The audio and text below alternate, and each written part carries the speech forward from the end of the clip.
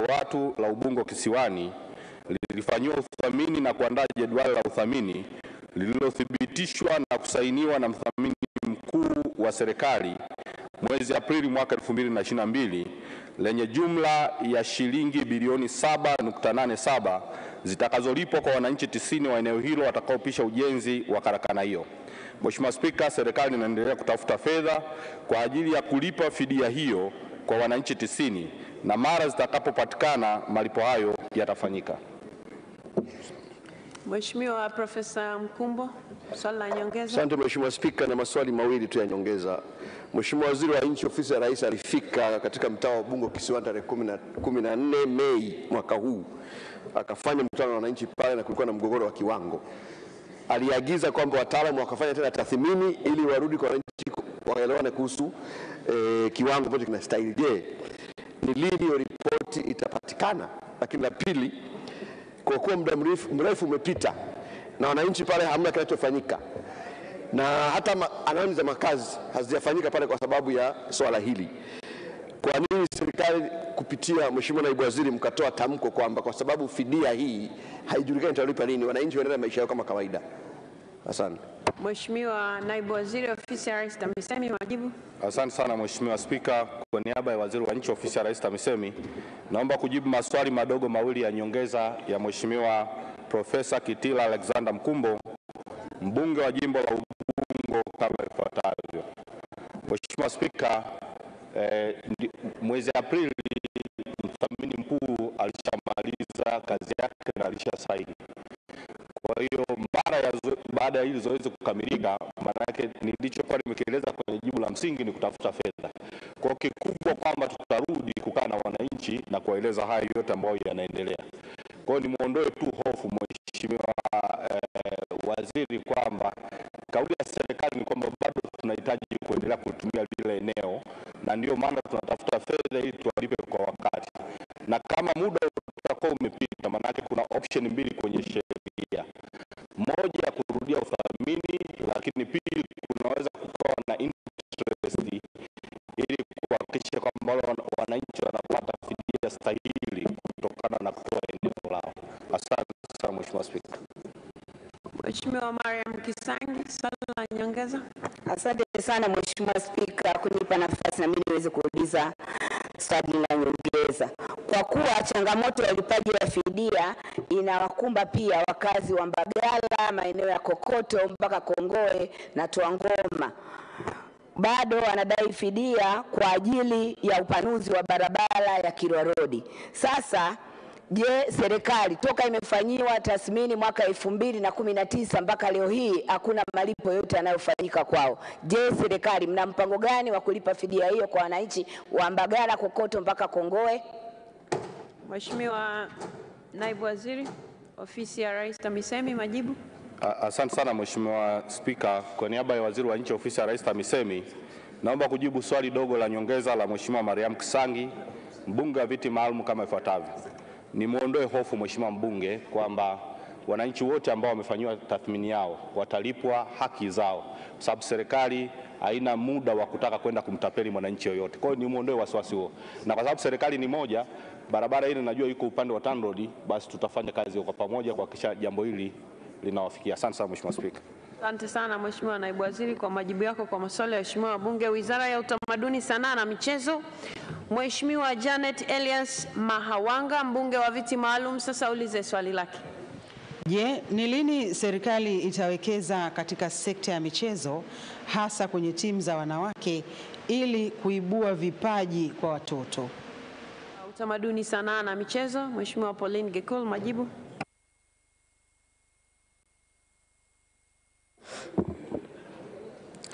Mheshimiwa Spika, kwa niaba ya Waziri wa Utamaduni, Sanaa na Michezo, naomba kujibu swali la Mheshimiwa Janet Elias Mahawanga, mbunge wa viti maalum kama ifuatavyo.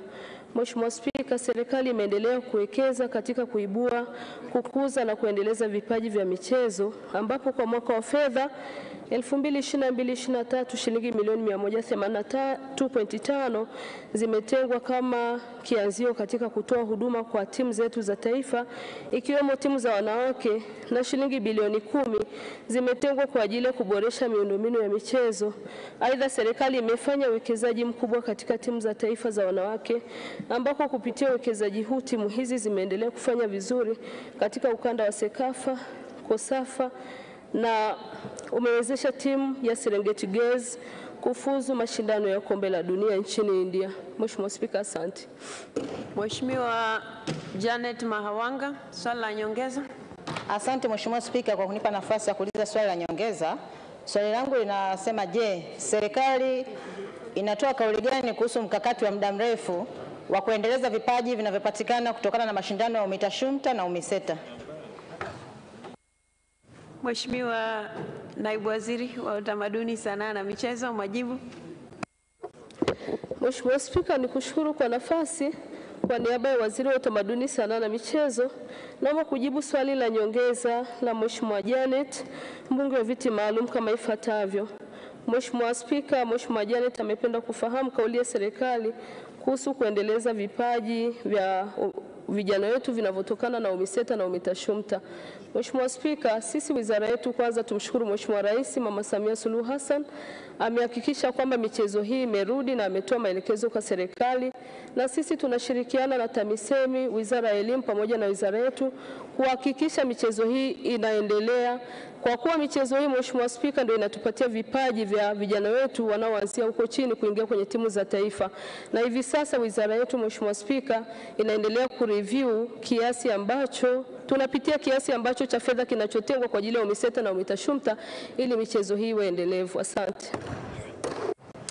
Mheshimiwa Naibu Waziri, tunakushukuru kwa majibu yako kwa maswali ya waheshimiwa wabunge. Wizara ya Ujenzi na Uchukuzi, Mheshimiwa Aida Joseph Kenani, mbunge wa Nkasi Kaskazini, sasa ulize swali lake. Je, serikali ina mpango gani wa kupeleka usafiri wa majini katika ziwa Tanganyika? Swali hili limeelekezwa Wizara ya Ujenzi na Uchukuzi.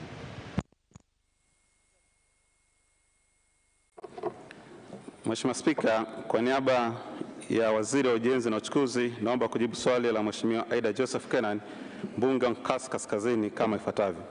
Mheshimiwa Spika, serikali katika bajeti ya mwaka huu wa 2022/2023 imetenga fedha kwa ajili ya ujenzi wa meli mbili mpya, cherezo na ukarabati wa meli ya MV Liemba na MT Sangara ili kuboresha hali ya usafirishaji katika ziwa Tanganyika. Kati ya meli zitakazojengwa, moja ni ya kubeba abiria 600 na tani 400 za mizigo, na pili ni ya kubeba mabehewa na malori yenye uzito wa tani 3000. Mheshimiwa Spika, kwa sasa serikali kupitia kampuni ya huduma za meli MSL inaendelea na mchakato wa ununuzi wa wakandarasi katika kutekeleza miradi hiyo. Asante Mheshimiwa Spika. Mheshimiwa Aida Kenani, swali la nyongeza. Mheshimiwa Spika, nakushukuru, na mimi niulize maswali mawili ya nyongeza. Nashukuru kwa majibu ya serikali kwa hatua ya awali ya kutenga fedha, lakini Mheshimiwa Spika, sote tunajua kutenga ni jambo moja na kutekeleza mpaka ujenzi ukamilike na meli ianze kutumika ni jambo jingine. Nataka kujua ni lini ujenzi wa meli hizo utakamilika na kuanza kutumika kwenye ziwa Tanganyika. Mheshimiwa Spika, swali la pili, serikali imewekeza fedha kujenga bandari ya Kasanga, bandari ya Kabwe, bandari ya Kipili, bandari ya Kigoma pamoja na Kalema, lakini hatuna usafiri wa uhakika wa ziwa Tanganyika wa kubeba mizigo pamoja na mazao ambayo yanazalishwa kwenye hii mikoa mitatu. Nataka kujua, kwa sababu huu muda ni mrefu wa kutengeneza hizo meli, mna mpango wote wa dharura wa kutuletea usafiri ili kuepusha maisha ya Watanzania ambao wanapoteza kila siku kwa kutumia maboti? Mheshimiwa Naibu Waziri wa Ujenzi na Uchukuzi, majibu. Asante Mheshimiwa Spika. Kwa niaba ya Mheshimiwa Waziri wa Ujenzi na Uchukuzi, napenda kujibu maswali mawili ya nyongeza ya Mheshimiwa Aida Joseph Kenani, mbunge wa Nkasi Kaskazini kama ifuatavyo. Kwanza Mheshimiwa Spika, nimpongeze sana Mheshimiwa mbunge kwa kufuatilia swala la usafiri ndani ya ziwa Tanganyika. Na mimi nimeshuhudia, nimekwenda kule, kuna changamoto kubwa hiyo.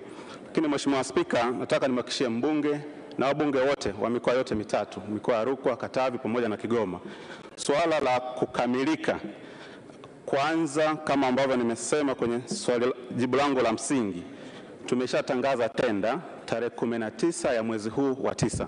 Tunategemea zitafunguliwa tarehe 2 ya mwezi wa 11. Na tayari Mheshimiwa Waziri wangu Profesa Mbarawa alishakwenda kule kuonyesha hata sehemu ya kujenga chelezo kwa kampuni ambazo zimeonyesha kwamba zina nia ya kwenda kutengeneza ama kujenga hizi meli mpya 2.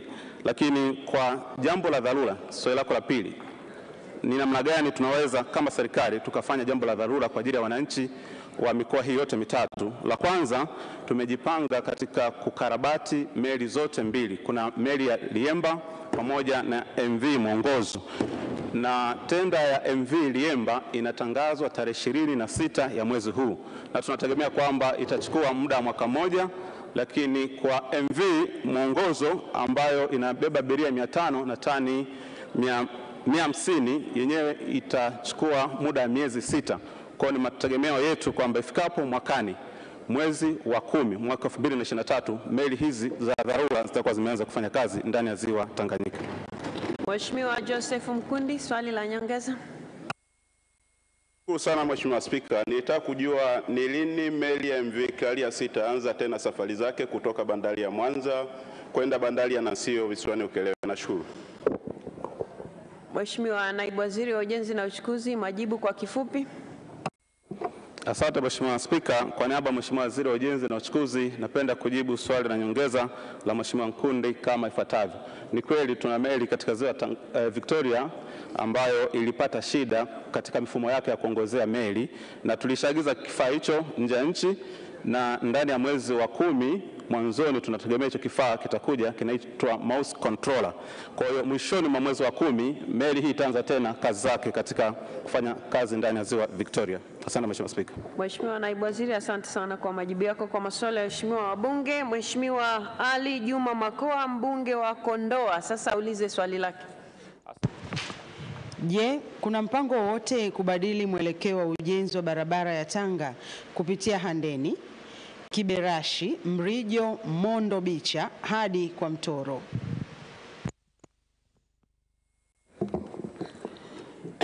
Mheshimiwa Spika, kwa niaba ya Waziri wa Ujenzi na Uchukuzi napenda kujibu swali la Mheshimiwa Ali Juma Makoa, mbunge wa Kondoa kama ifuatavyo. Mheshimiwa Spika, kulingana na taarifa ya upembuzi yakinifu na usanifu wa kina, ujenzi wa barabara inayounganisha mikoa ya Tanga, Manyara, Dodoma na Singida utaanzia Handeni, Kibirashi, Kijungu, Kibaya, Goima, Chemba, Donse, kwa Mtoro hadi Kititimo Singida, ambayo itakuwa na urefu wa kilomita 463.5. Mheshimiwa Spika, ujenzi wa barabara hii umeanza kutekelezwa katika mwaka wa fedha wa 2022/23 kwa kujenga kilomita 20 kwa sehemu ya Handeni Mafleta. Asante Mheshimiwa Spika. Mheshimiwa Ali Juma Makoa, swali la nyongeza. Asante Mheshimiwa Spika. Sasa kwa kuwa wananchi wa Kondoa Mondo walikuwa wanasubiria ujenzi wa barabara huu, sasa hivi inaonekana kwamba imekwepeshwa.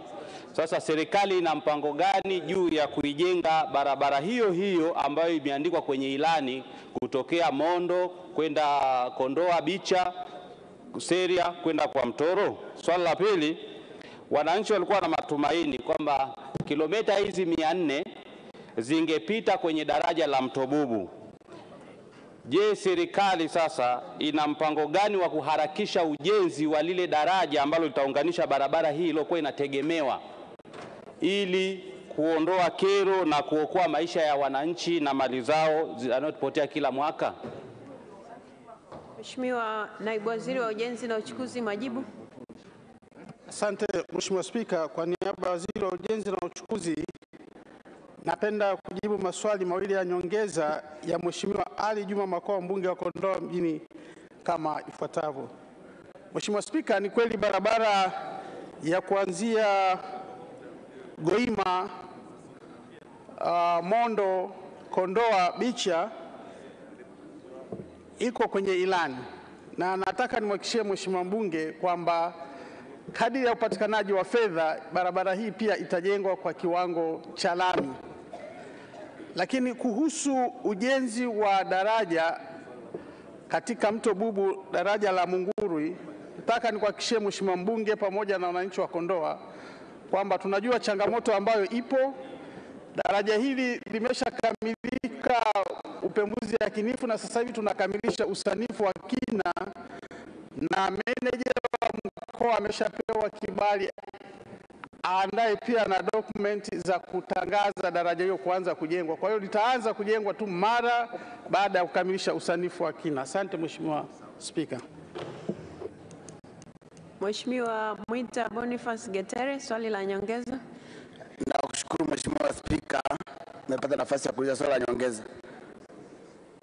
Mheshimiwa Spika, ningependa kujua barabara ya Barili Mgeta ambayo ahadi yake ilitolewa na Mheshimiwa Rais mwezi wa pili mwaka huu, ni lini itamalizwa kujengwa kwa kiwango cha lami? Mheshimiwa Naibu Waziri wa Ujenzi na Uchukuzi, majibu. Asante Mheshimiwa Spika, kwa niaba ya Waziri wa Ujenzi na Uchukuzi napenda kujibu swali la nyongeza la Mheshimiwa Getere, mbunge wa Bunge vijijini kama ifuatavyo. Mheshimiwa Spika, barabara ya Bunda Mungeta kama alivyosema iliahidiwa na viongozi, na sisi kama wizara pamoja na serikali tunaendelea kutafuta fedha ili kutimiza hiyo ahadi, kuijenga kwa kiwango cha lami. Asante Mheshimiwa Spika. Mheshimiwa Sashisha Elenikio Mafue, mbunge wa Hai, sasa ulize swali lake. Je, serikali haioni ipo haja ya kufanya uwanja wa KIA kutumika kuinua kilimo na kuruhusu ndege za mizigo kutua bila kulipa landing fees? Niaba ya Waziri wa Ujenzi na Uchukuzi, naomba kujibu swali la Mheshimiwa Sashisha Elenikio Mafue, mbunge wa Hai kama ifuatavyo. Mheshimiwa Spika, kwa sasa hakuna ndege mahususi za mizigo zenye ratiba maalum zinazotoa KIA. Mizigo yote inayopitia KIA hubebwa na ndege za abiria kwenye sehemu ya mizigo. Aidha, kwa sasa idadi ya ndege kubwa za abiria imeongezeka na hivyo kuongeza uwezo wa kubeba mizigo. Mheshimiwa Spika, serikali inafanya juhudi mbalimbali kuimarisha biashara ya usafirishaji wa mizigo kwa njia ya anga, ikiwemo kununua ndege maalum ya mizigo aina Boeing 767-300F ambayo inatarajiwa kuingia nchini kufikia Juni 2023 kwa lengo la kuhakikisha kwamba biashara hiyo inaimarika. Aidha, ili kuvutia biashara ya mizigo, serikali ipo tayari kufanya mapitio ya landing fee kwa ndege za mizigo kama ilivyopendekezwa na Mheshimiwa mbunge. Asante Mheshimiwa Spika. Mheshimiwa Sashisha Mafue, swali la nyongeza. Asante Mheshimiwa Spika. Kwanza naipongeza sana serikali kwa kupokea ushauri na kuanza kufanyia kazi, lakini naipongeza kwa kununua ndege za mizigo. Kwa kuwa sasa serikali imekubali kupokea ushauri, je, serikali iko tayari kutangaza uwanja wa kimataifa wa KIA kuwa uwanja wa kimkakati wa kusafirisha mazao ya kilimo na mifugo? Na swali la pili, kwa kuwa tayari serikali imeshatenga fedha na utaratibu wa kuanza kujenga common use facility ndani ya jimbo la Hai, je, serikali haioni iko haja sasa ya kujenga kiwanda cha kutengeneza maboksi kwa ajili ya kusafirishia bidhaa zinazotokana na mifugo na kilimo, lakini pia kutanua Umeshauliza mawili Mheshimiwa. Umeshauliza maswali mawili. Asante sana. Mheshimiwa Naibu Waziri wa Ujenzi na Uchukuzi, majibu. Asante Mheshimiwa Spika, kwa niaba ya Mheshimiwa Waziri wa Ujenzi na Uchukuzi napenda kujibu maswali mawili ya nyongeza Mheshimiwa Sashisha Elenikio Mafue, mbunge wa Hai kama ifuatavyo. Kwanza nimpongeze pia Mheshimiwa mbunge kwa kufuatilia swala hili la ndege za mizigo. Lakini maswali yake mawili ya kwanza anasema, je, serikali tupo tayari kutangaza uwanja huu wa kimkakati? Na sisi serikali kwa niaba ya Mheshimiwa Waziri tunatangaza rasmi uwanja wa KIA kuwa ni uwanja wa kimkakati kwa mazao hususan maua, matunda, mboga mboga pamoja na nyama, pamoja na viwanja vingine kama cha Songwe International Airport iliyoko mkoani Mbeya pamoja na Dar es Salaam. Swali la pili anataka kufahamu ni kwa namna gani tunaweza tukashirikiana pia na wenzetu Wizara ya Uwekezaji, Viwanda na Biashara katika kukuza eneo hili na kujenga viwanda vidogo. Mheshimiwa Spika, uwanja wa KIA tayari tumeshatenga hekari ama hekta 711 kwa ajili ya ujenzi wa viwanda vidogo vidogo, lakini pia kwa kushirikiana na wawekezaji, na tayari tumeshaanza kufanya hiyo hatua. Asante Mheshimiwa Spika. Asante sana kwa majibu yako Mheshimiwa Waziri. Wizara ya Nishati, Mheshimiwa Ruben Hamanilo Kwagilwa, mbunge wa Handeni mjini, swali lake litaulizwa kwa niaba yake na Mheshimiwa Mhandisi Mwanaisha Ulenge. Je, serikali ina mpango gani wa kupeleka umeme mita 28 katika jimbo la Handeni mjini ambalo bado halijapatiwa umeme? Mheshimiwa Steven Lujauka, majibu.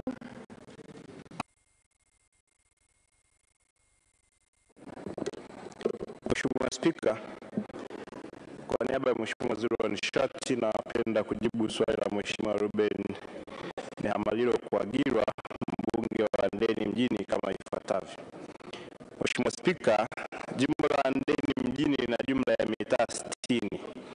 Kati ya mitaa hiyo, mitaa 32 na umeme sawa na 53.3 na mitaa 28 haina umeme sawa na 46.7. Mheshimiwa Spika, mitaa yote 28 ya Handeni mjini ipo katika mpango wa kupatiwa umeme kupitia mradi wa umeme vijijini awamu ya 3 mzunguko wa pili unaotekelezwa na mkandarasi wa kampuni ya Electric Tanzania ambaye yupo eneo la kazi na anaendelea na ujenzi wa miundombinu ya umeme katika maeneo mbalimbali ya wilaya ya Handeni. Mheshimiwa Spika, utekelezaji wa mradi huu utakamilika mwezi Disemba mwaka 2022. Asante. Mheshimiwa Mwanaisha Ulenge, swali la nyongeza. Asante sana Mheshimiwa Spika. Pamoja na majibu mazuri ya serikali, naomba kuuliza maswali mawili ya nyongeza kama ifuatavyo. Je, ni lini serikali itajenga kituo cha kupozea umeme pale kwa Mbwembwele ili kuondosha tatizo la kukatika katika mji wa Handeni? Pili, mkandarasi anayesambaza umeme wa REA katika wilaya ya Korogwe anafanya kazi kwa kusuasua. Tangu mkataba ulipoanza mwezi Mei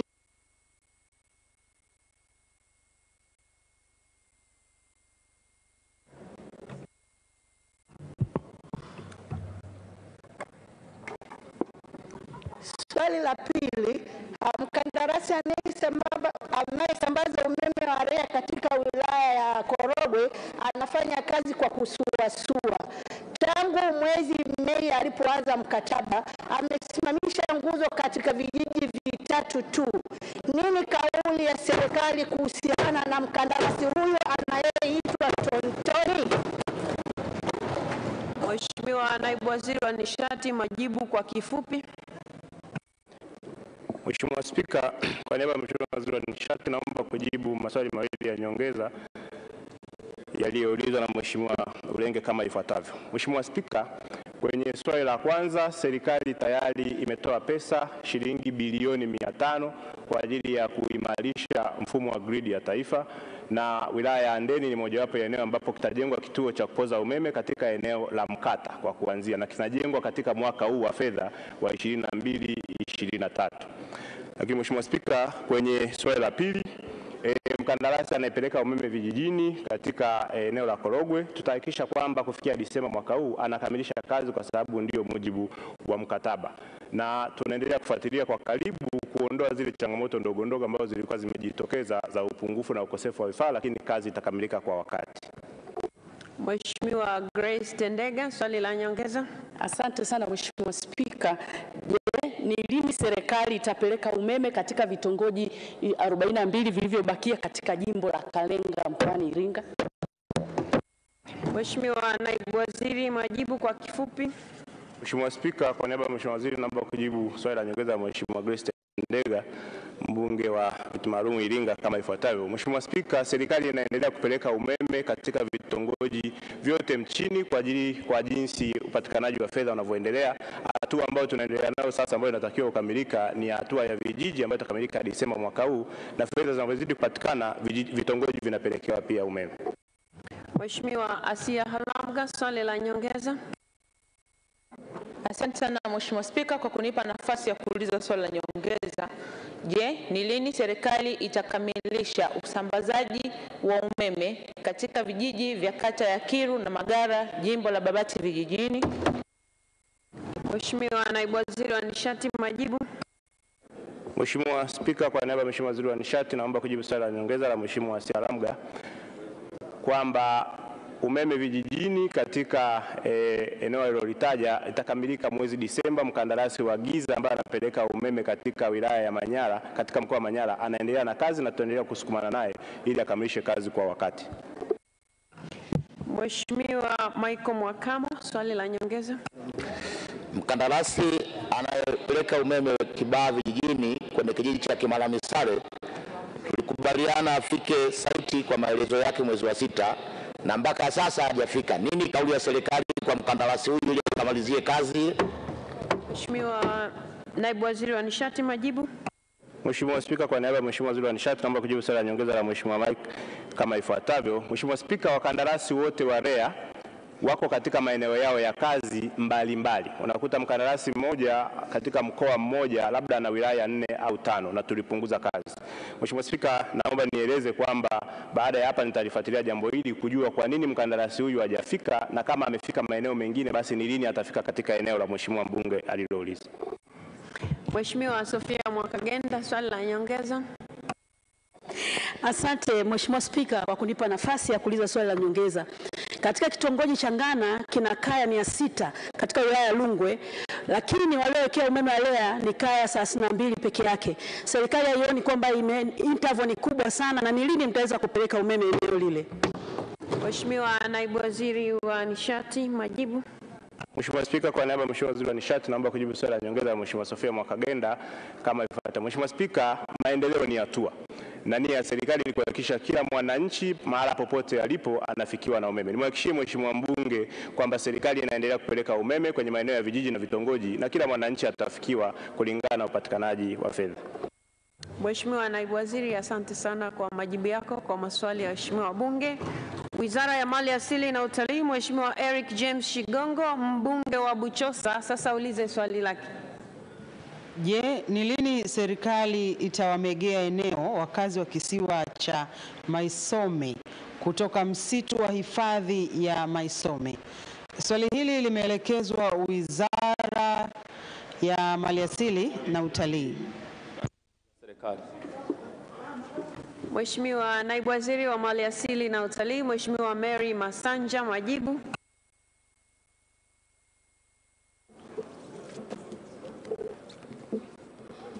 Asante Mheshimiwa Spika, kwa niaba ya Mheshimiwa Waziri wa Maliasili na Utalii naomba kujibu swali la Mheshimiwa Nicodemus Henry Maganga, mbunge wa Mbogwe kama ifuatavyo.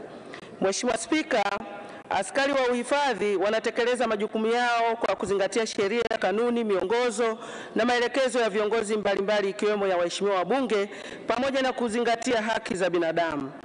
Endapo kuna uvunjaji wa sheria, kanuni na miongozo iliyopo, wizara haitosita kuwachukulia hatua watumishi wake wanaohusika na uvunjaji huo wa sheria. Mheshimiwa Spika, kumekuwepo na wimbi la uvunaji wa mazao ya misitu, ukataji na uchomaji wa mkaa bila kufuata sheria, kanuni na taratibu zinazosimamia biashara hii.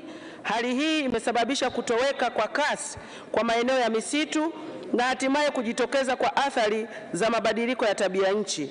Hivyo inapotokea mwananchi anasafirisha mazao ya misitu, yani mkaa, bila kufuata utaratibu, mazao hayo hutaifishwa na serikali. Nitoe rai kwa wananchi wanaojishughulisha na biashara hii kufuata sheria, kanuni na taratibu husika. Mheshimiwa Nicholas Maganga, swali la nyongeza. Asante Mheshimiwa Spika. Kwanza nashukuru kwa majibu ya serikali, lakini naomba niulize maswali mawili ya nyongeza Mheshimiwa Spika. Katika mawaziri wale wa 8 walikuja mkoani Geita. Kule Mbogwe kuna changamoto ya migogoro ya watu wenye uhifadhi. Kuna kijiji kimoja cha Sango majuzi kimewekewa vigingi katikati ambapo kilishapata GN toka mwaka 76. Je, waziri, msimamo huu ukoje? Maana wananchi mpaka sasa hivi wana hofu kulingana na kigingi kilichowekwa.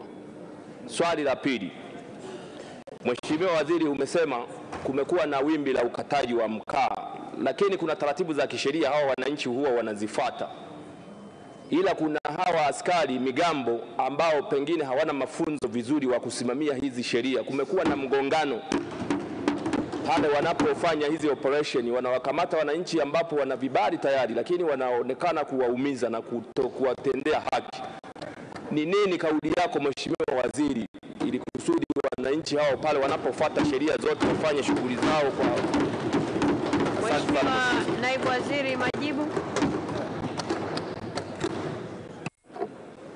Asante Mheshimiwa Spika.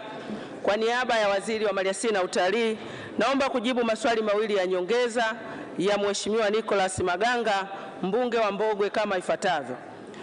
Mheshimiwa Spika, ni kweli katika maeneo ya Mbogwe baadhi ya vijiji vimeingizwa kwenye kamati ya mawaziri 8 na hivi ninavyoongea tayari mikoa 13 imeshakwisha tembelewa, na maelekezo ya serikali ni kwamba tunafanya tathmini na wataalamu wako katika mikoa hiyo 13 wanafanya hizi tathmini, lakini pia kuona sasa namna ya maeneo ambayo yamehalalishwa kumegwa yamegwe kwa ajili ya kuachiwa wananchi.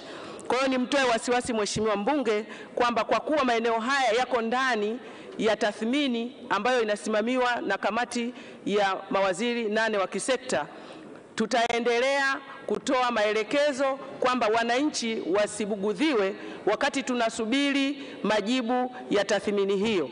Kwa hiyo vigingi visiwafanye wananchi wasifanye shughuli zao za kila siku, na hawa wahifadhi tunawaelekeza wasilete vurugu yoyote mpaka pale ambapo tathmini ya mawaziri 8 itakapokamilisha kazi zake.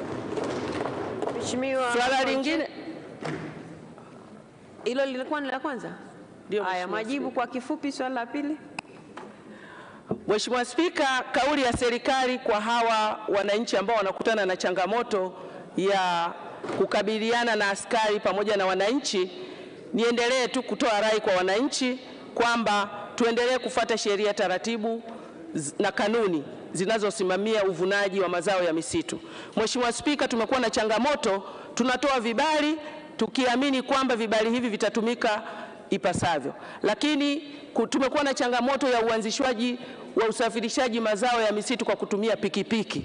Pikipiki inapita inaenda inavuna mti ambao haujaruhusiwa na wanapita njia zao za uchochoro, wakikamatwa wanasema wameonewa. Tuwaombe wafate utaratibu na vibali vitolewe kwa usahihi, ndivyo hawatakutana na changamoto ya kukamatwa na mazao haya ya misitu. Mheshimiwa Conchester Ramlaza, swali la nyongeza. Asante Mheshimiwa Spika kwa kunipa nafasi niulize swali dogo tu la nyongeza. Mheshimiwa Spika, licha ya kupewa vibali na sheria ilivyo, lakini hao askari wakiwakamata watu hasa wenye mabaisikeli wanaobeba mkaa wanaharibu hata vyombo vyao vya usafiri. Je, serikali inataka kutuambia kwamba sheria inaelekeza hivyo? Mheshimiwa Naibu Waziri wa Maliasili na Utalii, majibu. Asante Mheshimiwa Spika. Mheshimiwa Spika, naomba kujibu swali la nyongeza la Mheshimiwa mbunge kama ifuatavyo. Mheshimiwa Spika, askari wa mazao ya misitu wanapokuwa wanasimamia kwenye mageti, tuna changamoto kubwa sana ya usimamizi wa mazao haya. Ndani yake tuna askari wanaotoka kwenye halmashauri na kuna askari wanaotoka kwenye wizara yetu ya Maliasili na Utalii. Kwa hiyo kuna mkanganyiko hapa katikati ambao unajitokeza wakitaja maliasili. Hata kama angekuwa ni mgambo, basi lawama inarudi wizara ya Maliasili. Lakini niendelee kuwaomba wananchi, kwa kuwa tuna vyombo vya dola vipo pale ambapo unatendewa vivyo sivyo ripoti na taratibu za kisheria ziweze kuchukuliwa haraka. Asante sana Mheshimiwa Emmanuel Adamson Mwakasaka, mbunge wa Tabora mjini, sasa ulize swali lake. Je, ni lini vibali vya uwindaji vitatolewa? 23 lipatiwe majibu na serikali. Mheshimiwa Naibu Waziri wa Maliasili na Utalii, majibu. Asante Mheshimiwa Spika, kwa niaba ya Waziri wa Maliasili na Utalii, naomba kujibu swali la Mheshimiwa Emmanuel Adamson Mwakasaka, mbunge wa Tabora mjini kama ifuatavyo. Mheshimiwa Spika, uwindaji wa wanyamapori umegawanyika katika makundi mawili ambao ni uwindaji wa kitalii na uwindaji wa wenyeji wageni wakazi. Uwindaji wa kitalii ambao unalenga kupata nyara kwa ajili ya watalii unasimamiwa kwa kuzingatia kanuni za uwindaji wa kitalii. Aidha, uwindaji wa wenyeji na wageni wakazi hufanyika kwa ajili ya kitoweo na unasimamiwa kwa kuzingatia kanuni za uwindaji wa wenyeji na wageni wakazi. Mheshimiwa Spika, vibali vya uwindaji wa kitalii vinaendelea kutolewa kwa mujibu wa kanuni husika, ambapo hadi sasa jumla ya minada 7 imefanyika na wadau wamepewa vibali vyao. Kwa upande wa uwindaji wa wenyeji na wageni wakazi, vibali hivyo vitaanza kutolewa mara baada ya mapitio ya kanuni za uwindaji wa wenyeji na wageni wakazi kukamilika. Mheshimiwa Emmanuel Adamson Mwakasaka, swali la nyongeza. Asante Mheshimiwa Spika kwa kunipa nafasi ya kuuliza maswali mawili ya nyongeza. Pamoja na majibu mazuri ya serikali, nina maswali mawili ya nyongeza. Wafanyabiashara wengi hao ambao walikuwa wanategemea kuuza nyama pori walishajenga mabucha kwa ajili ya kuuza nyama pori kama ambavyo serikali ilikuwa imehamasisha, na mpaka sasa hivi vibali havijatolewa kwa muda mrefu, na hasa hawa wawindaji wa kawaida ambao wanalipa na leseni. Je, serikali ina mpango gani kuhakikisha hawa wafanyabiashara wa nyama ya pori wanapata hivyo vibali ili waweze kufungua mabucha yale ambayo wameisha yajenga? Swali la pili, hata pale nyama hiyo inapokuwa imepatikana kwa hao wachache ambao wanauza, bei yake inakuwa ni ghali sana, na wananchi wengi wa kawaida wangependa kupata kula hii nyama ya porini. Je, serikali na mpango gani wa kuweka mazingira mazuri kwa ajili ya kufanya hii nyama ya pori nayo iwe na bei ya kawaida ambayo kila mmoja anaweza kununua? Mheshimiwa Naibu Waziri wa Maliasili na Utalii, majibu. Asante Mheshimiwa Spika, kwa niaba ya Waziri wa Maliasili na Utalii, naomba kujibu maswali mawili ya nyongeza ya Mheshimiwa Emmanuel Mwakasaka, mbunge wa Tabora mjini kama ifuatavyo. Mheshimiwa Spika, naomba tu ni watoe wasiwasi wa Tanzania na pia Mheshimiwa mbunge kwamba vibali hivi vitatolewa baada ya mapitio ya kanuni kukamilika. Tulikuwa na changamoto Mheshimiwa Spika ya namna ya ugawaji wa vibali hivi, kwa kuwa tuliweza kuanzisha makampuni ambayo haya makampuni tuliyakaribisha ili yaweze kuomba vibali vya uwindaji wa kienyeji, lakini tumegundua changamoto inayojitokeza ni namna ambavyo tunaweza kuwanyima haki ya kikatiba wananchi kuweza kupata kitoweo ambayo iko ndani ya katiba ya Jamhuri ya Muungano wa Tanzania. Kwa hiyo tumeamua kurudisha tumepata maoni kutoka kwa wadau na sasa tumepitia kanuni hizi, tunatarajia sasa kuzirejesha kwa maana tutoe ile haki ya wananchi nao wawe na haki ya kuweza kupata kitoweo hiki. Swala lingine la kuhusu bei ya wanyamapori, Mheshimiwa Spika, swala hili baada ya kuwa tumepitia kanuni hizi na wananchi kuruhusiwa nao kuwinda uwindaji wa kienyeji, basi tunatarajia bei ya wanyamapori ya nyama ya wanyamapori kushuka kuliko ilivyo sasa, ambapo tulikuwa tumependekeza makampuni pekee yaweze kuingia katika biashara hii. Asante Mheshimiwa Spika. Mheshimiwa George Kakunda, swali la nyongeza kwa kifupi. Nakushukuru sana Mheshimiwa George Kakunda, subiri kidogo. Waheshimiwa wabunge, maswali ni marefu mno na hakuna niliyemkatisha. Na wakumbusha maswali ya nyongeza yawe mafupi. maswali ya nyongeza yawe mafupi na majibu pia ya maswali ya nyongeza yawe mafupi. Mheshimiwa George Kakunda, swali la nyongeza. Asante sana Mheshimiwa Spika. Kwa kuwa kuna malalamiko mengi sana ya wananchi kwa ajili ya kuruhusiwa uwindaji wa kienyeji, kwa nini serikali sasa isiharakishe huo mchakato wa mpitio wa kanuni usiku na mchana ili wiki ijayo waweze kutoa hiyo kibali? Mheshimiwa Naibu Waziri wa Mali Asili na Utalii, majibu. Asante Mheshimiwa Spika, naomba kujibu swali la nyongeza la Mheshimiwa Kakunda kama ifuatavyo. Mheshimiwa Spika, nimtoe wasiwasi Mheshimiwa mbunge kwamba mchakato umeshakamilika na hivi sasa uko kwenye levo ya ngazi ya waziri. Wakati wowote tutaweza kutoa mapendekezo au maelekezo ya utekelezaji wake. Mheshimiwa Naibu Waziri, tunakushukuru sana kwa majibu yako kwa maswali ya waheshimiwa wabunge. Wizara ya Maji, Mheshimiwa Neema William Mgaya, mbunge wa viti maalum, sasa ulize swali lake. Je, ni lini mradi wa maji wa halmashauri 28 ambapo Njombe ni mojawapo utaanza kutekelezwa? Mheshimiwa Naibu Waziri wa Maji, Mhandisi Mary Priska Mahundi, majibu. Asante Mheshimiwa Spika, kwa niaba ya Waziri wa Maji naomba kujibu swali la Mheshimiwa Neema William Mgaya, mbunge wa viti maalum kama ifuatavyo. Mheshimiwa Spika, katika mwaka wa fedha 2022/23 serikali imeanza kutekeleza mradi wa maji wa miji 28 ambapo wakandarasi wote walisharipoti site mwezi Julai 2022. Kwa sasa wakandarasi wanaendelea na usanifu wa kina na ujenzi wa miradi kwa miji 28 ikiwemo Njombe utaanza mwezi Novemba 2022. Mheshimiwa Neema Mgaya, swali la nyongeza. Asante Mheshimiwa Spika kwa kunipa nafasi ya kuweza kuuliza maswali mawili ya nyongeza. Ili mradi, kwanza tunaishukuru serikali kwa hatua hizo za awali. Ili mradi uweze kwenda na wakati, ni lazima yale maeneo ambayo mabomba yanapita yawe wazi. Na yale maeneo ambayo mabomba yanapita ili yawe wazi, lazima wananchi walipwe fidia. Je, lini serikali italipa fidia wananchi hao? Swali langu la pili, lini mradi wa Igongwi wa kata 4 za jimbo la Njombe mjini utapatiwa pesa ili mkandarasi aendelee na kazi yake? Asante. Mheshimiwa Naibu Waziri wa Maji, majibu.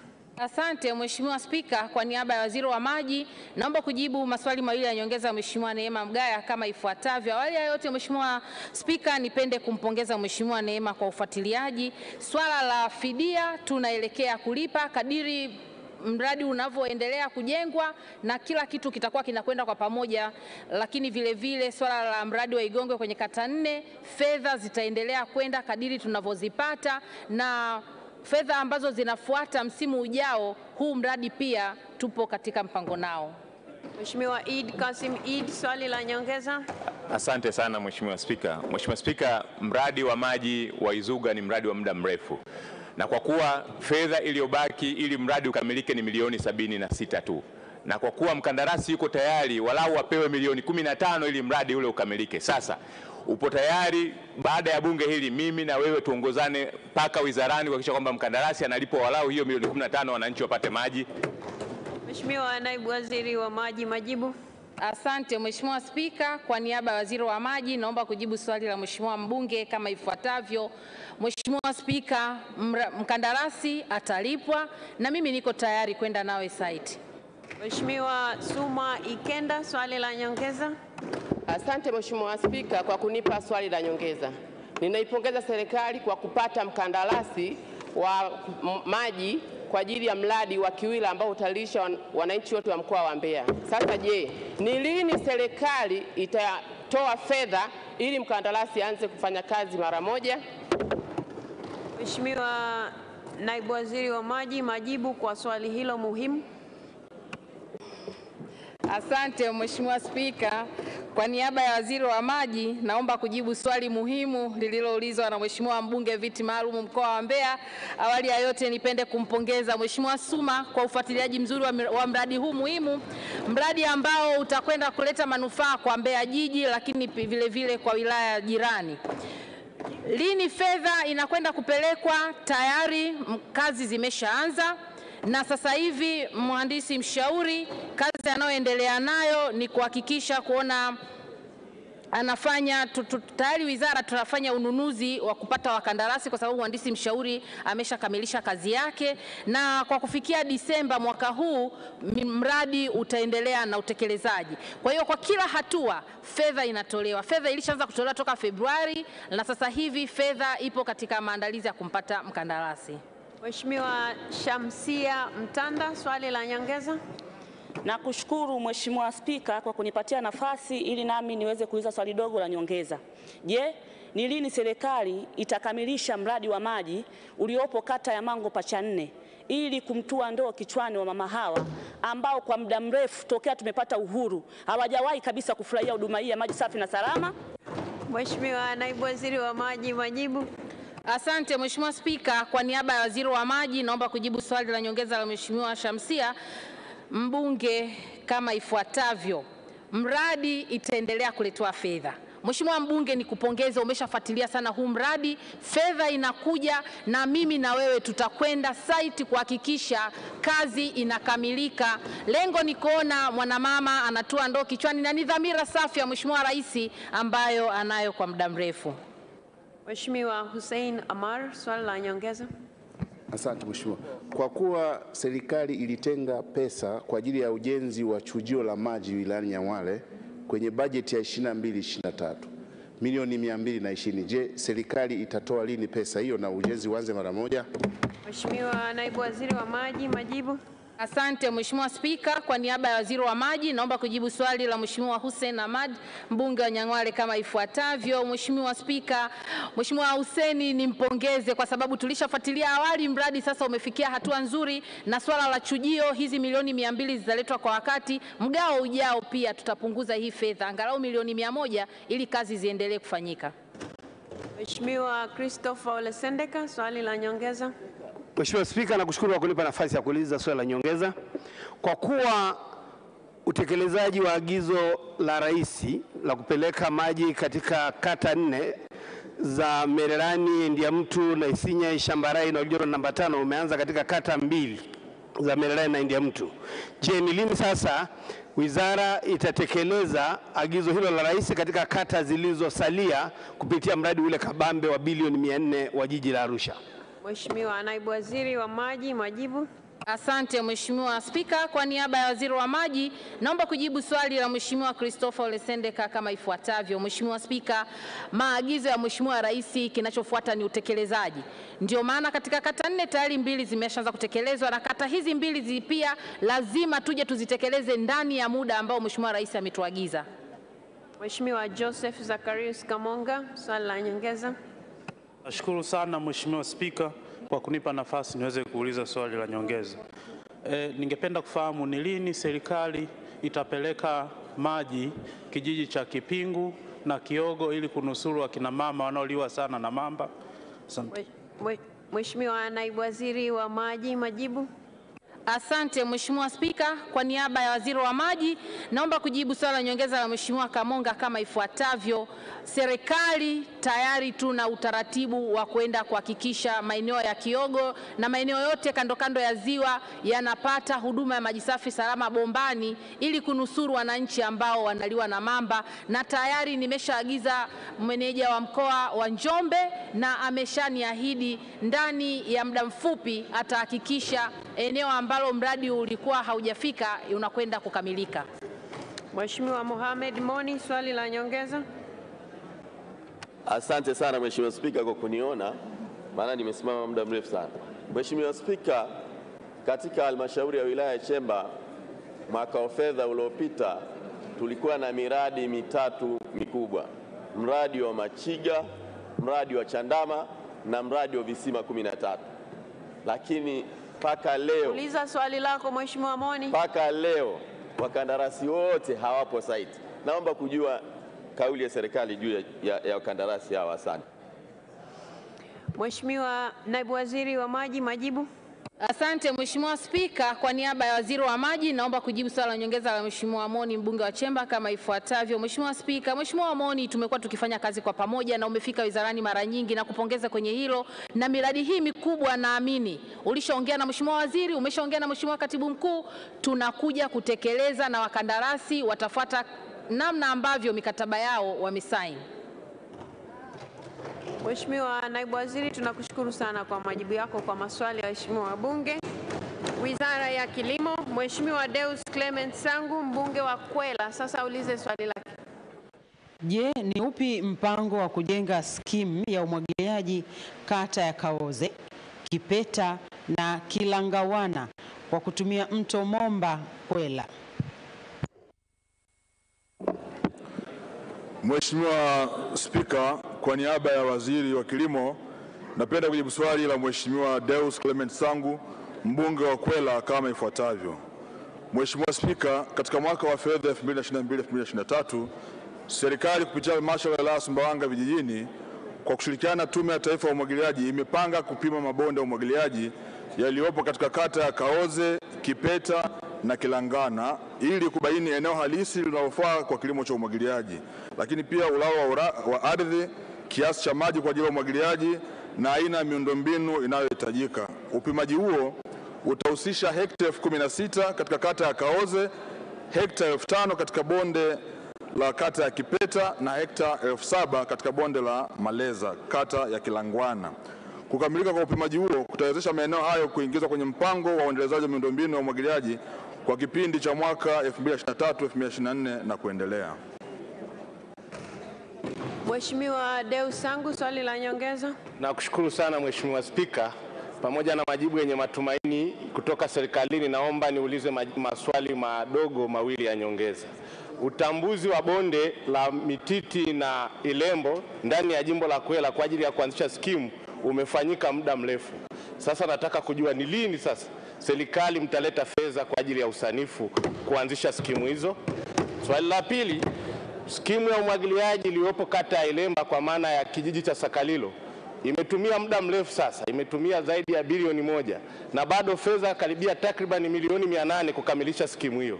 Nataka kujua ni lini mtaleta fedha hiyo ili uweze kukamilisha skimu hii ya Sakalilo. Mheshimiwa Naibu Waziri wa Kilimo, majibu kwa kifupi.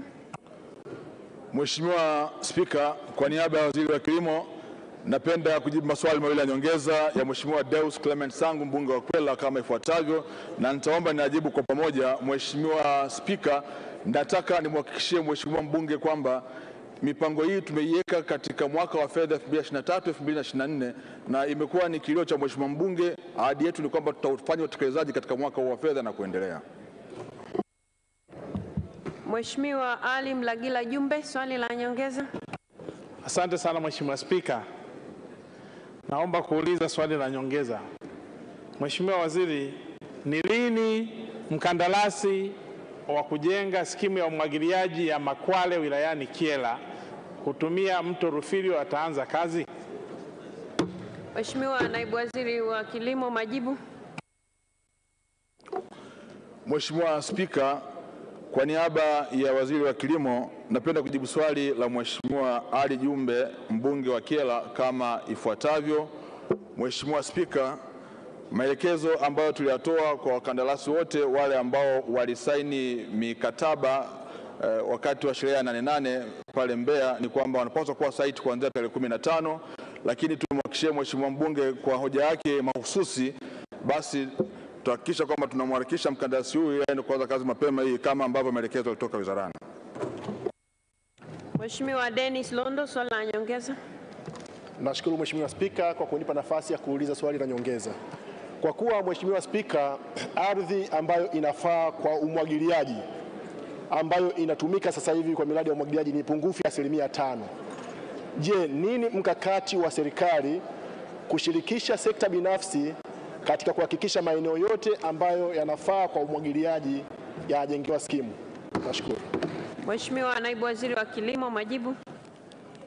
Mheshimiwa Spika, kwa niaba ya Waziri wa Kilimo, napenda kujibu swali la Mheshimiwa Dennis Londo, mbunge, kama ifuatavyo.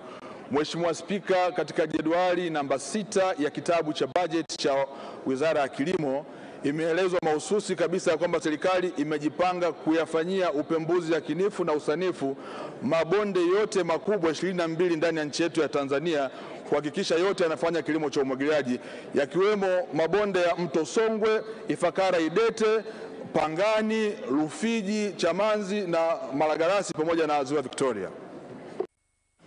Mheshimiwa George Malima, swali la nyongeza. Nakushukuru Mheshimiwa Spika kwa nafasi. Naishukuru serikali kwa kutoa fedha kuchimba bwawa la umwagiliaji katika kata ya Chunyu na Ng'ambi. Je, ni lini kazi hii itaanza? Mheshimiwa Naibu Waziri wa Kilimo, majibu. Mheshimiwa Spika, kwa niaba ya Waziri wa Kilimo, napenda kujibu swali la Mheshimiwa George Malima, mbunge wa Mpwapwa kama ifuatavyo. Mheshimiwa Spika, mkandarasi anayejenga mradi wa skimu ya umwagiliaji ya Msagali hivi sasa yuko site, ameanza mobilization na ni kati ya wale kandarasi 21 ambao walisaini mikataba pale Nane Mbeya, na tunategemea muda wote aanze kazi hiyo. Na Mheshimiwa Spika, bwawa lile ambalo linajengwa pale likikamilika litakuwa na uwezo wa kutoa mita za ujazo milioni 92. Kwa ni habari njema kwa wanampwapwa, na bahati nzuri mkandarasi yuko site tayari. Mheshimiwa Ali Mohamed Kasinge, mbunge wa Kilwa Kusini, sasa ulize swali lake. Je, ni lini ripoti ya ukaguzi ya chama cha msingi Nanjirinji A itatolewa ili hatua zichukuliwe kwa wahujumu wa fedha katika msimu wa mwaka 2021-2022? Mheshimiwa Spika, kwa niaba ya Waziri wa Kilimo, napenda kujibu swali la Mheshimiwa Ali Mohamed Kasinge, mbunge wa Kilwa Kusini kama ifuatavyo.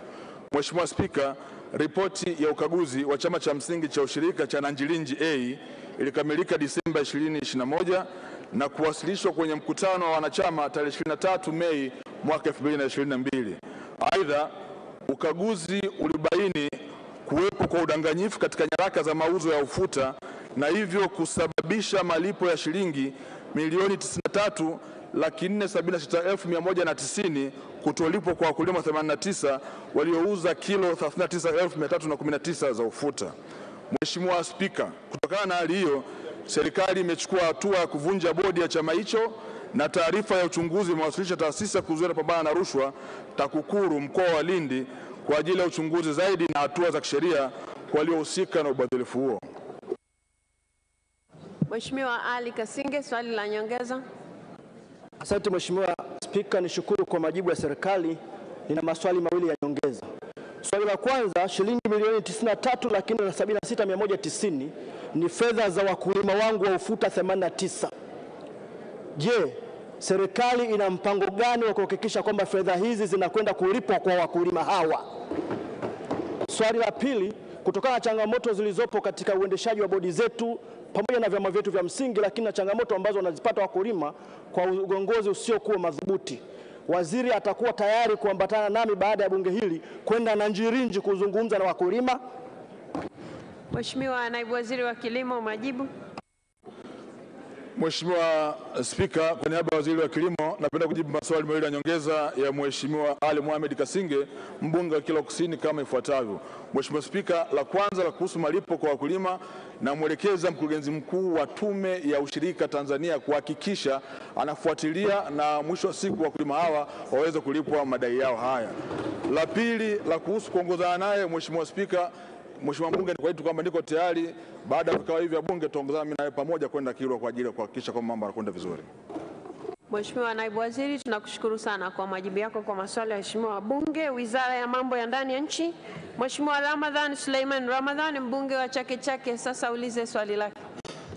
Je, ni lini serikali itajenga kituo kipya cha polisi katika wilaya ya Chake Chake? Swali hili limeelekezwa Wizara ya Mambo ya Ndani ya Nchi. Majibu. Mheshimiwa Spika, kwa niaba ya Waziri wa Mambo ya Ndani ya Nchi, napenda kujibu swali la Mheshimiwa Ramadhan Suleiman Ramadhani, mbunge wa Chake Chake kama ifuatavyo.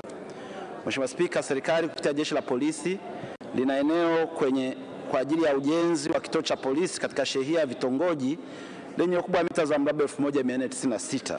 Mpango wa serikali ni kutenga fedha katika bajeti ya mwaka ujao 2023-2024 ili ujenzi uanze. Nashukuru Mheshimiwa Spika. Mheshimiwa Ramadhan Suleiman, swali la nyongeza. Asante sana Mheshimiwa Spika. Ingawa Mheshimiwa Naibu Waziri amejibu vizuri kwenye swali lake la msingi, naomba nimuulize masuala mawili ya nyongeza.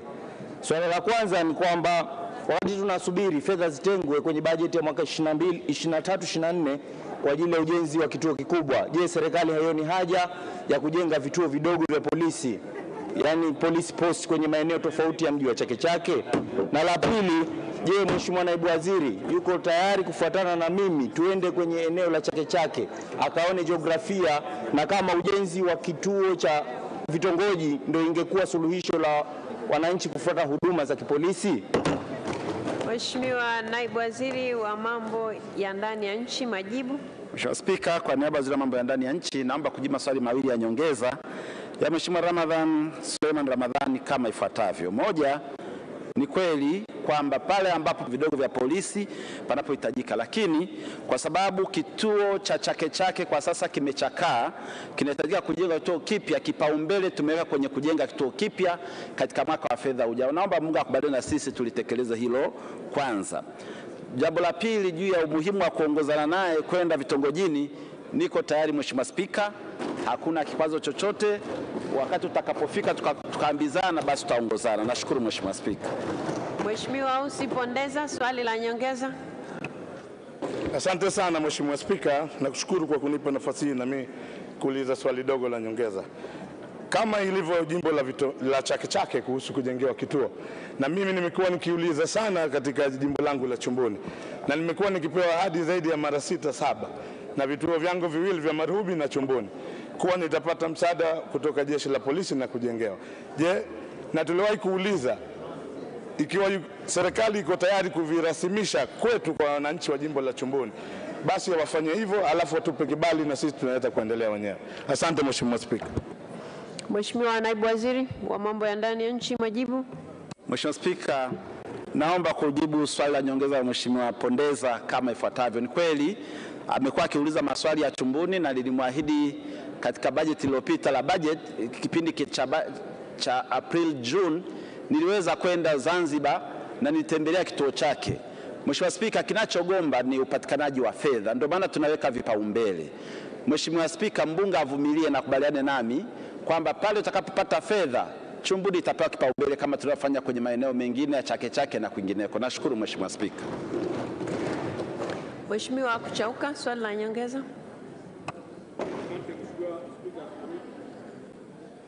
Asante Mheshimiwa Spika, na mimi kunipa nafasi ya kuuliza swali la nyongeza.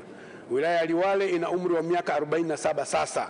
Hajawahi kuwa na jengo la kituo cha polisi, ukiachia lile jengo ambalo wamepanga lilikuwa la benki. Nini kauli ya serikali kuipatia wilaya ya Liwale jengo la polisi? Mheshimiwa Naibu Waziri wa mambo ya ndani ya nchi, majibu. Mheshimiwa Spika, kwa niaba ya Waziri wa mambo ya ndani ya nchi naomba kujibu swali la nyongeza la Mheshimiwa mbunge wa Liwale kama ifuatavyo. Mheshimiwa Spika, tunafahamu wilaya kongwe hizi zimekuwa na vituo lakini chakavu sana. Sasa kwa bahati mbaya Liwale hawajawahi kuwa nacho. Nimwahidi Mheshimiwa Spika, katika bajeti ijayo tutaweka kipaumbele ili wilaya yako ianze michakato ya kujenga kituo chake cha polisi kama zilivyo wilaya nyingine za Tanzania bara. Nashukuru Mheshimiwa Spika. Mheshimiwa Halifa, swali la nyongeza. Asante sana Mheshimiwa Spika, na mimi nimuuliza swala moja dogo la nyongeza Mheshimiwa Naibu Waziri. Mheshimiwa Spika, kituo cha Wete ndio makao makuu ya polisi mkoa wa Kaskazini Pemba. Kituo kimechakaa, hakina hadhi. Ni lini serikali itakikarabati kituo kile? Asante Mheshimiwa. Mheshimiwa Naibu Waziri wa mambo ya ndani ya nchi, majibu. Mheshimiwa Spika, napenda kujibu swali la nyongeza Mheshimiwa mbunge wa Wete kama ifuatavyo.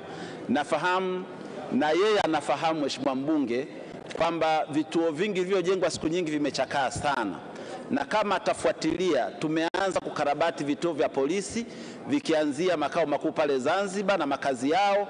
Tutaendelea kufanya hivyo maeneo ya Pemba kutegemea upatikanaji wa fedha. Mheshimiwa Spika, tumeshakubaliana na mbunge kwamba awamu ijayo nitatembelea Pemba na eneo la Wete ni eneo nitakalolipa kipaumbele katika ziara yangu. Nashukuru Mheshimiwa Spika. Mheshimiwa Omar, swali la nyongeza. Asante Mheshimiwa Spika, swali langu lilikuwa linaelekea na Mheshimiwa Halifa. Mheshimiwa Mohamed Isa, swali la nyongeza. Asante sana Mheshimiwa Spika. Naomba kuuliza swali dogo la nyongeza. Mheshimiwa Spika, katika bunge lililopita la budget, Wizara ya Mambo ya Ndani niliahidiwa kituo cha Konde kutengenezwa kwa thamani ya shilingi milioni 41.5 na bajeti tayari tumeshapitisha.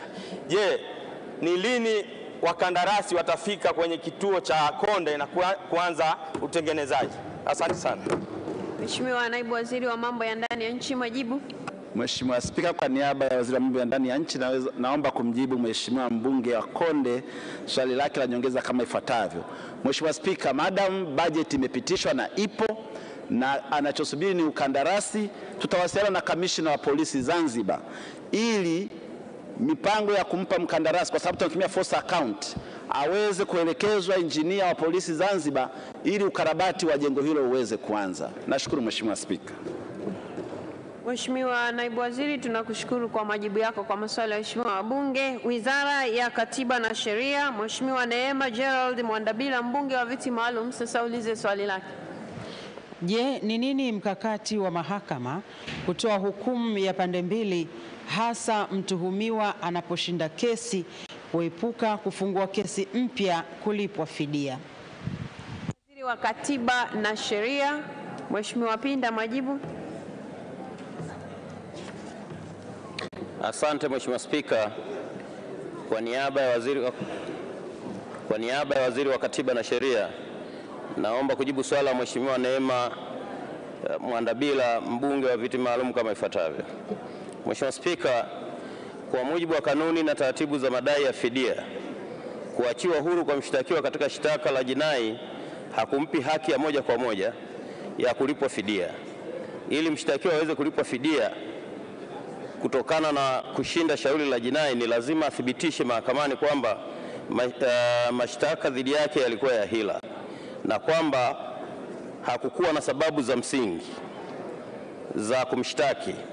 Kuachiwa pekee kwa mshtakiwa katika shtaka la jinai hakumaanishi mashtaka dhidi yake yalikuwa ya hila na waliomshtaki hawakuwa na sababu ya kuamini alitenda kosa.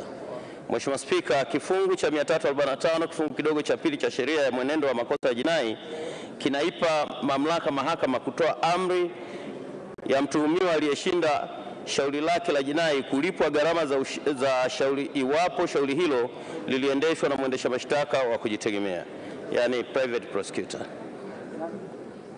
Mheshimiwa Neema Mwandabila, swali la nyongeza. Asante Mheshimiwa Spika. Mheshimiwa Spika, kwa mchakato uliopo unapoteza haki ya watu wengi kwa kuto kupata haki zao kwa wakati, lakini wakati mwingine kwa watu wengine kushindwa kurudi mahakamani kwa hofu na uoga. Je, ni lini serikali itakuja na sheria ambayo inatoa haki kwa wakati huo wa hukumu?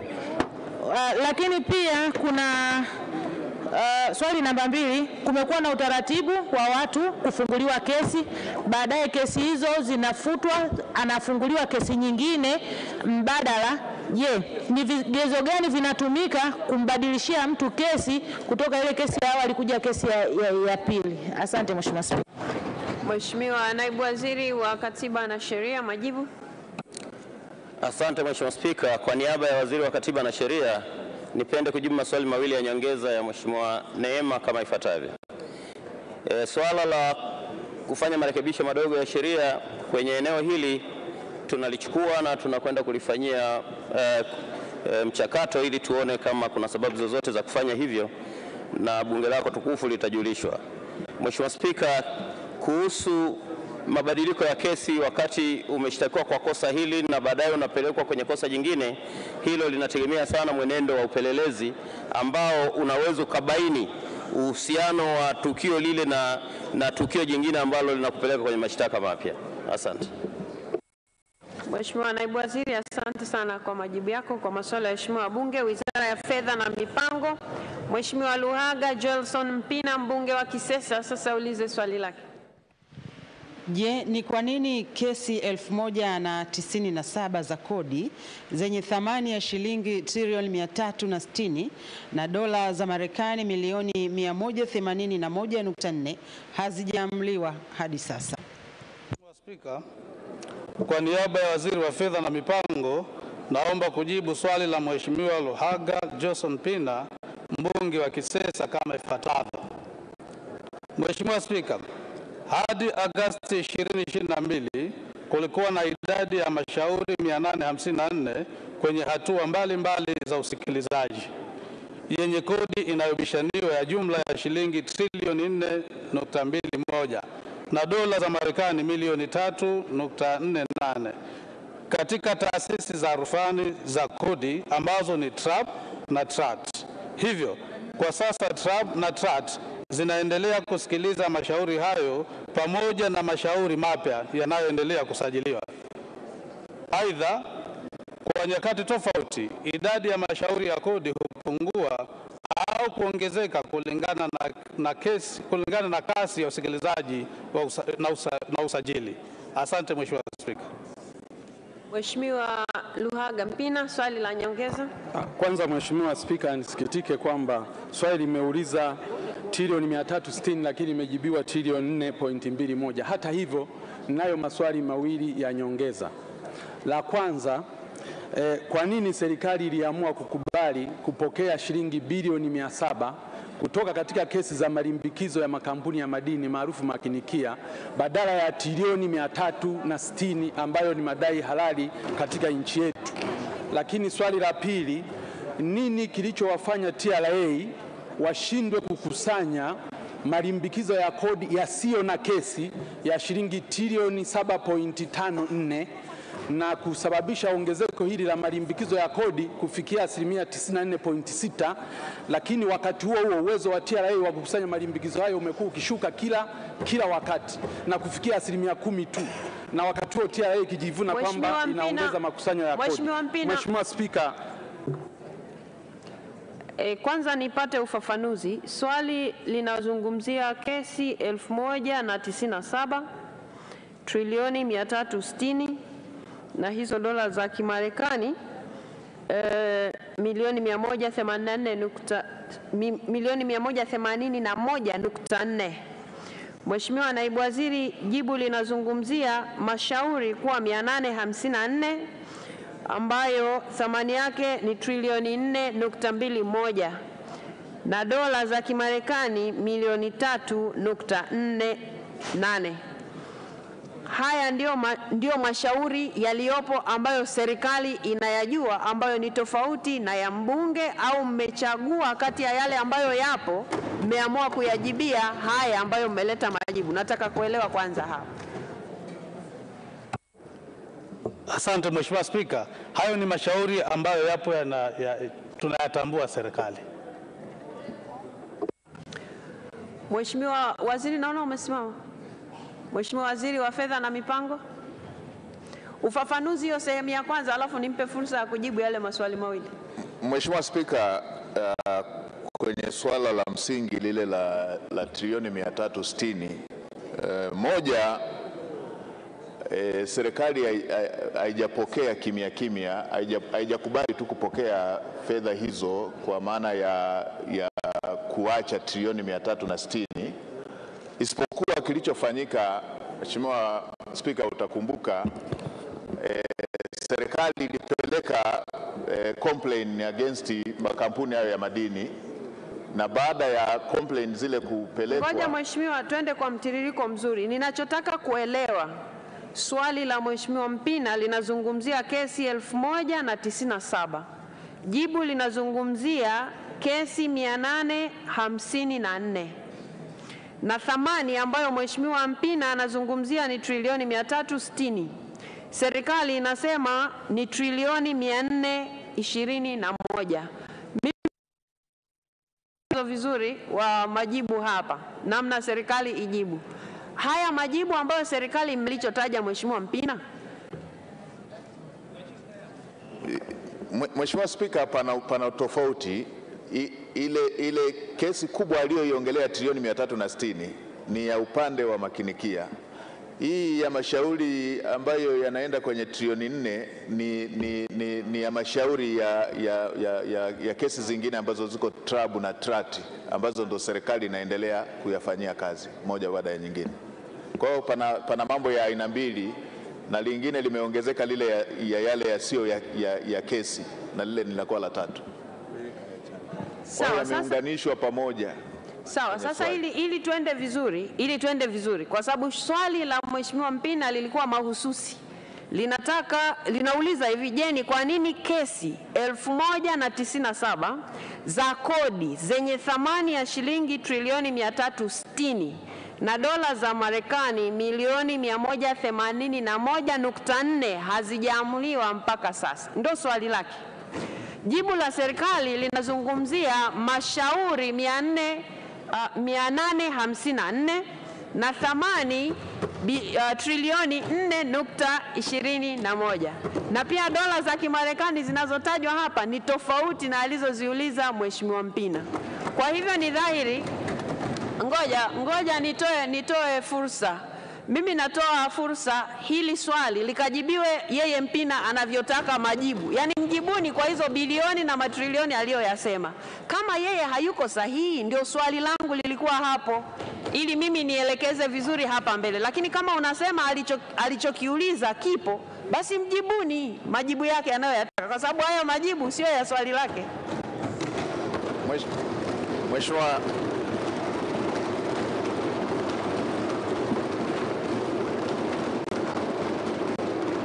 Mheshimiwa Bunge, hebu Mheshimiwa Waziri labda sasa atakuwa ameelewa tofauti. Mheshimiwa Spika, trilioni 360 haziko kwenye trabu na trat. Ni kitu tofauti kabisa. Hazipo kwenye nini? Kwenye trabu na trat.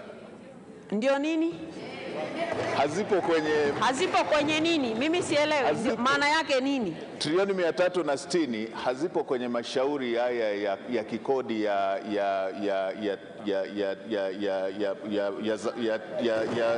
trabu na trat.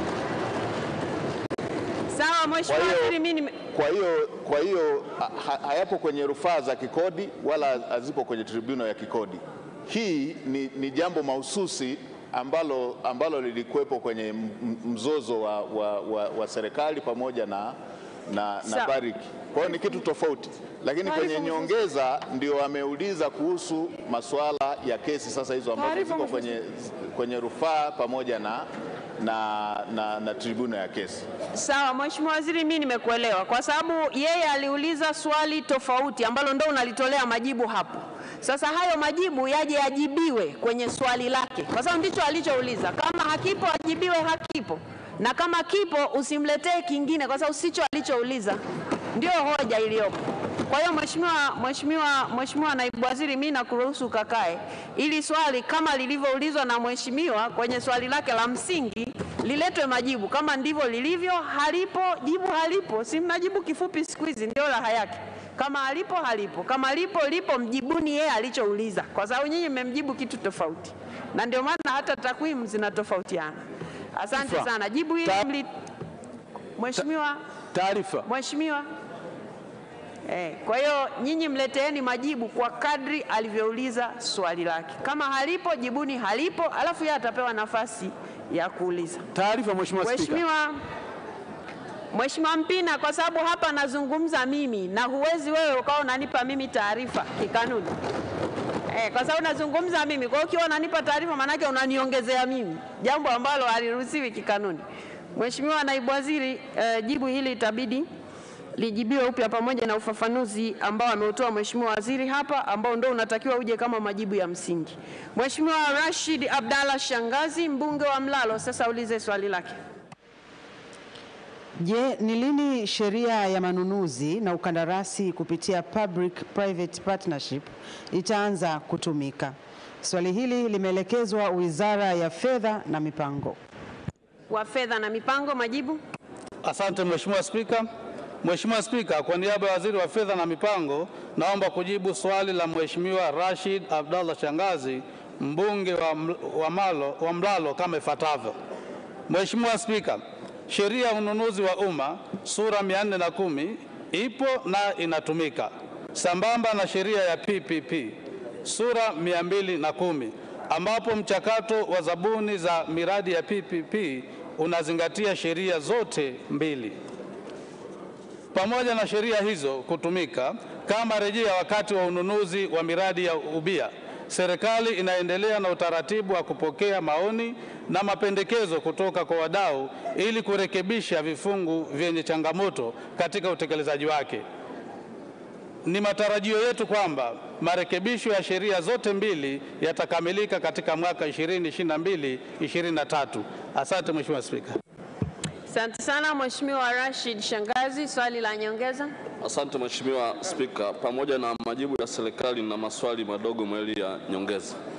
Kwa kuwa kwa mujibu wa sheria hii ya PPP kwa maana ya sheria sura namba 210, kiwango cha mtaji kwa wazawa ni dola milioni 20. Je, serikali haioni kwamba kiwango hiki ni sehemu ya kikwazo cha utekelezaji wa sheria hii? Lakini swali la pili, serikali ina mpango gani wa kupunguza masharti ya kimkataba katika miradi hii inayoibuliwa na sekta binafsi ili iweze kutekelezwa kwa ufanisi kupitia PPP? Asante Mheshimiwa Spika. Asante sana Mheshimiwa Naibu Waziri wa Fedha na Mipango, majibu. Asante Mheshimiwa Spika. Kwa niaba ya Waziri wa Fedha na Mipango, naomba kujibu maswali mawili ya nyongeza ya Mheshimiwa Rashid Abdallah Shangazi kama ifuatavyo. Mheshimiwa Spika, sheria ya PPP ipo katika mchakato wa kukusanya maoni, wa kufanya marekebisho, na sasa ipo ngazi ya kukusanya maoni kutoka kwa wadau. Kwa hiyo nimuombe Mheshimiwa mbunge awe na subra mpaka mchakato huo utakapokamilika. Bila shaka hiki hakitokuwa kikwazo kwa utekelezaji wa sheria hiyo. Lakini swala la pili, masharti hayo ambayo yapo pia ni kwa mujibu wa sheria na taratibu. Kwa hiyo pia nimhakikishie Mheshimiwa mbunge masharti hayo huenda yakapungua baada ya kupata mapendekezo kutoka kwa wataalamu wetu ambao wanakusanya maoni hayo. Asante Mheshimiwa Spika. Asante sana Mheshimiwa Naibu Waziri kwa majibu yako kwa maswali ya Mheshimiwa wabunge. Wizara ya Elimu, Sayansi na Teknolojia, Mheshimiwa Husna Juma Sekiboko, mbunge wa viti maalum, sasa ulize swali lake. Je, ni lini serikali itaifanya elimu ya sekondari kuwa elimu ya lazima? Elimu, Sayansi na Teknolojia, Mheshimiwa Juma Kipanga, majibu. Asante Mheshimiwa Spika. Kwa niaba ya Waziri wa Elimu, Sayansi na Teknolojia, napenda sasa kujibu swali la Mheshimiwa Husna Juma Sekiboko, mbunge wa viti maalum kama ifuatavyo. Mheshimiwa Spika, serikali inafanya mapitio ya sera ya elimu na mafunzo ya mwaka 2014 kwa lengo la kuiboresha elimu yetu ili iweze kukidhi mahitaji ya sasa na baadaye. Mheshimiwa Spika, kwa sasa serikali ipo katika hatua ya kupokea na kuchambua maoni ya wadau kuhusu sera ya elimu. Hivyo swala la elimu ya sekondari kuwa la lazima itategemea na maoni ya wadau na mahitaji ya wakati. Rasimu ya kwanza ya sera ya elimu inatarajiwa kukamilika mwezi Disemba 2022. Mheshimiwa Spika, nakushukuru. Mheshimiwa Husna Sekiboko, swali la nyongeza. Nashukuru sana Mheshimiwa Spika. Kwa kuwa Mheshimiwa Samia Suluhu Hassan, Rais wa Jamhuri ya Muungano wa Tanzania, ameonyesha nia na dhamira ya dhati ya kumlinda mtoto wa kike kwa kuweka elimu bila malipo kuanzia darasa la kwanza mpaka kidato cha 6. Kwa nini sasa wizara isitoe waraka wa kulinda watoto wa dhidi ya mimba na za utotoni na ndoa za utotoni ili kuwahimiza kuwa shuleni wakati tunasubiri mabadiliko makubwa ya sera? Mheshimiwa Spika, pamekuwa na wimbi kubwa la watoto mtaani. Hilo ni la pili Mheshimiwa. La kwanza umeshatoa maelezo tayari. Uliza swali lako la pili. Mheshimiwa Spika, ni kwa nini serikali isitoe kauli dhidi ya watoto walioko mtaani wanaokosa kuenda shuleni ambao wamejiingiza kwenye makundi ya vilevi na uhalifu kama panya road? Mheshimiwa Naibu Waziri wa Elimu, Sayansi na Teknolojia, majibu. Asante Mheshimiwa Spika, kwa niaba ya Waziri wa Elimu, Sayansi na Teknolojia, naomba kujibu maswali mawili ya nyongeza ya Mheshimiwa Husna Sekiboko, mbunge wa viti maalum kama ifuatavyo. Mheshimiwa Spika, kama nilivyoeleza kwenye majibu yangu ya msingi kwamba sasa serikali tunafanya mapitio ya sera pamoja na sheria yetu ya elimu. Na nimeeleza hapa kwamba sheria hiyo au rasimu hiyo itakuwa tayari mwezi Disemba mwaka huu 2022. Lakini uandaaji wa miongozo anayozungumza Mheshimiwa mbunge pamoja na nyaraka mbalimbali zinategemea vile vile mwongozo kutoka kwenye sera hii. Kwa hiyo naomba tu Mheshimiwa mbunge awe na subira, kwa vile mwezi Disemba sio mbali, tutakamilisha rasimu hii na huenda hayo yote anayozungumza yakawemo kwenye sera pamoja na sheria yetu. Mheshimiwa Spika, katika eneo la pili, mwaka jana 2021 serikali ilishatoa waraka namba 2 wa elimu kwa mwaka 2021 ambao unahusu namna gani wanafunzi walioacha shule kwa sababu mbalimbali ikiwemo na hii ya ujauzito wanaweza kurudi shuleni. Kwa hiyo tutoe wito tu na rai kwa wadau pamoja na mamlaka mbalimbali zinazosimamia elimu kuhakikisha kwamba tunakwenda kutekeleza maagizo haya ya serikali. Nakushukuru sana Mheshimiwa Spika. Mheshimiwa Esther Nicholas Matiko, mbunge wa viti maalum, sasa ulize swali lake. Je, kwa takwimu ni wahitimu wangapi wa kada ya ualimu wa masomo ya sayansi na hesabu hawajaajiriwa tangu mwaka 2015? Elimu, sayansi na teknolojia, naomba sasa kujibu swali la Mheshimiwa Esther Nicholas Matiko, mbunge wa viti maalum kama ifuatavyo. Mheshimiwa Spika, tangu mwaka 2015 mpaka 2022 jumla ya wahitimu 33,492 wa kada ya ualimu wa masomo ya sayansi na hisabati wamehitimu mafunzo katika vyuo mbalimbali vya ualimu na vyuo vikuu. Kati yao wahitimu 13,383 wameajiriwa katika shule mbalimbali nchini tangu mwaka 2015. Aidha, wahitimu 20,109 hawajaajiriwa katika shule za serikali. Mheshimiwa Spika, serikali inaendelea kuajiri ili kukidhi mahitaji ya walimu katika shule za umma. Nakushukuru sana Mheshimiwa Spika. Mheshimiwa Esther Nicholas Matiko, swali la nyongeza. Nakushukuru Mheshimiwa Spika. Mheshimiwa Spika, dunia ya sasa ni ya sayansi na teknolojia. Hivyo kama taifa lazima tuwekeze kuhakikisha kwamba tunakuwa na walimu wa kutosha kwenye masomo haya ya sayansi na hesabu.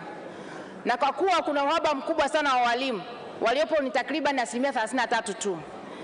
Ni nini mkakati wa serikali madhubuti na haraka wa kuhakikisha kwamba inaajiri walimu wa kutosha ili kukabiliana na changamoto hii?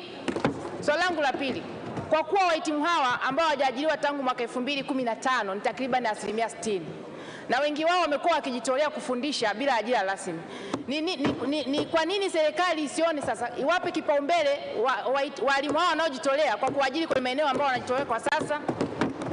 Mheshimiwa Naibu Waziri wa Elimu, Sayansi na Teknolojia, majibu. Asante Mheshimiwa Spika, kwa niaba ya Waziri wa Elimu, Sayansi na Teknolojia, naomba kujibu maswali mawili ya nyongeza ya Mheshimiwa Esther Nicholas Matiko, mbunge wa viti maalum kama ifuatavyo. Na nitajibu maswali yote mawili kwa mpigo. Mheshimiwa Spika, kwanza nimpongeze sana Mheshimiwa Matiko kwa ufuatiliaji wa karibu wa walimu wetu wa masomo ya science pamoja na hisabati. Lakini kama nilivyokwisha eleza kwenye majibu yangu ya msingi kwamba serikali imeendelea kutoa fursa za ajira kwa walimu hawa. Tunajua changamoto ipo na uhitaji bado upo ni mkubwa. Lakini kuondoe hofu Mheshimiwa mbunge kwamba ofisi ya Rais TAMISEMI ambayo yenye dhamana ya kuomba vibali tayari katika mwaka huu wa fedha imeshaomba kibali cha kuajiri walimu zaidi ya 42,697 ambayo kipaumbele kikubwa sana tutawapa walimu wa science pamoja na hisabati na wale ambao wanaojitolea katika maeneo mbalimbali nchini. Nakushukuru sana Mheshimiwa Spika. Mheshimiwa Naibu Waziri, asante sana kwa majibu yako kwa maswali ya Mheshimiwa wabunge. Mheshimiwa wabunge, tumalizie Wizara ya Ardhi, Nyumba na Maendeleo ya Makazi. Mheshimiwa Stella Simon Fiao, mbunge wa viti maalum, sasa ulize swali lake. Je, serikali inatoa kauli gani kwa wananchi wa kata ya Majengo Tunduma waliovunjiwa nyumba zao? Swali hili limeelekezwa Wizara ya Ardhi, Nyumba na Maendeleo ya Makazi, na naibu waziri anaelekea kutoa majibu ya swali hili. Mheshimiwa Spika, kwa niaba ya Mheshimiwa Waziri wa Ardhi, Nyumba na Maendeleo ya Makazi, naomba kujibu swali namba 133 lililoulizwa na Mheshimiwa Stella Fiao kama ifuatavyo. Lakini Mheshimiwa Spika, naomba kabla sijajibu swali nitoe maelezo machache ya utangulizi. Mheshimiwa Spika, kikao cha makatibu wakuu wa nchi ya Tanzania na Zambia kilichofanyika mwezi Oktoba 2013 pamoja na mambo mengine kiliazimia kwamba alama za katikati ya mpaka, yani intermediate boundary pillars, kwa sehemu ya mpaka yenye urefu wa kilomita 50 ziongezwe ili kuzuia ongezeko la shughuli za kibinadamu, na pia eneo la hifadhi ya mpaka lipunguzwe kutoka mita 100 kwa upande zilizokuwa zinatambuliwa hapo awali hadi mita 50 kila upande. Hata hivyo, pamoja na maazimio hayo kutekelezwa, baadhi ya wananchi waliendelea kuvamia eneo la hifadhi ya mipaka kwa kujenga makazi. Mheshimiwa Spika, mwaka 2017 serikali ilitoa tamko la kuvunja nyumba zote zilizojengwa katika eneo la hifadhi ya mpaka, suala ambalo lilipingwa na wananchi 134 kwa kufungua shauri namba 195 la mwaka 2017 Mahakama Kuu Mbeya. Shauri hilo lilifutwa mwaka 2019 na hatimaye jumla ya nyumba 193 zilizokuwa ndani ya eneo la mita 50 za hifadhi ya mpaka zilibomolewa. Kufuatia hatua hiyo, wananchi 35 walifungua tena shauri namba 12/2019 Mahakama Kuu Mbeya kudai fidia kutokana na kubomolewa kwa nyumba zao. Baada ya mazungumzo nje ya mahakama, yani mediation, yenye lengo la kuwapatia viwanja mbadala wananchi hao kushindikana, shauri hilo lilipangwa kuendelea kusikilizwa tarehe 5 mwezi Oktoba mwaka 2022. Mheshimiwa Spika, serikali inatambua shauri hilo na kauli yetu ni kwamba tusubiri mwongozo au maamuzi ya mahakama ili tujue hatua zinazofuatia. Mheshimiwa Stella Fiao, swali la nyongeza. Nashukuru Mheshimiwa Spika kwa kunipa nafasi ili niweze kuuliza maswali mawili ya nyongeza pamoja na majibu ya naibu waziri, lakini naomba niulize maswali mawili ya nyongeza. Mheshimiwa Spika, baadhi ya wananchi waliovunjiwa nyumba hizi tayari walikuwa na hati ambazo zilikuwa zimetolewa na serikali. Sasa je, serikali ya Yoni imefanya maonezi makubwa kwa kuwavunjia wananchi ambao tayari walikuwa na hati zilizotolewa na serikali yenyewe? Swali langu la pili, Mheshimiwa Spika, nataka kujua sasa ni lini serikali itatoa viwanja mbadala kwa wananchi hao ili kutokuwaumiza kama walivyofanya sasa. Nashukuru sana. Mheshimiwa Naibu Waziri wa Ardhi, Nyumba na Maendeleo ya Makazi, majibu. Mheshimiwa Spika, kwa niaba ya Mheshimiwa Waziri wa Ardhi, Nyumba na Maendeleo ya Makazi, naomba kumjibu Mheshimiwa Stella Fiao, mbunge wa viti maalum, maswali yake mawili ya nyongeza kuhusu swala la hati miliki, lakini pia kuhusiana na swala la pili la viwanja mbadala. Kwa kuwa jambo au shauri hili liko mahakamani, Mheshimiwa Spika, ningeomba tuwe na subira na tutakapopata mwongozo wa mahakama tutakuja kueleza hatua zinazofuatia. Mheshimiwa Naibu Waziri, asante sana kwa majibu yako kwa maswali ya waheshimiwa wabunge. Mwongozo wa Spika. Mwongozo wa Spika. Nani anazungumza? Sijamwona. Mheshimiwa Ali Makoa, sawa.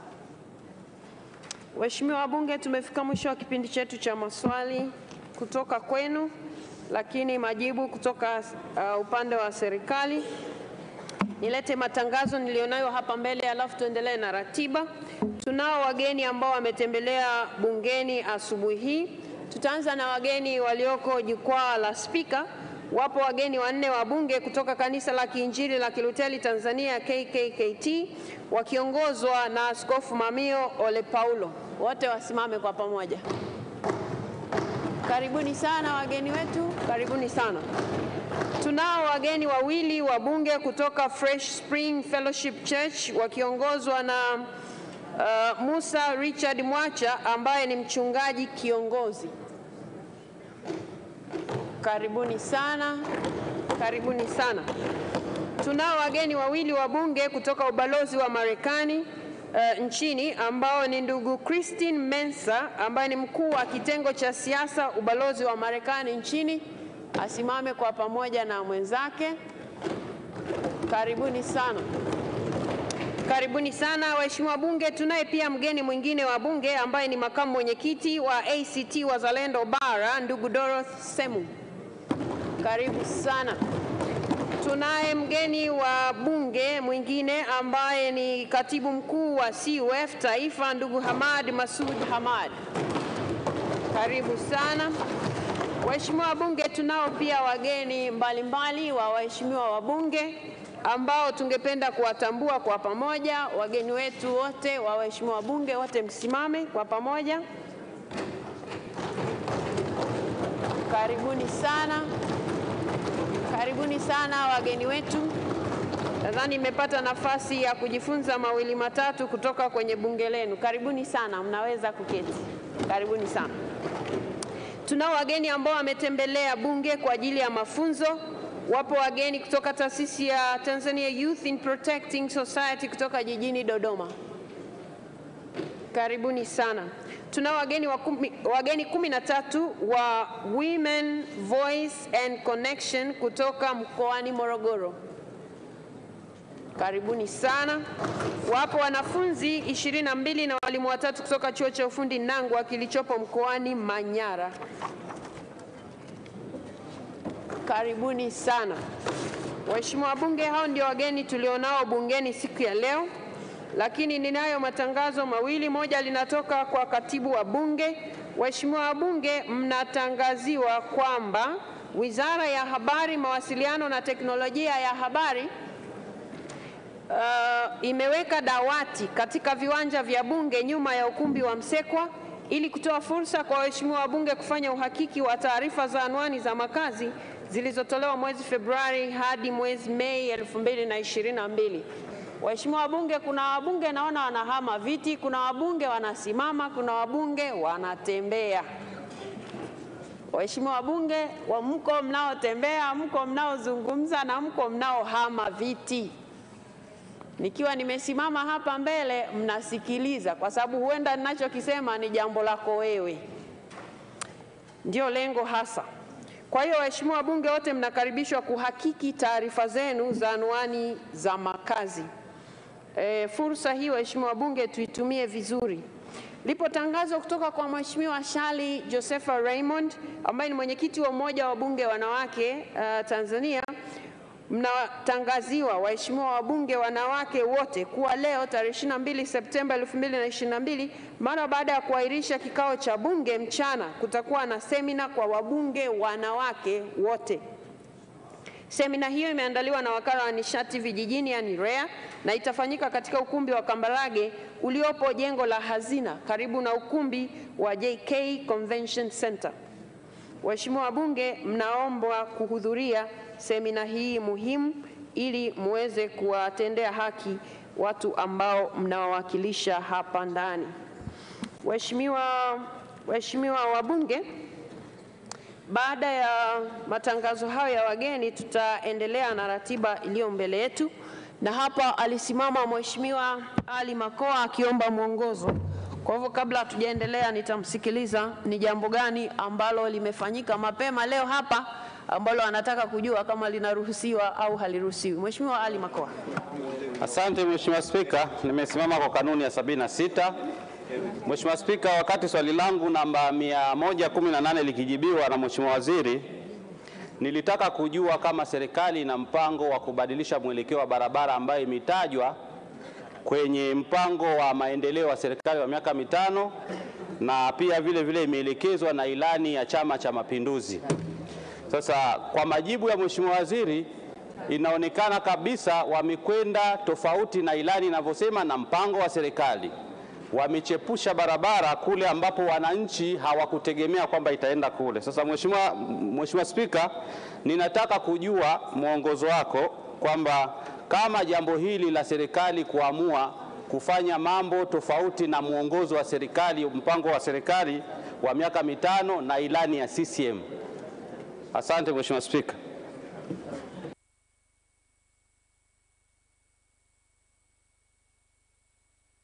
Waheshimiwa wabunge, amesimama Mheshimiwa Ali Makoa akieleza kuhusu majibu ambayo yametolewa na Mheshimiwa Naibu Waziri kwenye swali ambalo yeye alikuwa ameliuliza, swali la msingi 118. Halafu anasema aliuliza maswali mengine ya nyongeza ambayo yalikuwa yanataka kujua kama serikali imebadili mwelekeo wa ujenzi wa barabara, na anasema kwa majibu yaliyotolewa yameashiria kwamba mabadiliko yamefanyika kwenye mwelekeo wa barabara hii. Na yeye anasema anataka kujua sasa kikanuni kama jambo hili je, linaruhusiwa au haliruhusiwi, na ameeleza kwa kirefu kwamba sehemu ambayo anataka kujua kama inaruhusiwa au hairuhusiwi kwanza ni kubadili mpango wa miaka mitano. Yaani kwamba katika ule mpango wa miaka mitano barabara mwelekeo ni mwingine, na sasa majibu yanaashiria kwamba mwelekeo ni mwingine. Sasa ukiacha mpango wa serikali, pia ameeleza kwamba ilani ya Chama cha Mapinduzi ambayo ndio inaiongoza serikali na yenyewe ina mwelekeo kama ule wa mpango wa miaka mitano, na pia anaeleza kwamba inaenda tofauti na mategemeo ya wananchi. Waheshimiwa wabunge, mwisho kabisa ameuliza kama jambo hili linaruhusiwa kufanywa na serikali.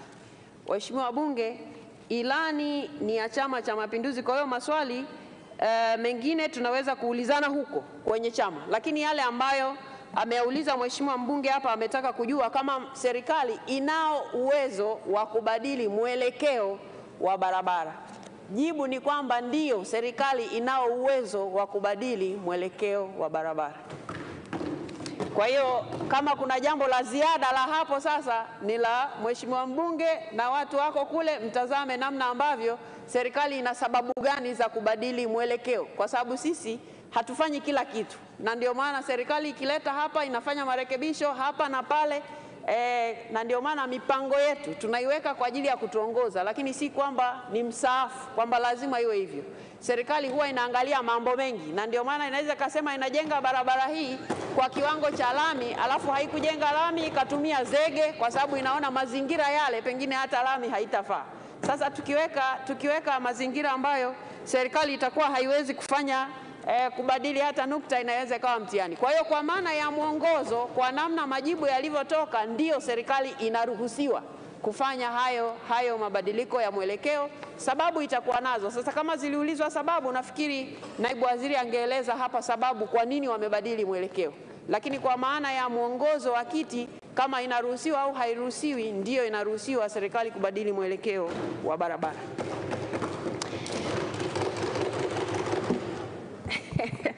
Asante sana.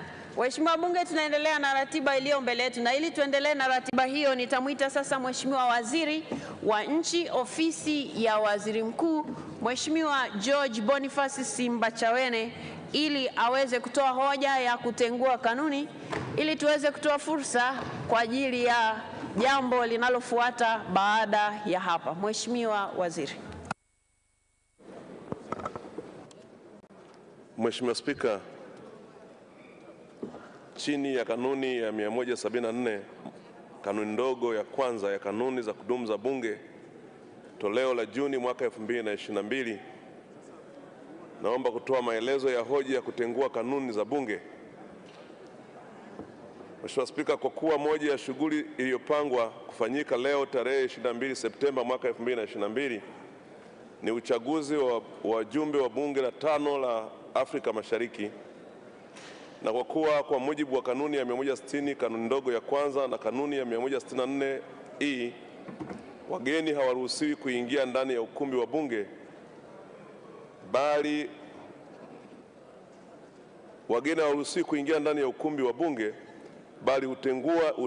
hutengewa sehemu maalum ya kukaa.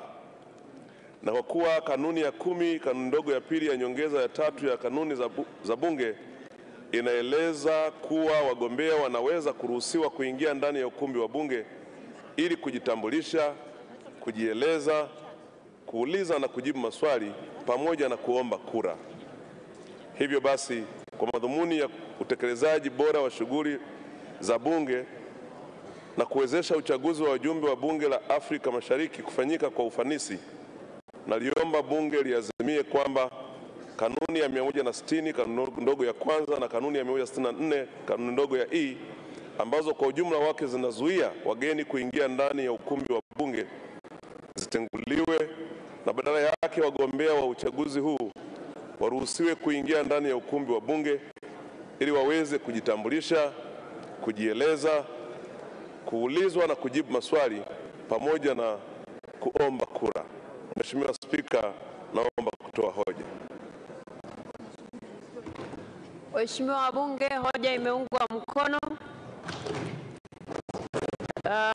Na kwa utaratibu wetu nitawahoji waheshimiwa wabunge wanaoafiki hoja ya Mheshimiwa Waziri ya kutengua kanuni waseme ndio.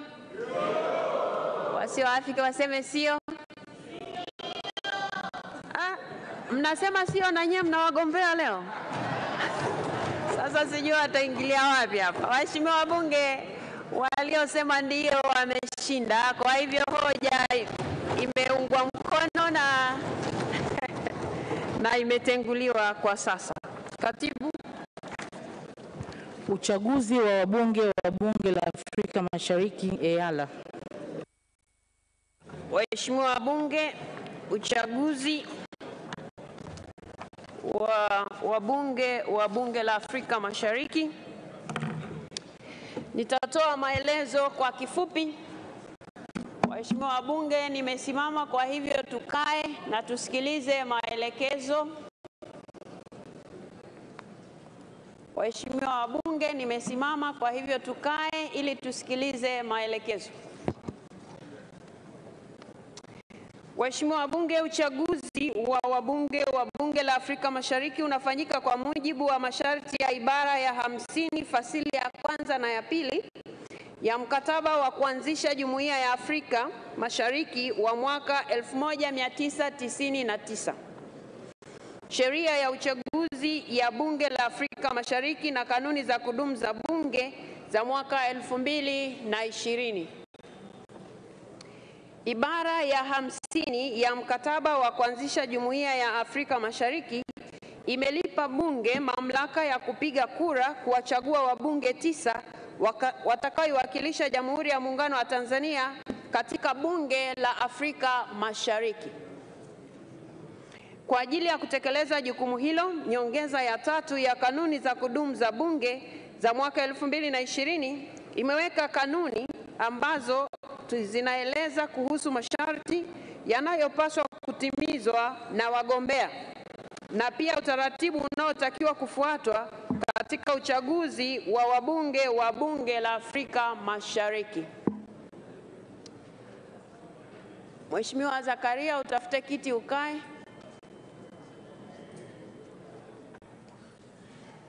Mheshimiwa Juma, naona unatembea na kusubiri ukae.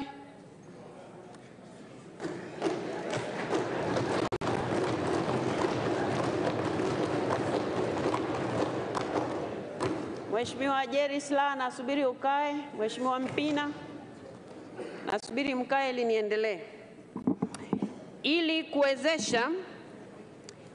Ili kuwezesha uchaguzi huu kuanza, sasa nitamkaribisha katibu wa Bunge ambaye ndiye msimamizi wa uchaguzi huu atoe maelezo kamili kuhusu masharti na utaratibu wa uchaguzi, kisha baadaye nitatoa ufafanuzi kuhusu idadi ya kura zitakazopigwa kwa kila kundi.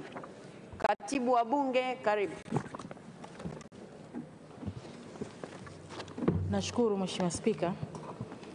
Mheshimiwa Spika, uchaguzi huu unatokana na maisha ya Bunge la 4 la Afrika Mashariki kufikia ukomo wake ifikapo tarehe 17 Disemba mwaka huu 2022, ambapo kwa mujibu wa sheria ya uchaguzi wa wabunge wa Bunge la Afrika Mashariki ya mwaka 2011, nchi wanachama zinatakiwa kuchagua wabunge wa bunge linalofuata ndani ya kipindi cha siku 90 kabla ya tarehe hiyo ya ukomo.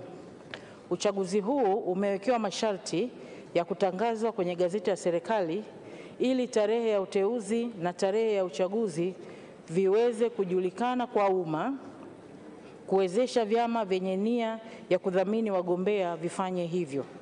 Masharti hayo yalitekelezwa ambapo tarehe 6 mwezi wa 9 mwaka huu 2022 nilitoa tangazo kwenye gazeti la serikali na vyombo mbalimbali vya habari. Mheshimiwa Spika, nafasi zilizopo ni 9 ambazo kwa mujibu wa masharti ya mkataba wa uanzishwaji wa Jumuiya ya Afrika Mashariki, kwa mujibu wa kanuni za kudumu za Bunge na mazingira ya nchi yetu, nafasi hizo hupatikana kwa kuzingatia uwiano wa idadi ya wabunge wa vyama vinavyowasilishwa bungeni, uwakilishi wa jinsia na pande mbili za muungano, na hivyo hugawanywa kwenye makundi manne kama ifuatavyo. Kundi A ni wagombea wanawake, kundi B ni wagombea kutoka Zanzibar, kundi C ni wagombea wa vyama vya walio wachache, na kundi D ni wagombea wa Tanzania bara. Mheshimiwa Spika, kwa sasa mchanganuo wa idadi ya wabunge wa bunge hili la Jamhuri ya Muungano wa Tanzania kivyama na asilimia stahiki ya viti 9 vinavyohitajika ni kama ifuatavyo. Wabunge wa Chama cha Mapinduzi wapo 365 ambayo ni sawa na asilimia 93 ya wabunge wote, na hivyo wanastahili kupata viti 8. Na wabunge wa vyama vya walio wachache bungeni wapo 27 ambayo ni sawa na asilimia 7 ya wabunge wote, na hivyo wanastahili kupata kiti kimoja. Mheshimiwa Spika, kanuni ya 5, kanuni ndogo ya 5 ya nyongeza ya 3 inaelekeza kwamba kila chama cha siasa chenye sifa ya kuweka wagombea kinaweza kuwasilisha majina matatu kwa kila nafasi iliyo wazi.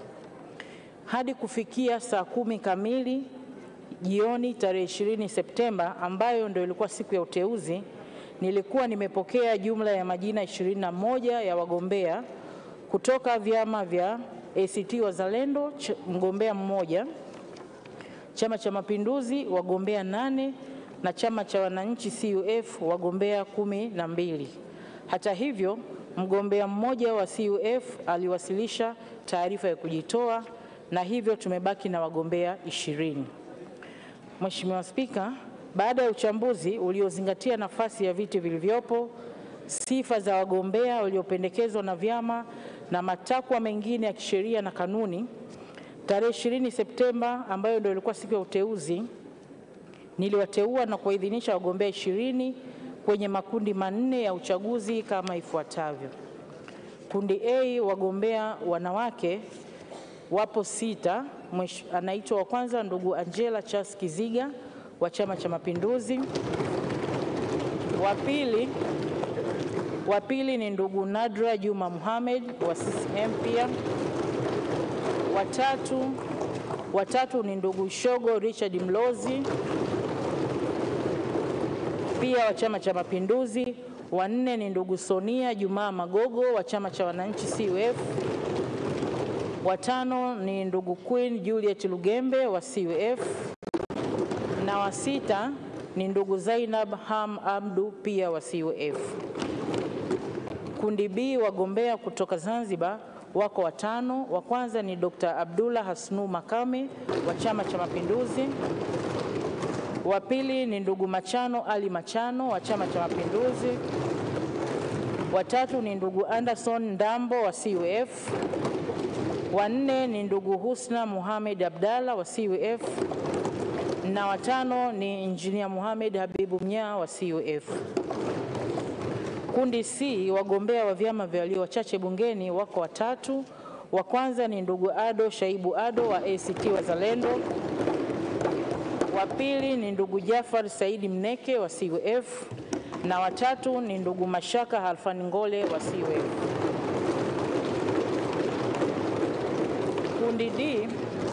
Kundi D, wagombea wa Tanzania bara wako 6. Wa kwanza ni ndugu Ansar Abubakar Kachambwa wa CCM. Wa pili ni ndugu James Kinyasi Milia wa CCM. Wa 3 ni Dr. Ngwaru Jumanne Magembe wa CCM. Wa 4 ni ndugu Adui Saif Kondo wa CUF. Wa 5 ni ndugu Mohamed Msham Gulangwa wa CUF, na wa 6 ni ndugu Thomas Malima pia wa CUF. Mheshimiwa Spika, Kwa mujibu wa kanuni ya 10 kanuni ndogo ya pili ya nyongeza tatu, kila mgombea ataruhusiwa kuingia ndani ya ukumbi wa Bunge ili kujieleza mbele ya wapiga kura ambao ni waheshimiwa wabunge kwa kutumia lugha ya Kiingereza na kujibu maswali yatakayoulizwa na wabunge kwa kadri ya idadi itakayoelekezwa na Mheshimiwa Spika. Kwa mujibu wa kanuni ya 11 kanuni ndogo ya pili na tatu ya nyongeza tatu, baada ya wagombea kujieleza, kila mpiga kura atapewa karatasi ya kura na atapiga kura yake. Kanuni ya 11 kanuni ndogo ya 4 ya nyongeza tatu inatoa mamlaka kwa Spika kuelekeza kura ngapi zipigwe katika kila kundi. Hivyo, endapo mpiga kura atapiga kura pungufu au zaidi tofauti na maelekezo ya Spika na kama ilivyofafanuliwa katika karatasi ya kupiga kura, kura hiyo itahesabiwa kuwa imeharibika. Baada ya zoezi la kupiga kura kukamilika, kwa mamlaka aliyopewa na kanuni ya 12 kanuni ndogo ya kwanza ya nyongeza tatu, Mheshimiwa Spika atateua wabunge wawili ambapo mmoja ni wa kutoka chama tawala na mmoja kutoka chama cha kambi ya walio wachache ili wawe mawakala wa wagombea wote kwenye zoezi la kuhesabu kura. Mheshimiwa Spika, sasa naomba tuanze zoezi letu kwa kwanza kupokea maelekezo yako kuhusu utaratibu wa kupiga kura kwa kila kundi, kisha wagombea waitwe mmoja mmoja ili kujieleza, kuulizwa maswali na taratibu nyingine zitaendelea. Mheshimiwa Spika, naomba kuwasilisha.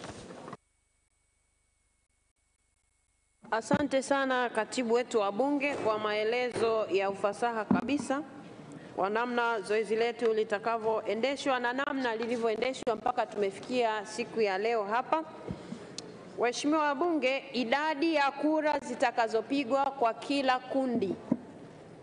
Waheshimiwa wabunge, baada ya kupata maelezo ya msimamizi wa uchaguzi, sasa ninatoa ufafanuzi kuhusu utaratibu wa kupiga kura kwa mujibu wa kanuni ya 11 fasili ya 4 ya nyongeza ya tatu ya kanuni za Bunge za mwaka toleo la Juni 2020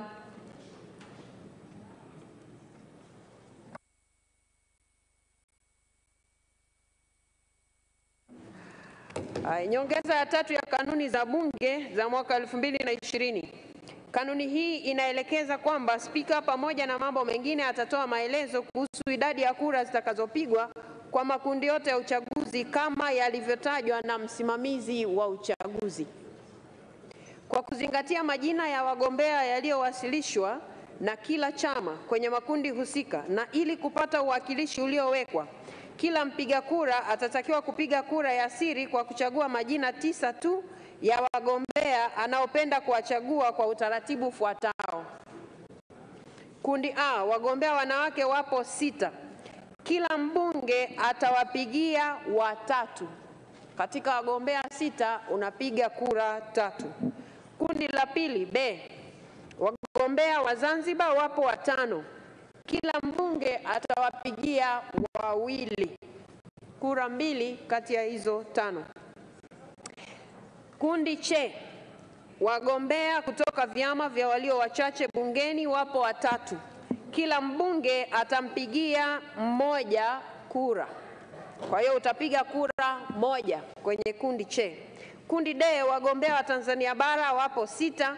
Kila mbunge atapiga kura 3, yani atawapigia wabunge 3 au wagombea 3. Aidha, idadi ya kura zitakazopigwa kwa kila kundi na namna ya kupiga kura hizo zitaoneshwa kwenye karatasi ya kura chini ya kundi husika. Esther Matiko, Mheshimiwa Hawa Bananga, msikilize maelekezo. Mpiga kura ambaye kwa bahati mbaya ataharibu karatasi yake ya kupigia kura wakati zoezi la kupiga kura likiwa linaendelea, anaweza kuirejesha karatasi hiyo iliyoharibika kwa msimamizi wa uchaguzi na kupewa nyingine badala ya hiyo iliyoharibika. Waheshimiwa wabunge, baada ya maelezo haya, sasa tuanze zoezi letu la kuwaita wagombea ili waweze kujieleza na kuomba kura na waheshimiwa wabunge kupata fursa ya kuwauliza maswali kama yapo ama kama yatakuwepo. Waheshimiwa wabunge, sasa tutaendelea. Katibu. Ndugu Angela Charles Kiziga.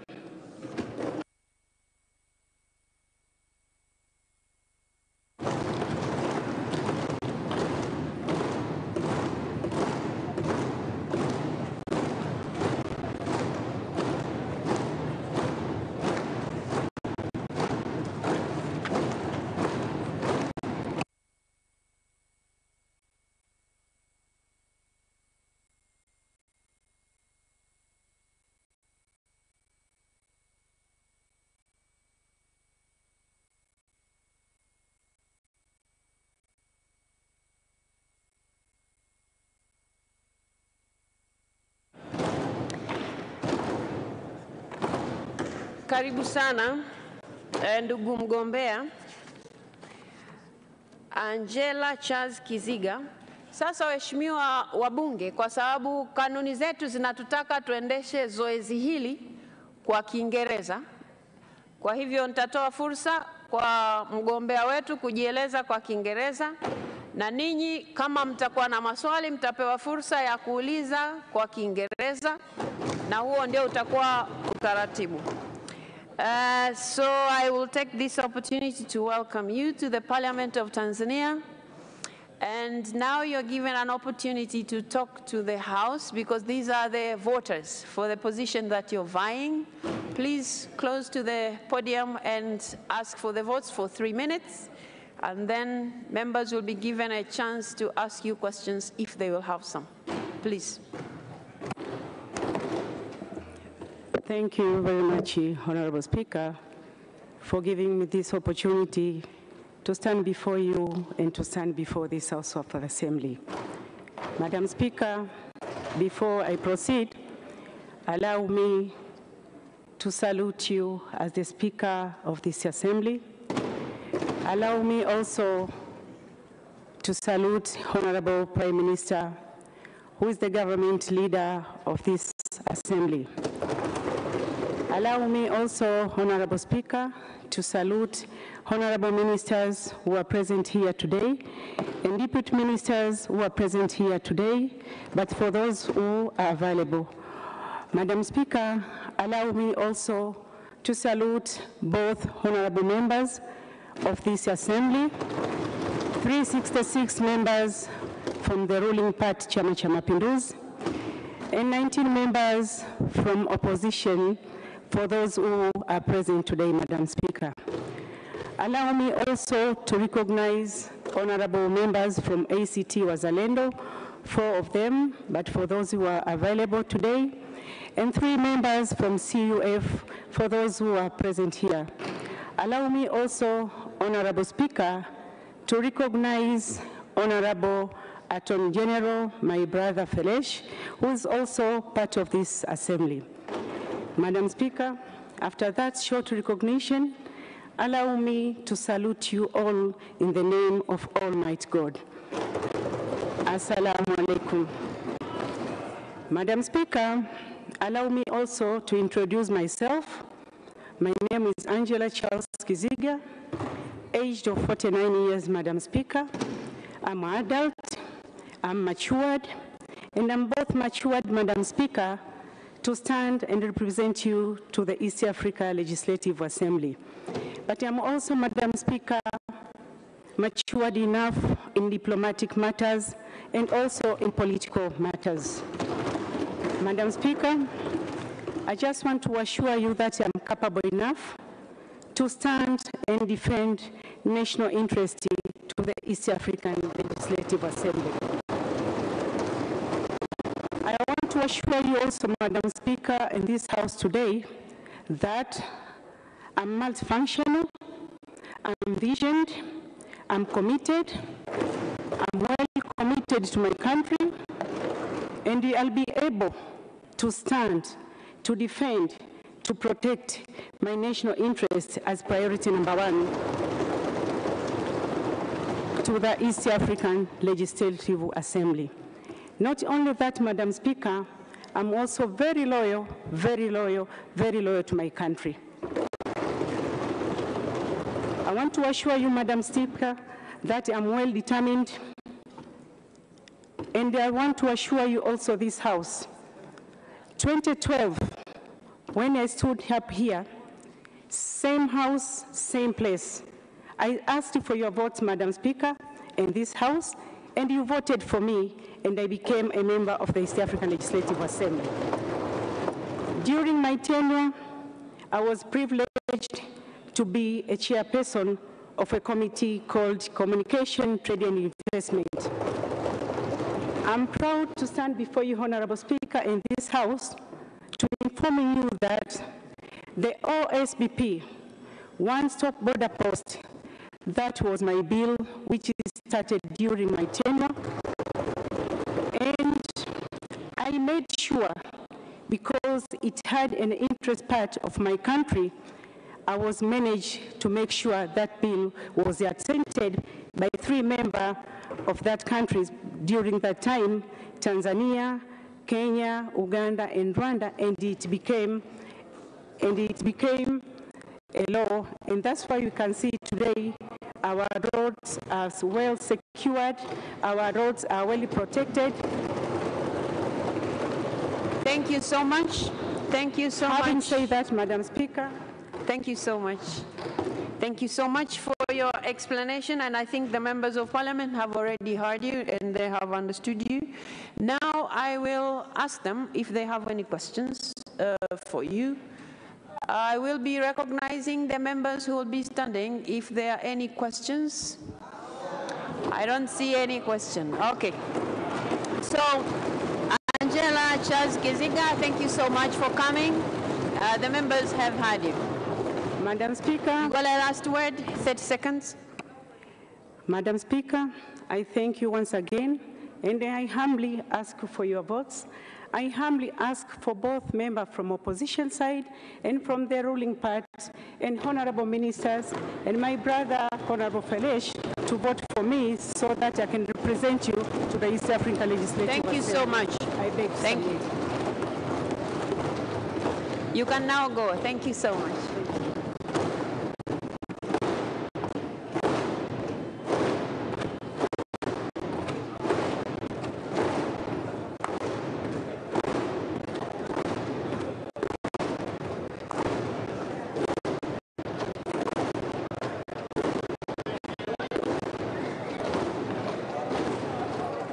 Katibu, tuendelee. Ndugu Nadra, Bunge anakuja mgombea wa pili kwenye nafasi ile ile ya wanawake. Ndugu Nadra Juma Mohamed.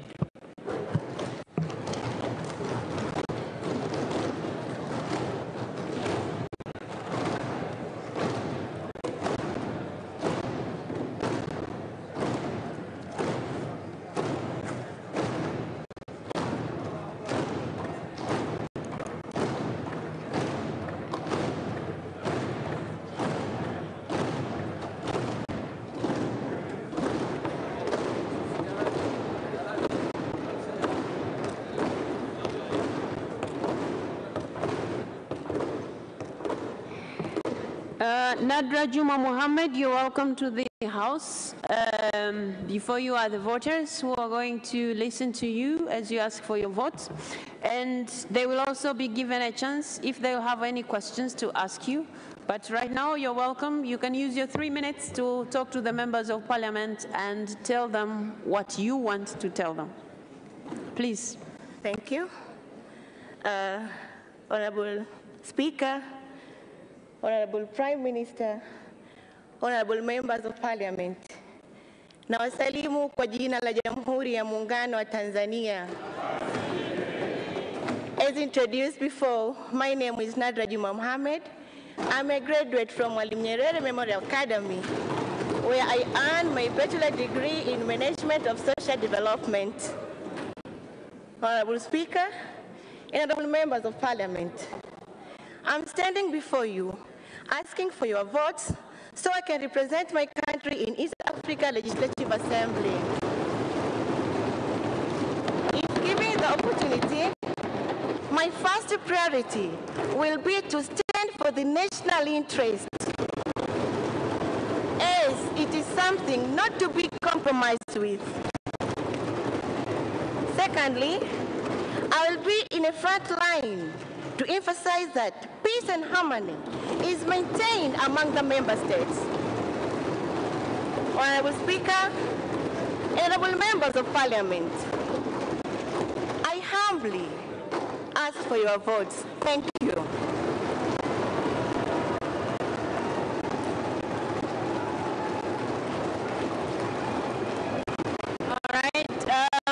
The members of Parliament who are the voters have heard you. Now, members of Parliament, please.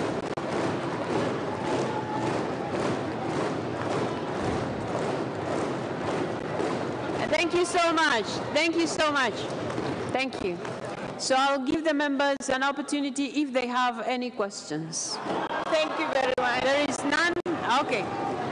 Thank you so much. You can use 30 seconds to wind up. Okay.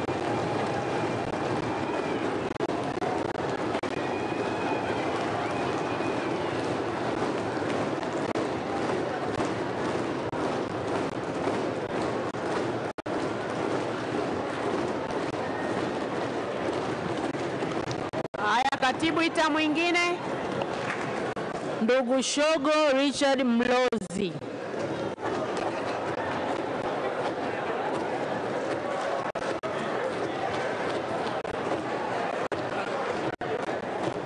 Naomba aingize ndani ndugu Shogo Richard Mlozi. Waheshimiwa wabunge, niwaombe jambo moja. Waheshimiwa wabunge, niwaombe jambo moja. Mgombea akisha toka, tukishamaliza kushangilia tutulie ili mwingine aweze kusikia kuingia ndani. Haya, katibu, mgombea anayefuata. Ndugu Shogo Richard Mlozi.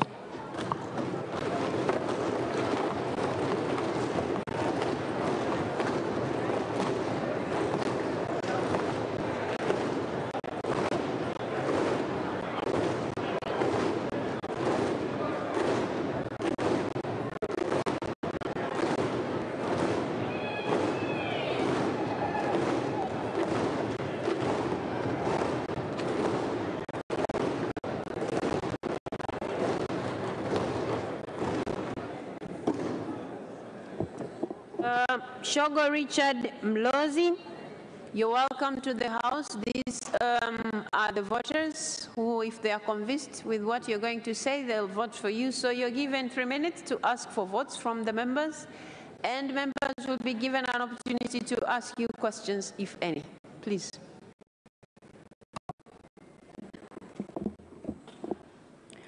Right Honorable Speaker, Honorable Prime Minister, Honorable Members of Parliament, good morning. I'm very humbled to stand before you this morning. My name is Shogo Richard Mlozi. I am a candidate for the position of Member of Parliament in the East African Regressive Assembly. I'm a seasoned expert in the tourism industry. I'm a senior lecturer, and I've had the opportunity to serve in various boards.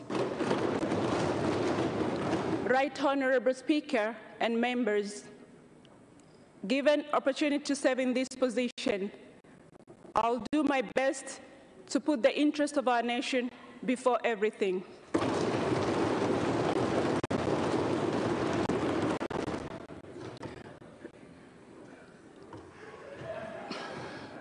Right Honorable Speaker and members, I'd like to talk to you about a number of areas that I'd like to put my interest in. The first area is business opportunities and investment. The existence of East African community has posed a very competitive environment for doing business. East Africa has a lot of potential from agriculture, mining, energy, infrastructure, and tourism investment opportunities.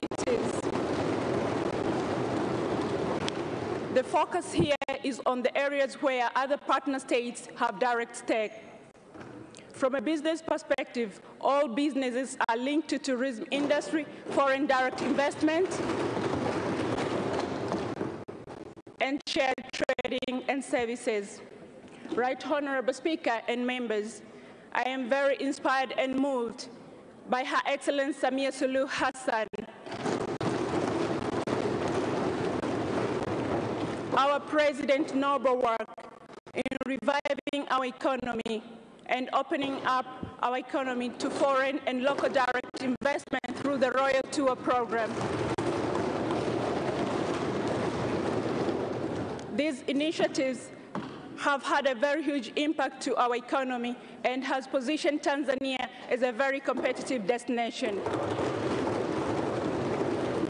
The question is, how do we make that competitiveness sustainable? Also, the question is, how do people of Tanzania take advantage of those opportunities within the East African region? Honorable Speaker, given an opportunity to serve in this position, I will make sure we work on complementary cooperation and protection of our national interest. Another area that I would like to champion is the area of women empowerment. Honorable Speaker and members. Dr. Shogo, your time is up, and I think the members have already heard you. Are there any questions to the contestant?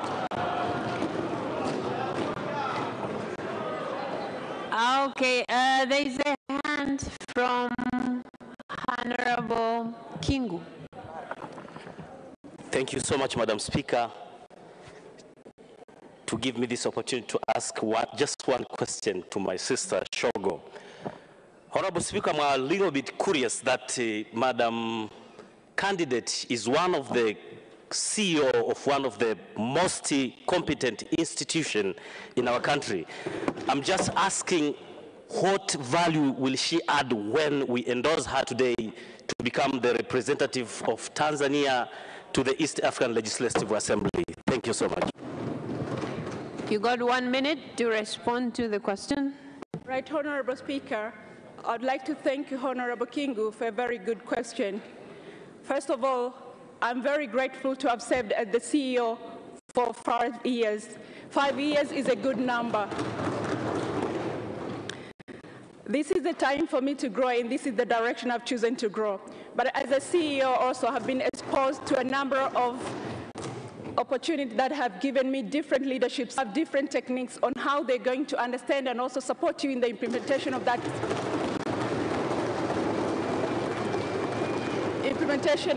vision. In doing so, you need to have the lobbying skills, the negotiation skills, and networking skills. That's not only the case. As the CEO, you always have to make decisions which are tough. In order to make this decision, you need to be a critical thinker and to make a detailed analysis before you make any decision. Thank you so much. As a CEO, I've had an opportunity to be in different platforms with different executives and diplomats. That has given me a sense of deep self-awareness to know what to say, when to say, and how to say it. Dr. Shogo, that's enough. Thank you so much. Members, I don't see any other hands, so there are no more questions. So thank you so much for the explanation you have given, and I'm sure the members of Parliament have understood. Thank you, and please vote for me.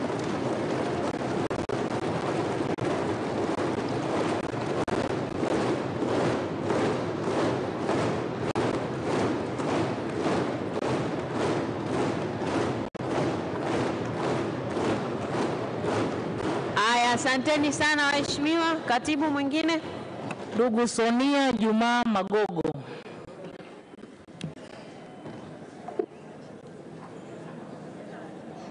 Katibu, rudia, sijui kama amesikia. Naomba aletwe ndugu Sonia Juma Magogo.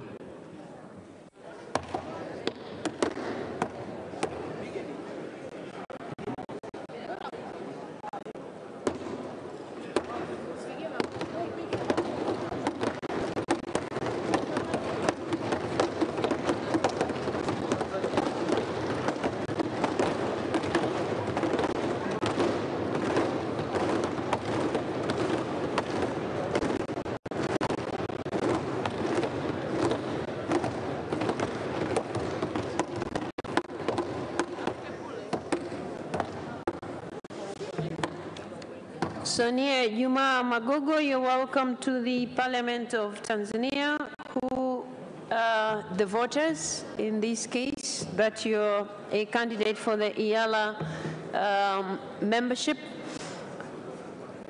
So you will be given 3 minutes to ask for votes from the members, and also the members will have an opportunity to ask you questions should they have any. Please. Thank you, Honorable Speaker, Honorable Deputy Speaker, Honorable Prime Minister, Honorable Members of Parliament, good morning. In front of you is Sonia Juma Magogo, contesting for the post in East Africa Legislative Assembly. Academically, I have a master's degree in business administration from Mzumbe University. I also have postgraduate diploma in management of foreign relations from Center of Foreign Relations, Kurasini. I also have an advanced diploma in business administration and management from CBE. I was a member of Parliament, special seats, from 2015 up to 2020. And currently, I am a principal compliance officer from NSSF. With that short introduction, honorable members of Parliament, I stand in front of you to ask for your vote, to ask for your permission. I am capable and I'm ready to represent my country in that regional integration. I am a trained diplomat. I will bring back positive results to our country. Thank you very much.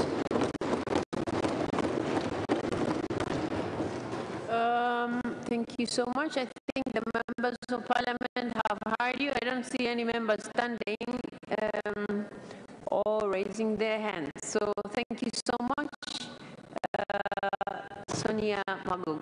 Thank you. Thank you, Honorable Speaker. You're free to leave now. Thank you. Thank you.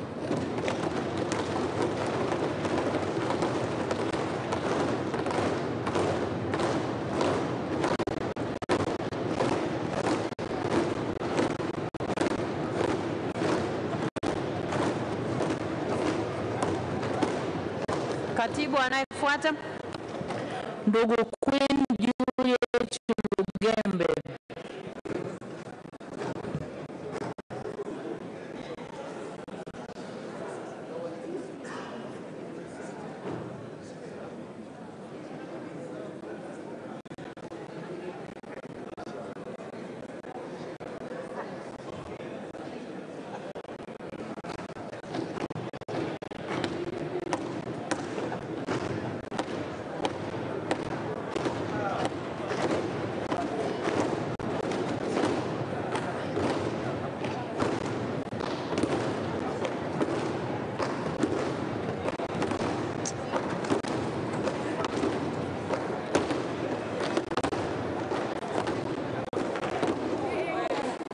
Queen, this side. Yes, please. Okay. Queen Juliet Lugembe, you're welcome to the House, and before you are the members of Parliament who are likely to vote for you if they are convinced with what you're going to tell them. So you have 3 minutes to convince them to vote for you. Why do you want to become a member of the East Africa Legislative Assembly? Please.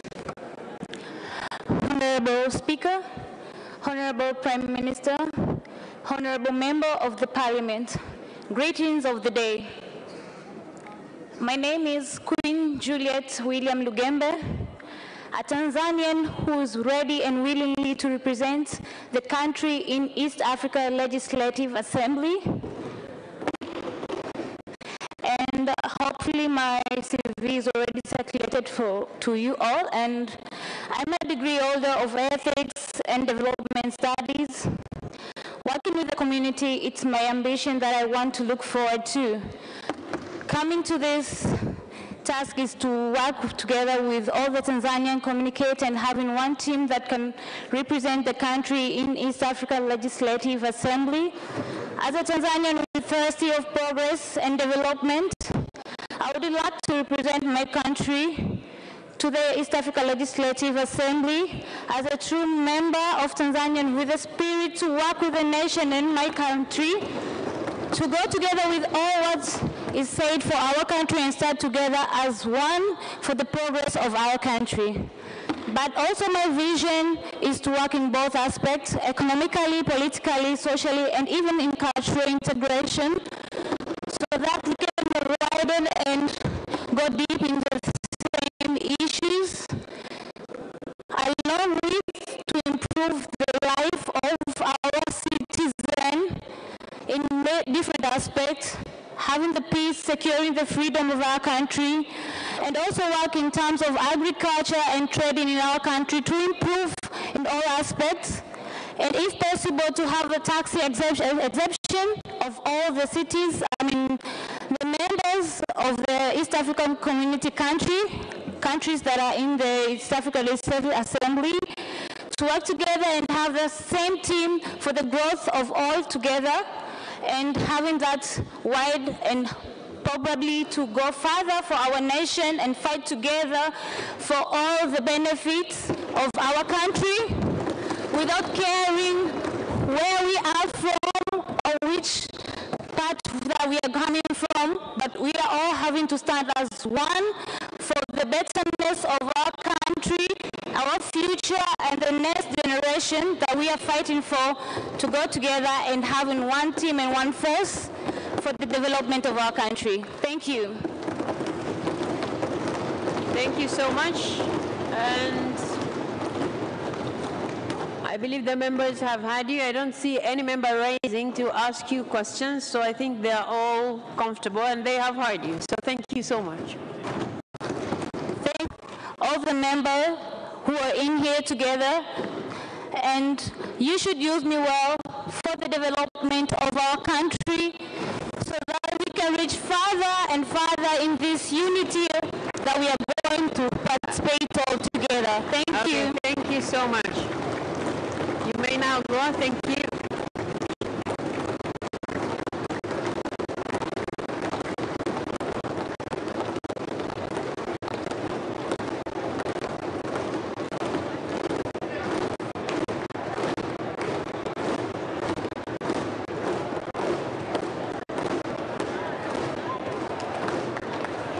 Katibu anayefuata. Ndugu Zainab Ham Abdu. Waheshimiwa wabunge, ngoja aitwe anayefuata. Waheshimiwa wabunge. Ndugu Zainab Ham Abdu. Kwani anasindikiza?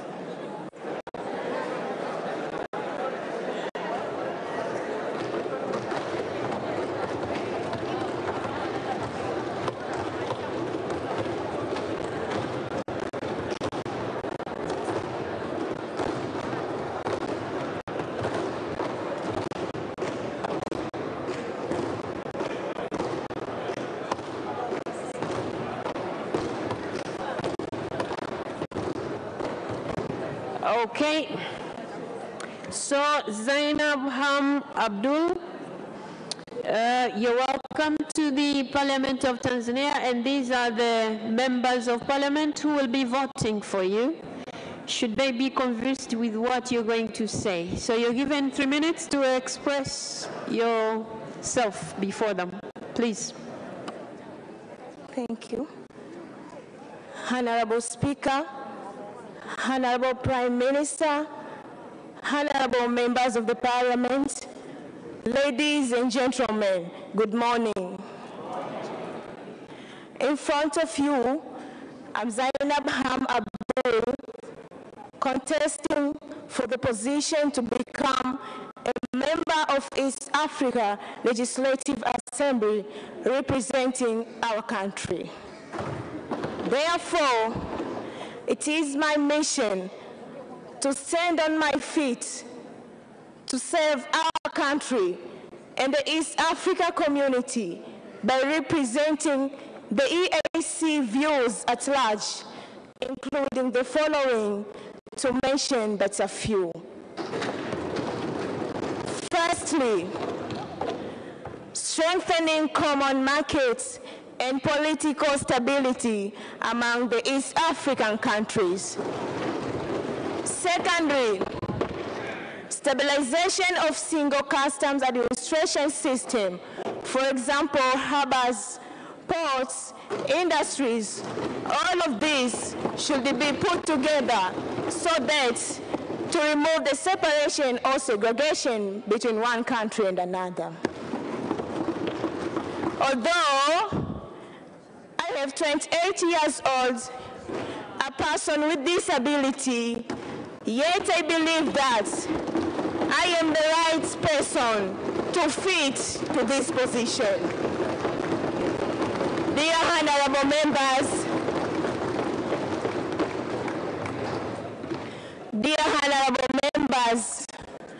I kindly request for your votes so that I become a country representative in East Africa Legislative Assembly. Thank you so much. May God be with us always.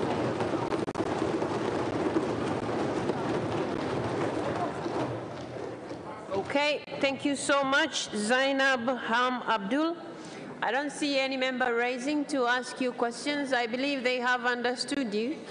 You got 30 seconds to wind up, and then you may take your leave.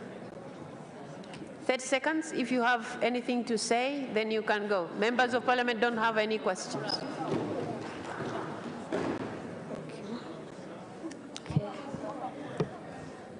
I again requesting, humbling for your votes, honorable member. You may now go. You may take your leave. Thank you. Thank you.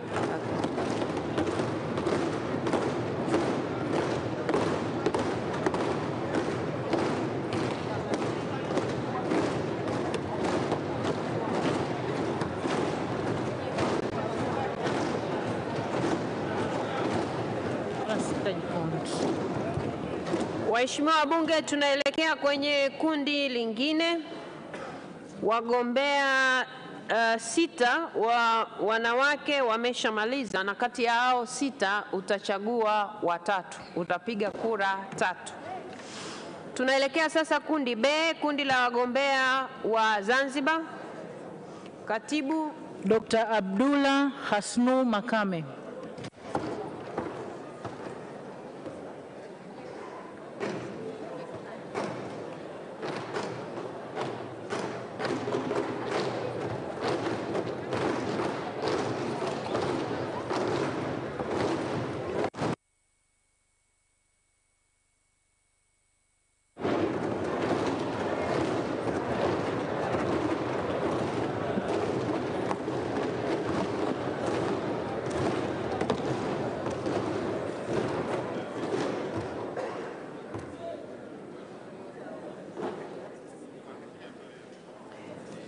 Dr.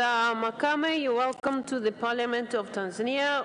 And before you are the voters, in the event they are convinced with what you're going to say, which you have only 3 minutes to express yourself, but yeah, ask for the votes from them since you have indicated interest in going to represent Tanzania to the East Africa Legislative Assembly. Please. Thank you very much, Right Honorable Speaker, for giving me the opportunity to address this August House and request for my votes. Right Honorable Speaker, I'd like to request your indulgence just for a few seconds to greet the August House in Kiswahili. And the greeting is to greet the honorable members of this August House. Shikamoni, waheshimiwa wabunge. Shikamoni. Mheshimiwa Waziri Mkuu, shikamoo. Thank you very much, Right Honorable Speaker. Having said that, Madam Speaker, I am a member of the East African Legislative Assembly who was very fortunate to be elected by this August House in 2017. So coming here for the second time is an opportunity to me, a privilege which many people did not receive, Madam Speaker. So I'm very thankful to your House. I'm thankful to my party, Chama cha Mapinduzi, for endorsing me with majority votes. Madam Speaker, during my tenure as a member of the East African Legislative Assembly, I served as the chairperson of the Tanzanian chapter for the first 2.5 years, and subsequently I served as and which I'm continuing to serve as the chairperson of the Committee on Agriculture, Tourism, and Environment and Natural Resources. These tasks are additional assignments that were given to me by my colleagues because they thought I could deliver some more work, additional work, on behalf of them. So I did that work, and I'm quite sure, Madam Speaker, you never received any complaints. But also, during the tenure in the East African Legislative Assembly, we did some work. We did pass some bills, we did pass some, make some resolutions, but more also we had some social activities, maybe in terms of games. And you know that, Madam Speaker, we participated. Thank you so much. They have heard you. They have heard you. And I'm not seeing any member raising up to ask questions, so I believe they have understood you. 30 seconds. Where? I don't see any hand. Okay, Honorable Abdallah Mwinyi. Thank you very much, Honorable Speaker.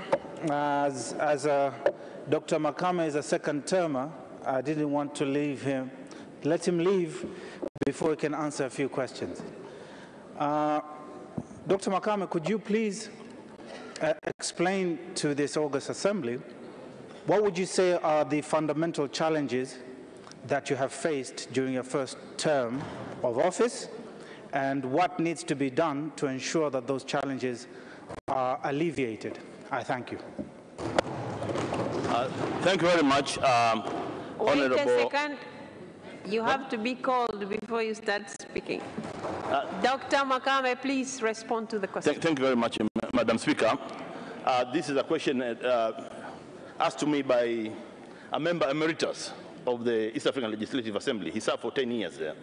And it's a very good question, I would say, because in life, you don't live without challenges. So we have some challenges, and specifically, we had some challenges with regards to the integration of EAC, and we are looking at creating an environment that would enable the participation and the functioning of the private sector. That is a general issue, because we are seeing the challenges in business, much as the business people are doing business, but there are issues of non-tariff barriers. That's a general issue in the EAC. But in terms of us, also, Madam Speaker, with our the chapter, we need to have closer links with the National Assembly. I'm not saying that we don't have, but we'd like to improve the links with the National Assembly so that we have greater cooperation and report more frequently. That's, I think, the short response.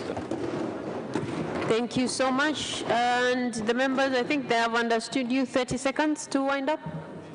Thank you much, Madam Speaker.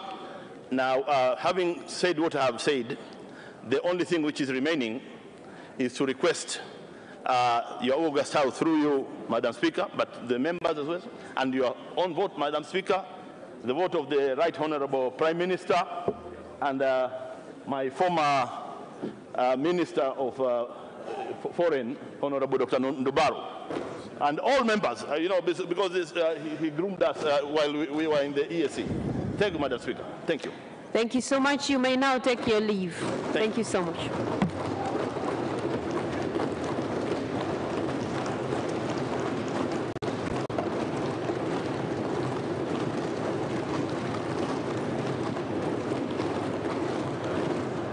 Katibu anayefuata.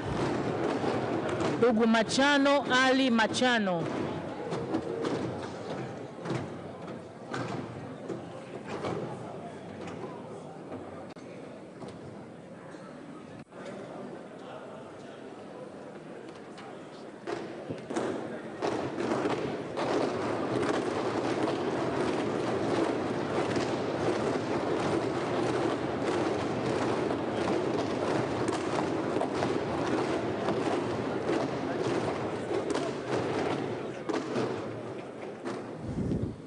Machano Ali Machano, before you are the voters, and in the event they are convinced with what you're going to say, they'll vote for you. So you're given 3 minutes to prove yourself to the members why they should vote for you. Please. Thank you very much, Honorable Speaker of the Parliament of the United Republic of Tanzania, Your Excellency Dr. Tulia Ackson, Honorable Deputy Speaker of the glorious Parliament of the United Republic of Tanzania, Your Excellency Musa Azan Zungu, Honorable Prime Minister of the United Republic of Tanzania, Your Excellency Majaliwa Kassim Majaliwa, Honorable members of the Parliament, ladies and gentlemen, Assalamu alaikum. Honorable Speaker, member of the Parliament, in front of you is Mr. Machano Ali Machano. I'm 34 years old. Currently, I'm Legal Officer, Minister of Blue Economy and Fisheries of the Revolutionary Government of Zanzibar. I'm working at Pemba main office. Honorable Speaker, I'm here in front of you because I'm running for the member of East Africa Legislative Assembly. Honorable Speaker, I have made decision to contest this post because I want to represent my country in East Africa Legislative Assembly. In respect to that, I want to air out various opportunities available in our country to the other East African member states. In addition to that, I want to strengthen the historical relationship between Tanzania and other East African member states. Honorable Speaker and member of the Parliament, I know the respect and position of our country in East Africa, Africa, and the world at large. I also know the respect and seriousness of the post I'm contesting for. And finally, I know the respect of this organ, the glorious Parliament of the United Republic of Tanzania. I humbly and respectively promise you that I will never let you down. Please vote for me. Please invest, Honorable Speaker and dear members of the Parliament, I kindly request you, invest your trust to me. I will never let you down. I will never, ever, forever spoil the image of our country. Honorable Speaker, please, I ask you for your vote. Honorable Prime Minister, I honestly asking for your vote. Honorable members from various constituencies, from Zanzibar mainland, Tanzania mainland, and Zanzibar, I'm asking for your vote. Honorable members of this Parliament from special seats, CCM and others, I kindly request for your vote.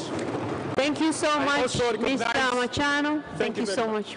Thank you so much. Thank you. The members have already heard you, and I am not seeing any member raising up to ask you questions. And since you have already requested for the votes, you can use 30 seconds to wind up, and then you can leave. 30 seconds to wind up. Honorable Speaker, thank you very much. Being back to the respective country, I request for your vote. I confidently promise you that you will never, I confidently promise you that you will never regret your decision you are going to make. Thank you very much. Thank you. Thank you.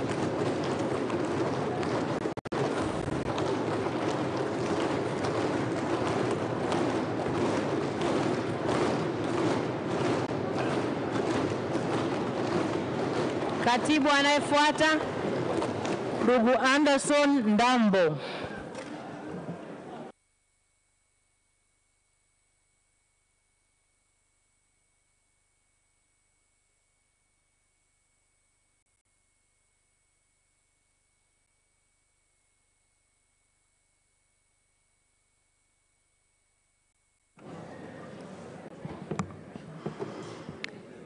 Mr. Anderson Emmanuel Ndambo, you're welcome to the Parliament of Tanzania. And before you are the members of Parliament who are going to vote for you when they are convinced that you can represent the country well at the East Africa Legislative Assembly. You have got 3 minutes to prove yourself to the members. Please. Thank you, Honorable Madam Speaker. Thank you, Honorable Prime Minister. And thank you, honorable members of this Parliament. Ladies and gentlemen, good morning. First of all, I would love to express my deep, sincere gratitude for me being part of this election process. As for me, this reflects the ideas of youth empowerment, deepening and widening democracy values in this country. Honorable members, tracing back the history of East African community since 1948 until 2000, when the current East African community was re-established, through its falls and rise, there is one great lesson we got, that economy was the major primary reason for the establishment of East African community, and probably most in the rest of the regional integration around the world. And this is because, members, most countries, especially in Africa, have been struggling to overcome the challenges of small market, lack of technology, scarcity of resources, and probably in the modern world, the new trend of international aid which prefer mostly the regional development project instead of individual state development projects. Meanwhile, members, East African population has been projected by the International Monetary Organization will be dwelling in East Africa. On the ground, AEC members are struggling while facing the high increased rate of unemployment, which mostly affecting the young people who are projected to reach to 70% by 2025. The above analysis suggests something very concisely, that if we keep and continue thinking as an individual state rather than a regional bloc on addressing issues affecting our people, then we should be prepared for the wars to come. Honorable members, we have issues in politics. Political intra-conflict between member states. Likely, Uganda versus Rwanda, Rwanda versus DRC Congo. We have a very huge gap of democracy standard values in East African members that affect their unification and jeopardizing the dream of East African Federation. And that affect the performance and implementation of protocols on place we have currently, and pushing trade cooperation between members. Honorable members, I understand Dambo. I have interest to be part. Thank you so much. Thank you, sir. Thank you. The members of Parliament have heard you, and I'm not seeing anybody raising to ask you questions. Oh, there is a question just behind you. Honorable Nusrat Hanje. Thank you, Madam Speaker. Mr. Henderson, I remember back in high school when you were the Speaker of the student government in Benjamin Mkapa, and I was the Vice President of Benjamin Mkapa student government. What are you telling your fellow youth when you become a member of East African Legislative Assembly? How are they going to benefit from you as a young person being a member of East African Legislative Assembly? Thank you. Okay, you got 1 minute to respond to the question. Thank you, Madam Nusrat Hanje, for the very great question. I understand the statistics shows the population of East Africa, the more we go, youth are constituting to 70% of the entire population.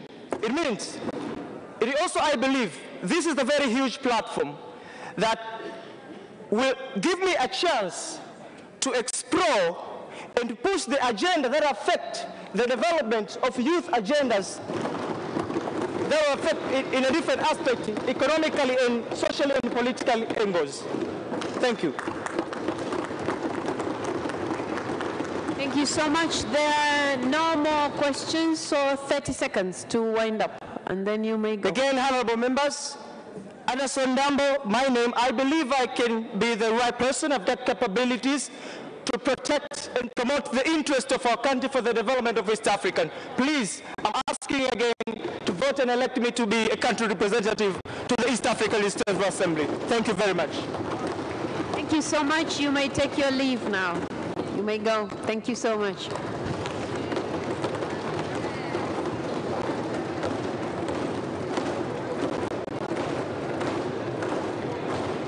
Katibu anayefuata ndugu Husna Mohamed Abdalla. Husna Mohamed Abdalla.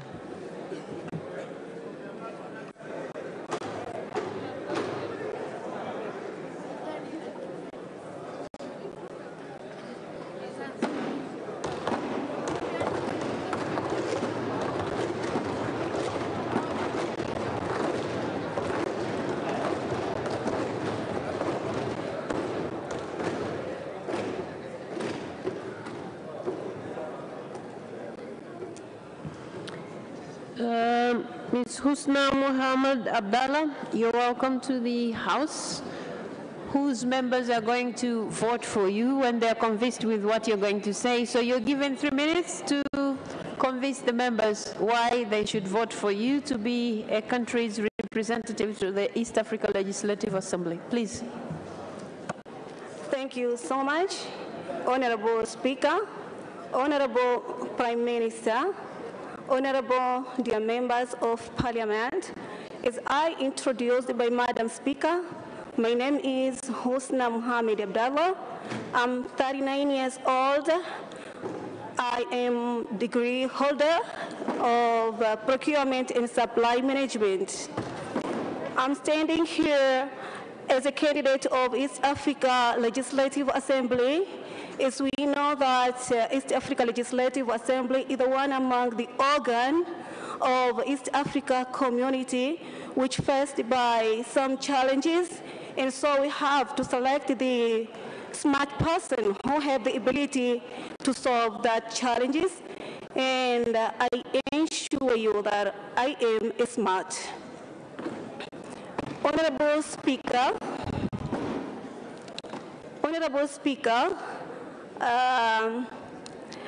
because of the time, I want to explain more about these challenges because I have the great idea that I'm going to establish when you give me the chance to be a member of East Africa Legislative Assembly member. It's about free market. Honorable Speaker, this time, I think time is enough for Africans to send our money abroad unless they are manufacturers. We have to establish our trade center in our zone right now. We have the good location.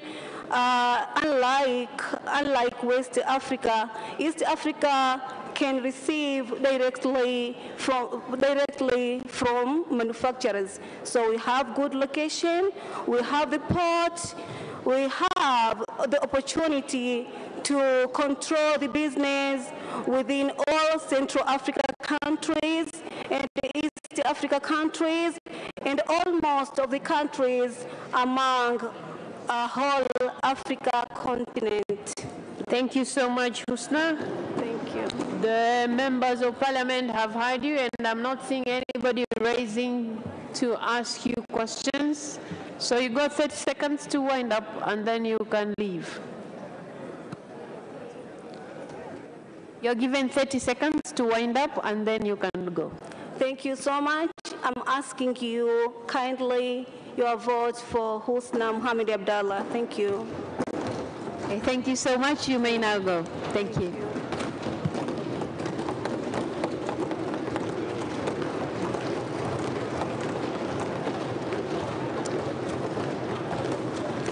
Katibu anayefuata, Engineer Mohamed Habib Mnya.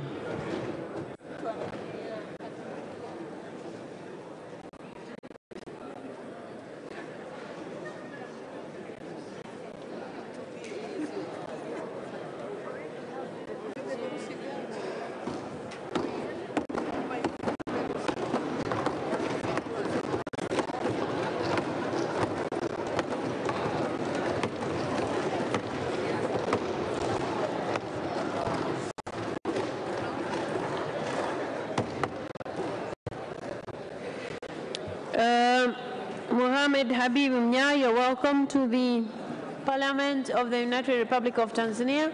And before you are the voters, so if they're convinced, they'll vote for you. So you're given 3 minutes to convince them why they should vote for you. Please.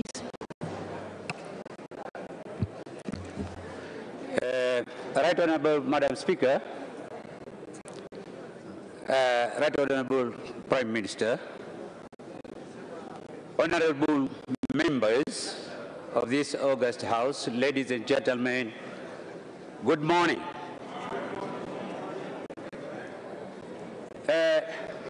My name is Engineer Mnya. At the moment, I'm a member of IALA 4, who is completing my tenure by 17th December this year. I stand before here humbly to ask for your vote.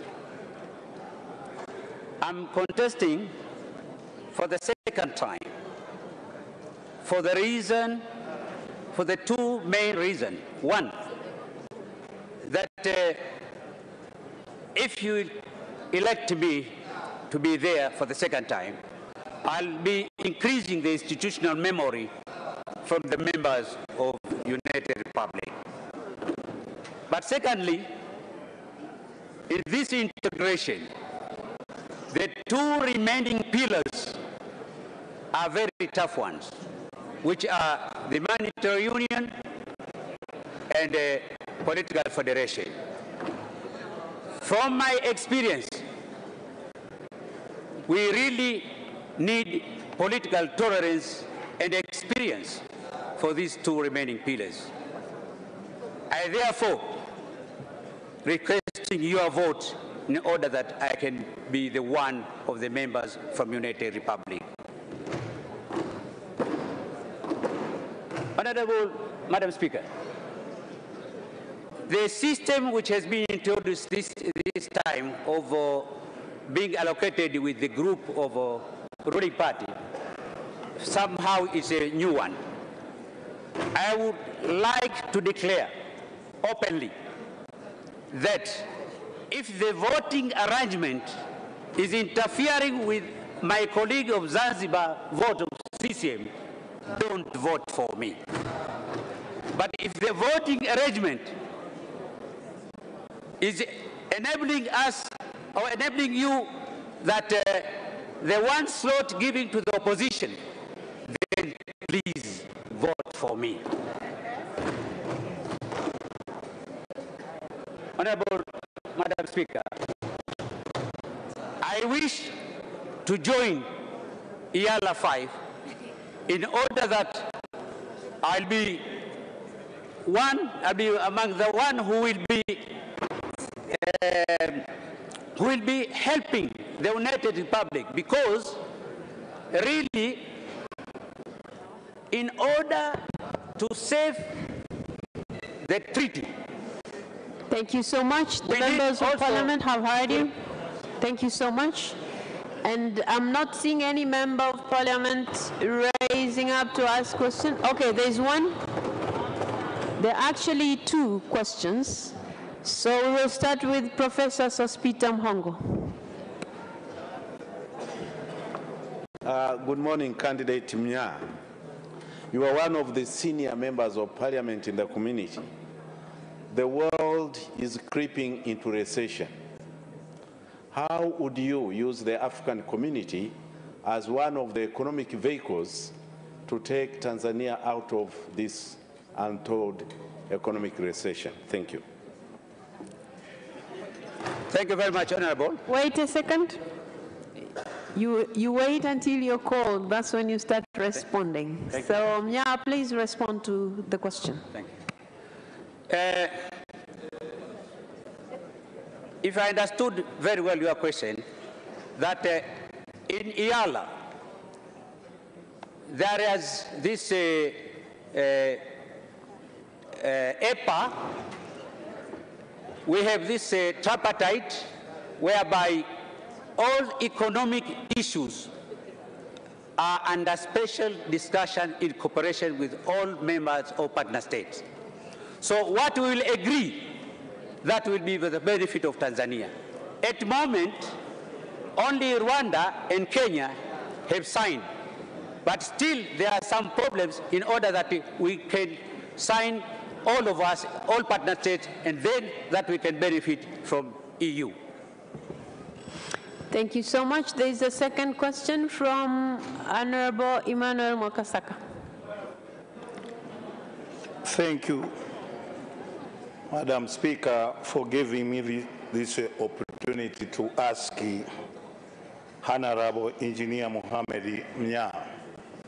One of the key elements to convince someone to vote for you is public relations. In this aspect, since you have been elected last time, can you convince any of these public relations concerning how you have achieved in your work, convincing us so that we can give you another chance to present us in EAR? Okay, Mnya, you're given a chance to respond. 1 minute. Yeah, of EAR, but also under collaboration of our foreign affairs. So we normally do things in a teamwork. So the whole teamwork of Tanzania, if there is something which needs to be done, we normally convince each other, we discuss together, and then we go for what we have agreed upon. Thank you so much. That was the...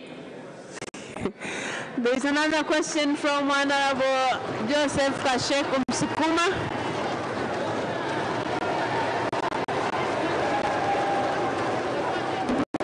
Thank you.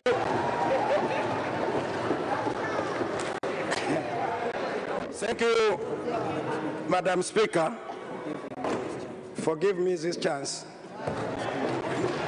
Mr. Mnya, I want to ask you one question. Where are you? What did you do? What did you do for the last 5 years?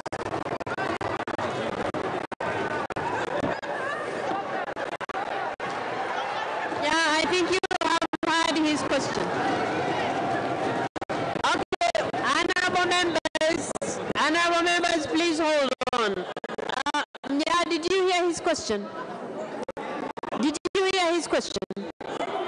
Did you hear his question? No, madam. Okay, members of parliament, please come down. Let's hear Honorable Msukuma. What did you do for last 5 years?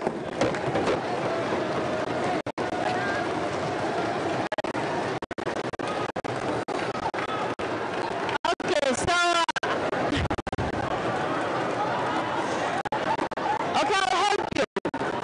help you.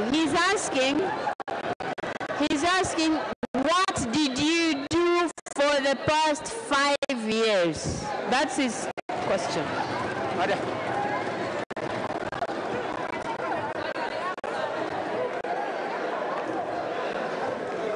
Okay, you're still showing signs that you haven't heard. Did you hear me?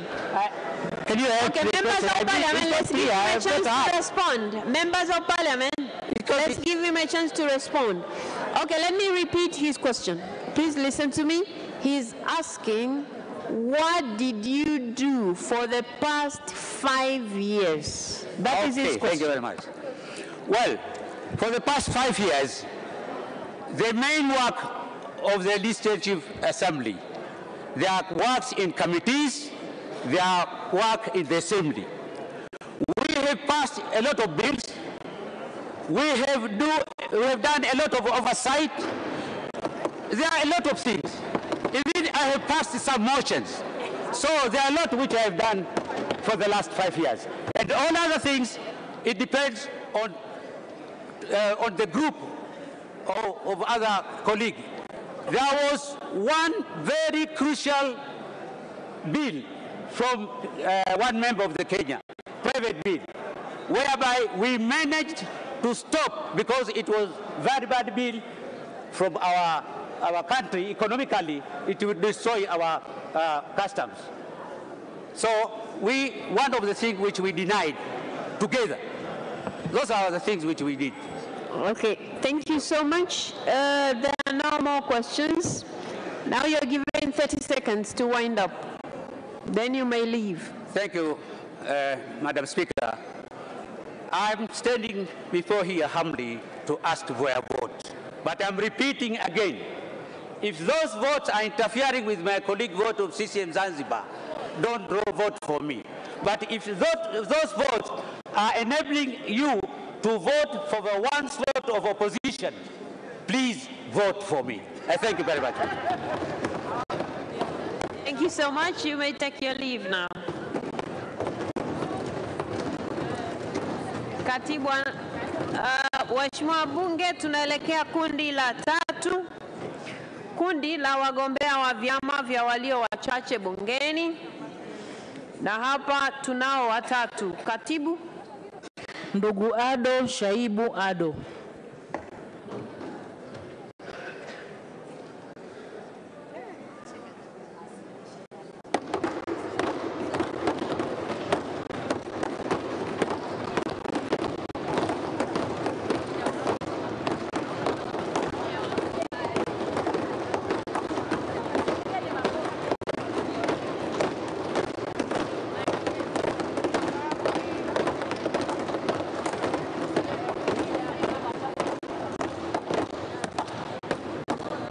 Mr. Ado Shaibu Ado, you're welcome to the Parliament of Tanzania, and before you are the members of Parliament who you are standing there to convince them so that they vote for you to represent the country to the East Africa Legislative Assembly. And in that respect, you're given 3 minutes to do just that. Please. Honorable Speaker and honorable members of the Parliament, I salute you in the name and the spirit of the United Republic of Tanzania. And you know what to respond. As introduced, my name is Ado Shaibu Ado. I am humbly standing before you, honorable members, to kindly request for your votes so that I can represent our beloved country, Tanzania, in the East African Legislative Assembly. Honorable Speaker, honorable members, before I proceed, please allow me to express my pleasure and delight for stepping foot in this honorable Parliament, whose Speaker, one of the fine legal minds in Tanzania, Honorable Tulia Ackson Mwansasu, she was one of my lecturers at the University of Dar es Salaam a decade ago, where I graduated with a Bachelor of Laws.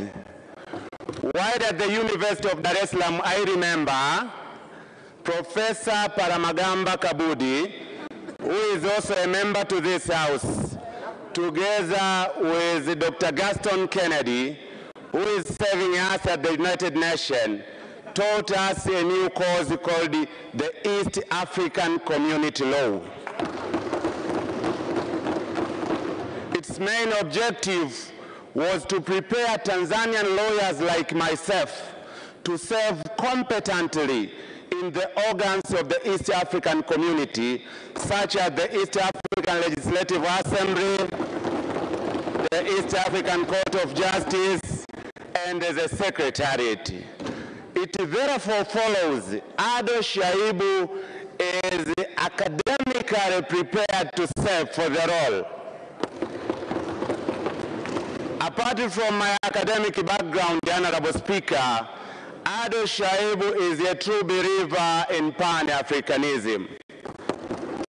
And I'm very happy that Dr. Bashiru Ali Kakulwa is also a member to this House. He can testify that we worked together we volunteered together. A decade ago, we volunteered together at the Mwalimu Nyerere Professorial Chair in Pan-African Studies. And we proudly sang, Afrika moja, Afrika huru. I volunteered, served and dedicated my time in various Pan-African movements and platforms in East Africa and elsewhere in Africa. Much, Ado. My promise, if elected, is twofold. One, I promise that I will protect and defend the interests of Tanzania. Ado Shaibu, the speaker is calling you. Wait a second. Thank you. The members have heard you. Now they'll have a chance to ask you questions if they have any. And I'm seeing 3 members who have just rose up. So I'll start with Constantine John Kanyasu. I thank you, Madam Speaker. Tanzania is the second largest country in East Africa, with the new coming in of DRC Congo. It is strategically located with potential competitive advantages. I want to know what are your agenda to push in East Africa to make Tanzania great? Thank you.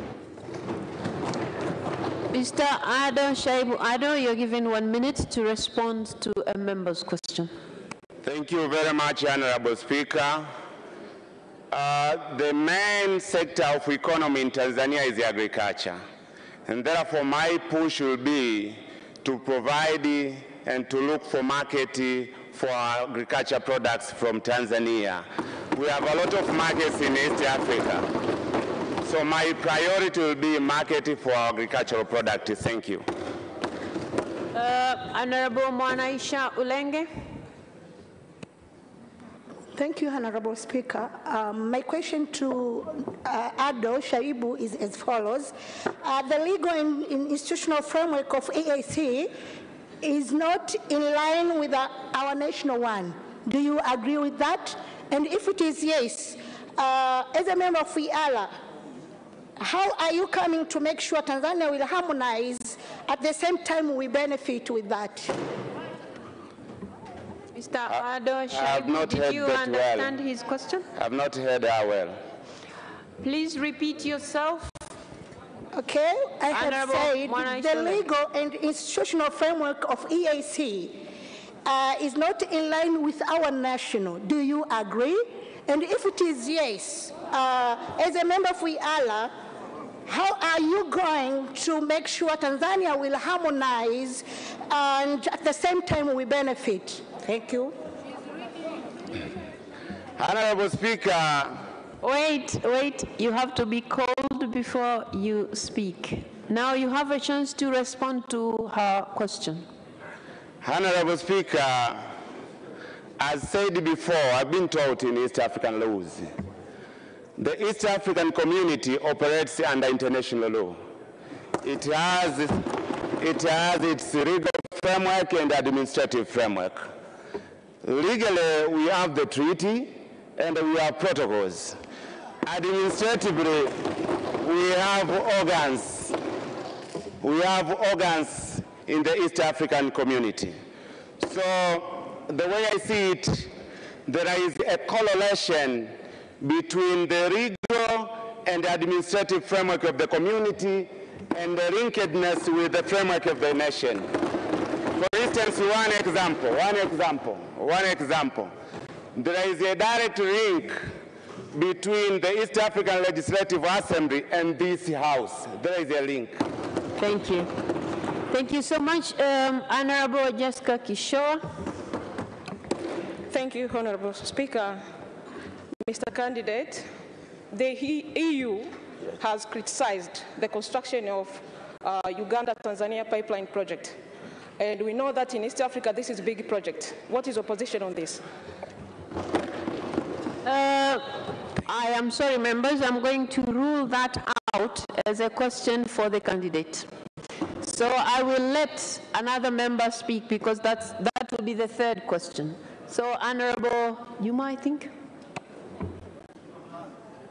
I thank you very much, the Right Honorable Speaker, for giving me this opportunity. I would like to pose one question to the Honorable contestant. At times there occur contradiction between the jurisdictions of the member states and the ambience of the law establishing East African Legislative Assembly. When that happens, what would be your useful wisdom? Come again? I don't see a properly. I'm sorry. Okay. Okay. No problem. Just hold on. Can you please repeat yourself? I would like to pose one question to the honorable contestant. Honorable Speaker, at times there occur contradictions between the jurisdictions of the member states and the ambience of the East African Legislative Assembly law. When that happens, and as a seasoned lawyer, what is your wisdom? When that happens, what is your wisdom? Okay, have you understood it? Have you understood his question? I'm not sure if I got the question properly. Okay, wait a second. Since you said I was your teacher, I'm going to explain what he's asking. Yes.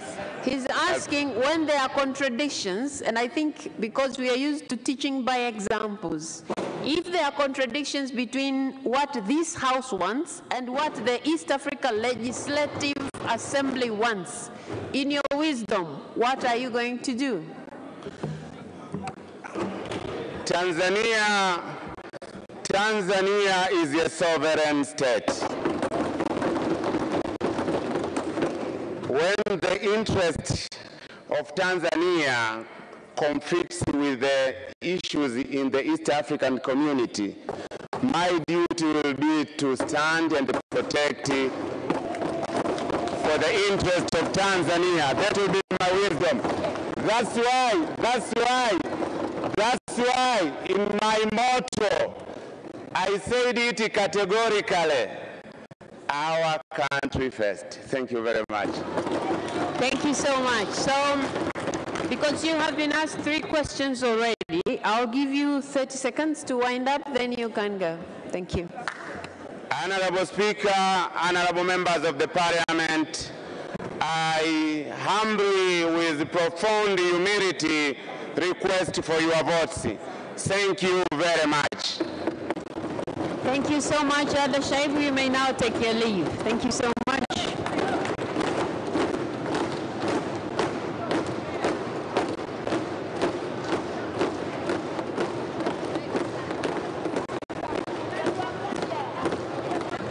Katibu anayefuata.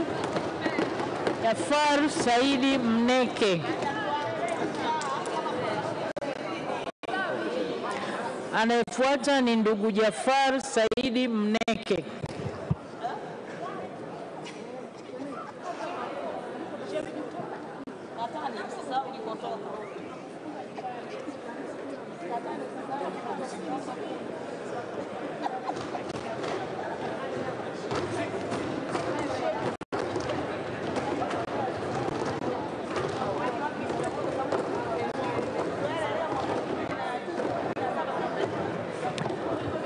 Mr. Jafar Said Mneke, you are welcome to the House. And before you are the members of Parliament who are likely to vote for you if they are convinced with what you're going to do for the position that you're vying. And you're given 3 minutes to convince them. Please. Okay.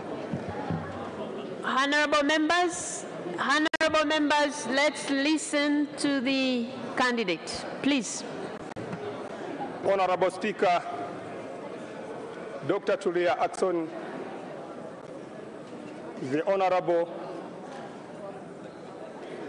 Prime Minister Kassim Majaliwa, the Honorable Members of Parliament,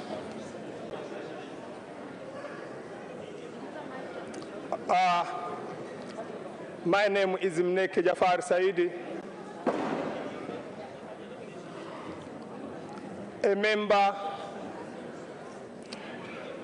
and a leader of the Civic United Front CUF Chama cha Wananchi, a Director of Foreign Affairs Policy in the Parliament of the Civic United Front. Also, I am a Deputy Chairman of a Technical Committee of the TCD, Tanzania Center for Democracy. Honorable Speaker, please allow me to thank Her Excellency Head of the State, Mama Samia Suluhu Hassan, for her good governance and the wonderful achievement in a very short time of her leadership. Honorable Speaker, also allow me in a precise way to thank Almighty God who gave me this opportunity to be here in front of you today. Without God, I couldn't be here this morning. Honorable Speaker, I'm a candidate of Oyala. I humbly request you to vote for me. If you will vote for me to be a member of Oyala, I'm going to capitalize on 3 issues. The first issue which I'm... Thank you so much. The bell has rung already. I'm going to let members who have questions, and I don't see any raising, so it means they have all understood you.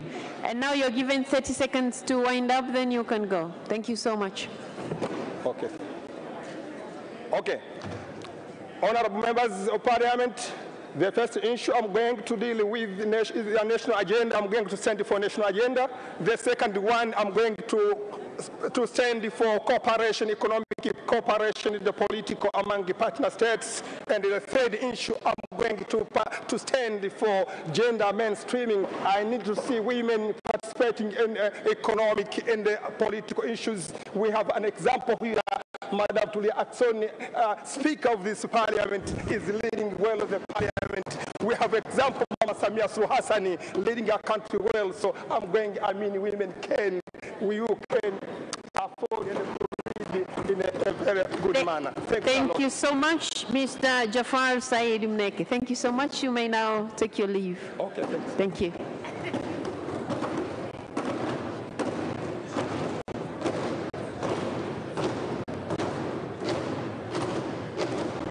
Katibu anayefuata. Anayefuata ni ndugu Mashaka Halfan Ngole.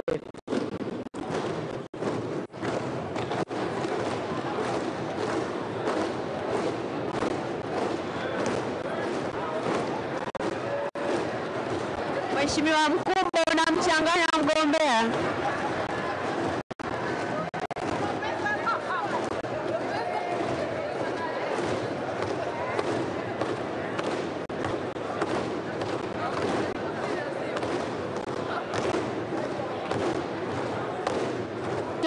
Halfan Ngole, you're welcome to the Parliament, and these are the members who are going to vote for you once they are convinced with what you're going to do as a member of the East African Legislative Assembly, should they vote for you.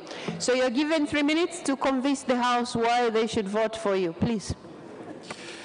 Thank you, Honorable Speaker. Honorable Speaker, Dr. Tulia Ackson, Honorable Kassim Majaliwa, Prime Minister of the United Republic of Tanzania, Honorable Ministers, Deputy Ministers, and the members of the Parliament present in this House.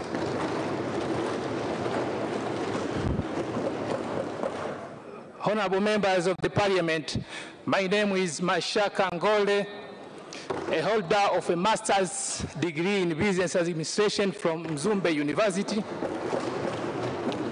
a holder of a first degree of law from Zanzibar University, and the holder of a postgraduate diploma in legal practice from the Law School of Tanzania. Honorable members of the Parliament, I am also an advocate of the High Court and the courts below there too, and I've been practicing law for almost 10 years now. and therefore I am conversant with the lawmaking process, which is a primary obligation of the East African Legislative Assembly. Honorable members of the Parliament, I am standing here before this House contesting for the post of a member of East Africa Legislative Assembly, as I believe to be a competent and a qualified person for that post.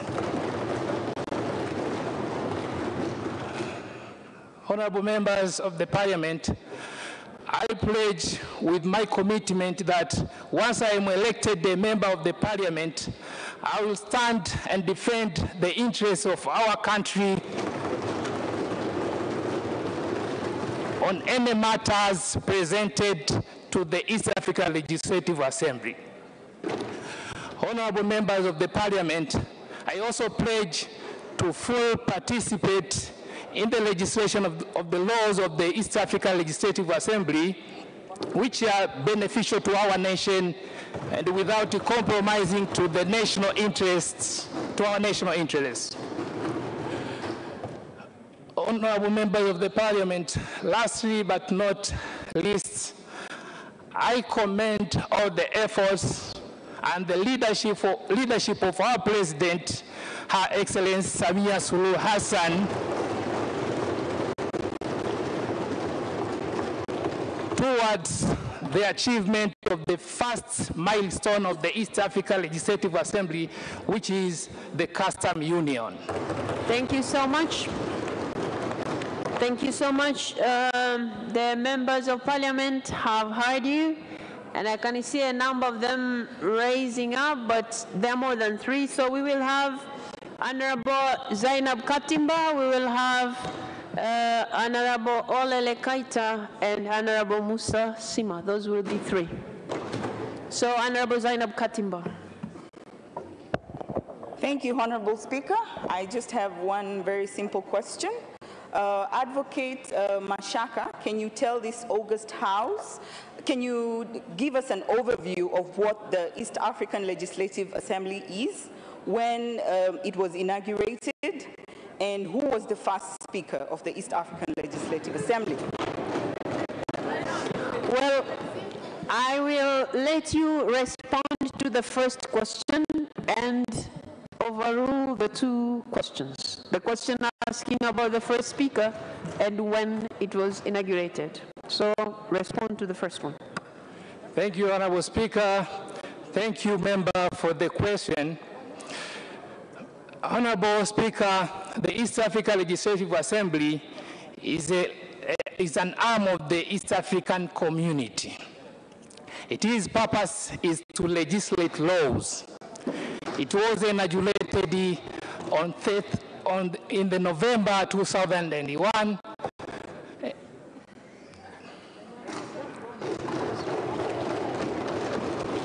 All right, thank you so much. I had mentioned Honorable Olele Kaita.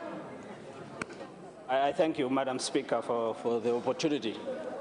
My learned friend Mashaka, I'm going to ask you a very legal question. What are the statutory functions of the East Africa Legislative Assembly? I thank you. Mr. Mashaka, Ngole. Thank you, Honorable Speaker. The functions of the East Africa Legislative Assembly are in Article 49 of the treaty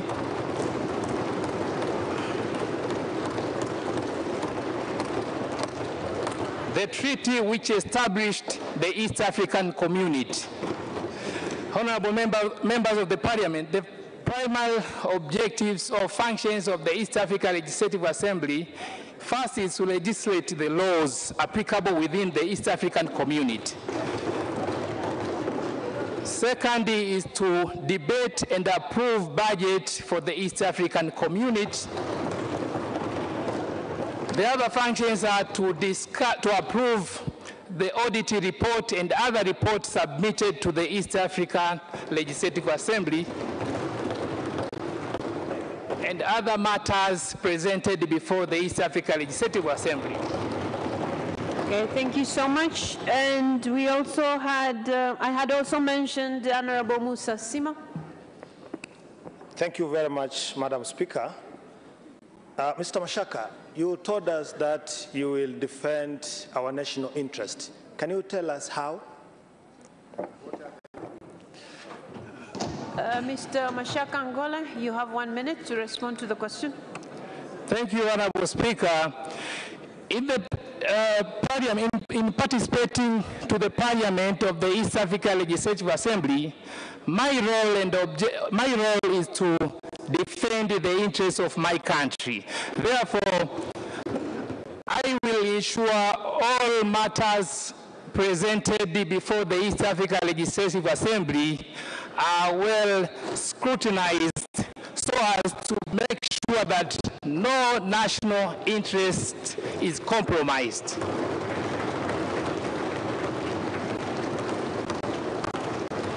Honorable members, you have already asked 3 questions, so I'm going to give you 30 seconds to wind up and then you can leave. Honorable Speaker, honorable members of the Parliament, I urge you to vote for me. Thank you. Thank you so much. You may now take your leave. Thank you.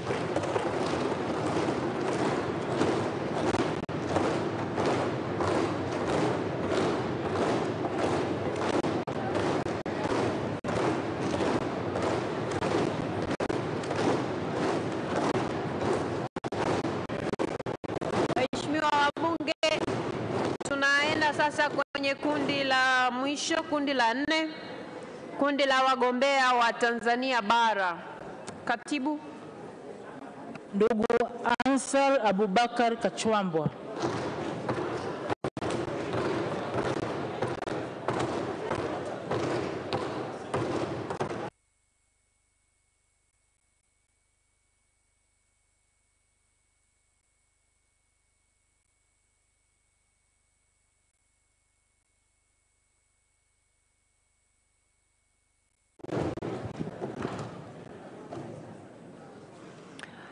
Mr. Ansar Abubakar Kachwamba, you're welcome to the Parliament of the United Republic of Tanzania. And before you are the voters who are likely to vote for you, should they be convinced that, you fit to be a member of the East Africa Legislative Assembly? You're given 3 minutes to convince the House, please. Thank you very much.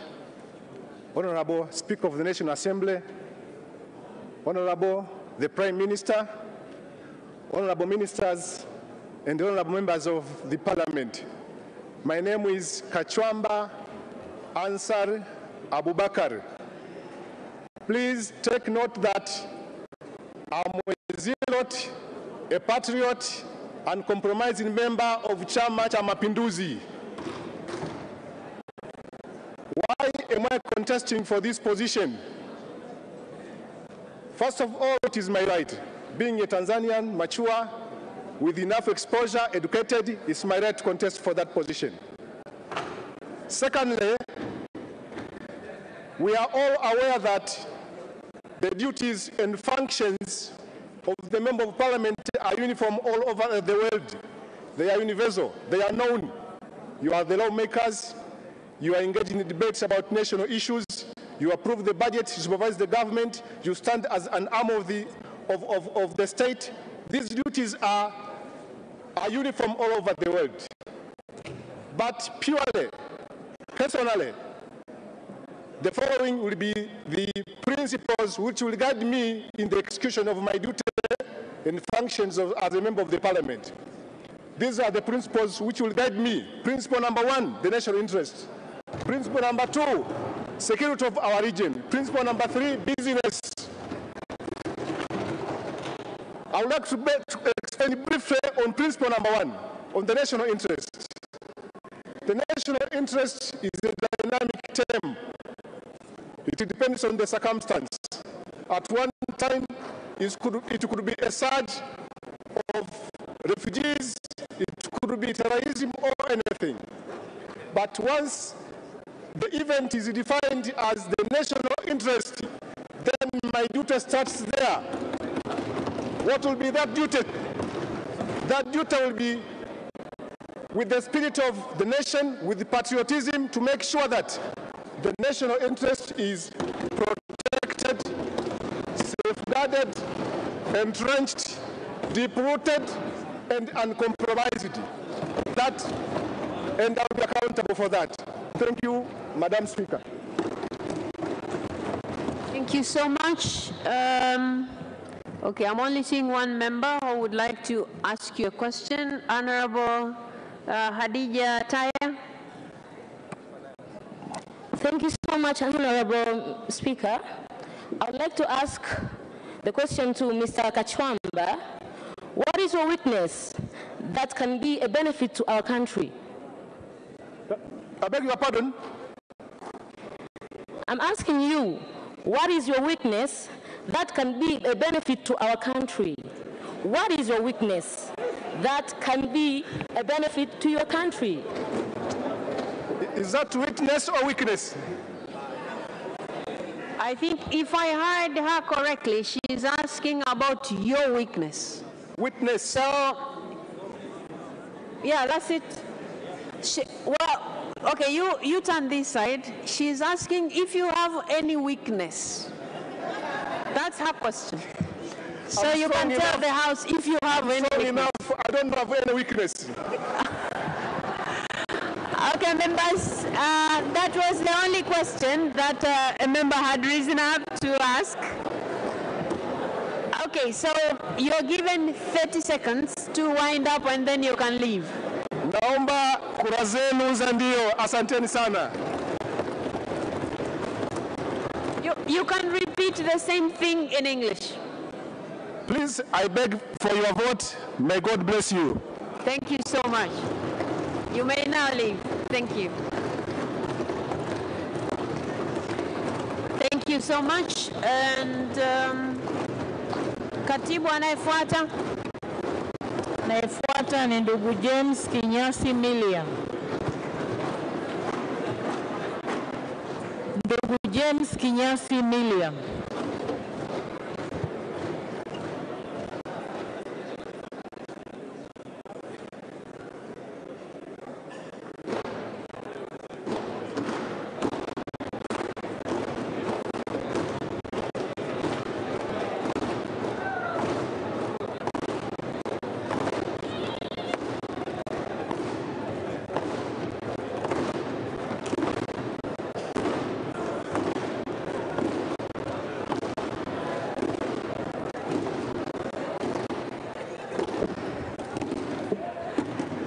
Mr. James Kinyasi Milia, you're welcome to the Parliament. And before you are the voters who you have to convince that you're capable and able to go represent the country at the East African Legislative Assembly. So you're given 3 minutes to convince the House. Please, you have the floor. Honorable Speaker, Honorable Prime Minister, distinguished members of Parliament, good afternoon. My name is James Milia. I happen to be a lawyer, an advocate of the High Court of Tanzania. I happen to be a lawyer. Wait a second. When you're speaking, it's usually not easy to be static, but you have to try, pull a little bit the mic, and then address the House. Thank you. May I start? Honorable Speaker, Honorable Prime Minister, distinguished members of Parliament, good afternoon. My name is James Milia. I'm a lawyer by training. I hold a master's degree from the University of Pretoria and the American University in Cairo. Honorable Speaker, may I, at this juncture, thank God, thank the leadership of CCM, and thank all of you, because it's for you that I'm a candidate today. Honorable Speaker, I'm humbled to stand before you with immense humility that you are here for a task to elect members of Parliament to represent our country in the East African Legislative Assembly. I believe in the EAC Assembly for a few reasons. One, it creates diversity. And diversity to me is strength and not a weakness. Two, it strengthens ties of brotherhood among and between member states. But three, it is legislative and oversight mandate.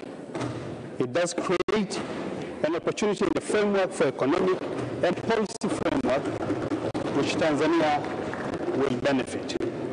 Honorable Speaker, I'm privy of the role of a member of parliament within the East African community, and I want to assure Tanzanians that all legislations passed in the EAC Parliament will and should reflect the interests of Tanzania all time.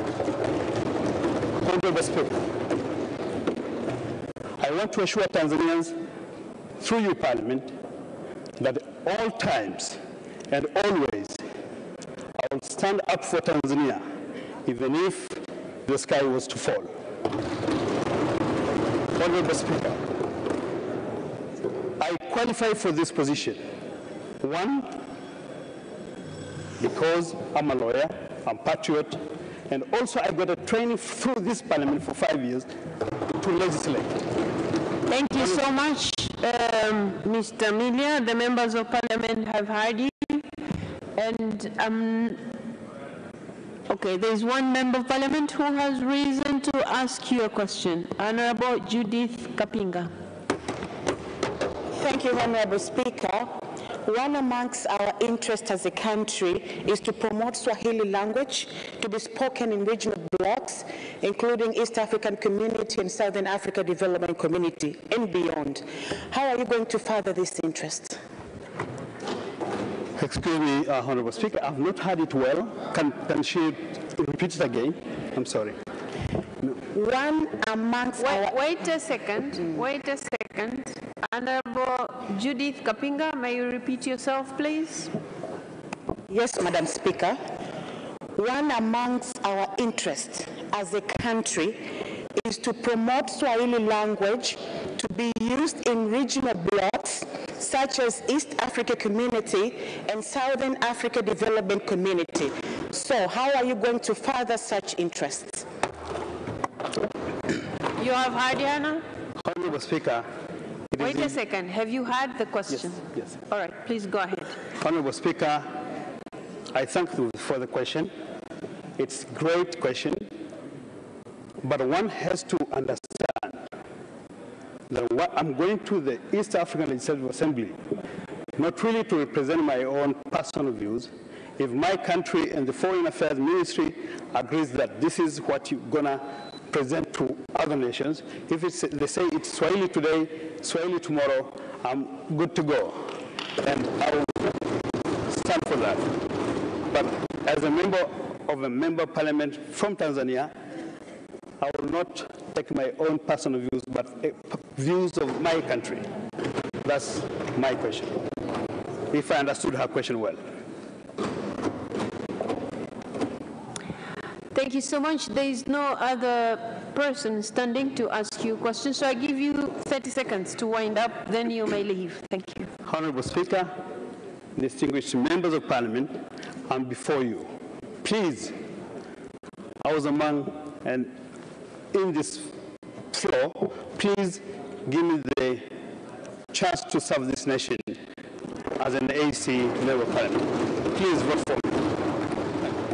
Thank you so much. You may now take your leave. Thank you.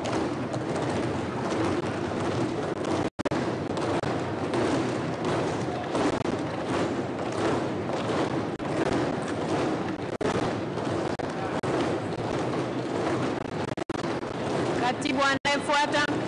Anayefuata ni Dr. Ngwaru Jumanne Magembe.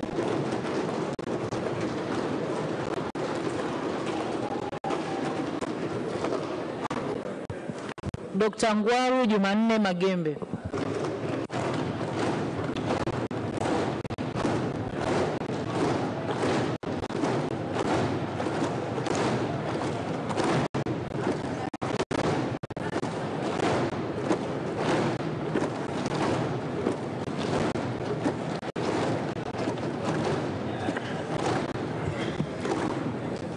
Dr. Ngwaru Jumanne Magembe, you're welcome to this August House, which is going to vote for you. And before you are members who are ready to hear from you, so that you convince them why you are, why they should vote for you. So you're given 3 minutes to convince the House. You have the floor. Thank you, Right Honorable Speaker. Right Honorable Speaker, Honorable Prime Minister, and honorable members, my name is, first of all, good afternoon. My name is Dr. Ngwaru Magembe. I am a member of the East African Legislative Assembly who is completing his first term, which will end in December. Right Honorable Speaker, honorable members, it has been an honor and a privilege beyond any words can possibly convey to represent my country in the East African Legislative Assembly. And I would like to start, Right Honorable Speaker, by thanking this August House from the bottom of my heart, for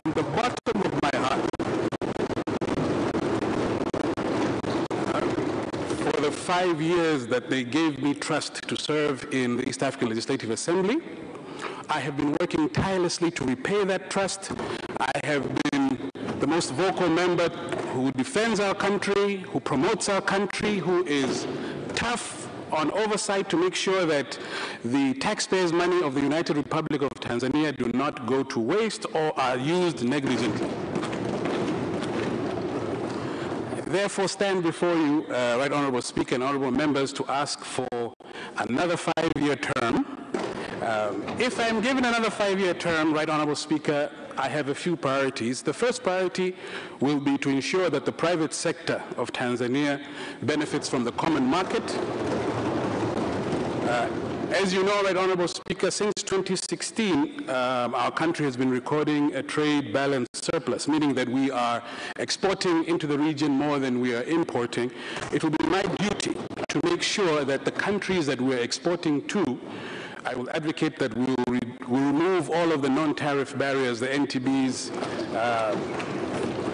things like unnecessary tax measures, unnecessary product health standards, and so forth. Secondly, I will continue to be tough on the issue of execution of the budget to ensure that the contributions from my country and the other 7 countries to the EAC budget are used judiciously and diligently.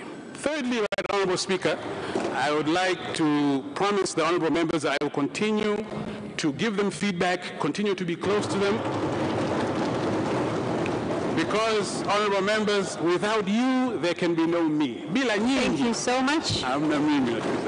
Thank you so much. There is only one member standing to ask you. Oh, there are 2. So we have Honorable Jerry Sla, followed by Honorable Kigongala. Thank you, Honorable Speaker, or rather Right Honorable Speaker, for giving me this opportunity to ask one question to Honorable Dr. Ngwaru Jumanne Magembe. I'm quite impressed not only for your strong and credible presentation you just presented to us, but also for your pronounced academic qualification to a young age. And I'd like to ask you one question. When you are elected to represent us on 2017, East African Community had 5 member states by then. Currently, we are aware that South Sudan and Congo have joined the East African Community, and with the current government investment in infrastructure, be it the standard gauge and the port project, which will increase the haulage of goods in this country, how are you going to cement our footprint as the member of the East African Community on the biggest market of trade in the Congo as the new member of the East African Community? Thank you. Dr. Ngwaru, please, you have 1 minute to respond. Thank you, Right Honorable Speaker. That's a very good question. In truth, we are competing with the Northern Corridor from Mombasa through Nairobi, Kampala, and then down towards the Congo.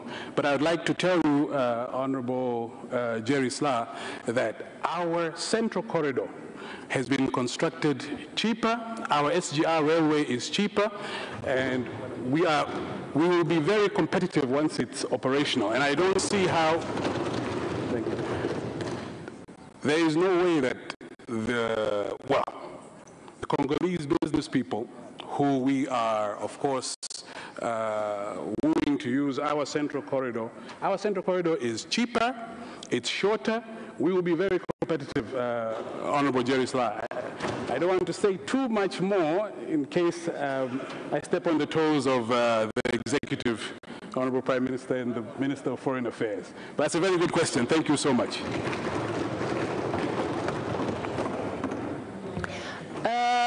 Honorable Dr. Kigwangala. Oh, sorry, I also forgot, because the candidate has only 1 minute to respond, so you have to try and be brief to your questions. Please. Thank you, Right Honorable Speaker. I would like to ask one question to the contestant, Dr. Ngwaru Magembe, and that is, Honorable Ngwaru Magembe, the world today is faced up with three most important challenges, which are environmental degradation, the threat to food security that is posed by environmental degradation, and the third one is the high rate of unemployment amongst the youth. I would like to ask you, if you are elected as a member of IALA, how are you going to foster the IALA as a constituent body of the East African community towards finding solutions of these three most important challenges? And what is your take? Well, only one, please. Only one. He has only 1 minute to respond, and you have already asked environmental issues and youth unemployment. So I don't know which one between the two, environmental degradation or unemployment. No, that's just a background, but the question is, what you have already asked him. Come on, you have already asked him. Okay. Because you have asked him how he's going to, so when you began with how, that's the question. Okay. So I'm sure he has gotten it. I will rephrase it. What's your take towards fostering the solutions as an IALA towards solving the challenge of environmental degradation? All right. So, Dr. Ngwaru, you address environmental degradation, and you don't have to look at him because people don't hear you properly. Just look at at your mic. Thank you. Thank you, Right Honorable Speaker. That is another very good question. I believe one could write a doctoral thesis just to answer that question. But in short, environmental degradation is a real issue. And if re-elected, this is an area which I'm sure that I could form a bill that would help. Thank you. I could form a bill, and the bill would help to decrease environmental degradation within the 7 partner states. Thank you so much. Those were the 2 members of parliament who had wanted to ask you questions, and you have already responded to them. So I'm giving you 30 seconds to wind up, then you can leave. Thank you. Right Honorable Speaker, I would first like to start by asking you for your vote, and I'd like to ask for the vote of all of the members of parliament here. There are votes for yes, yes, yes. Let's send Dr. Ngwaru Magembe back to the East African Legislative Assembly. And I love you all, and God bless you. Thank you so much. Thank you so much. Thank you.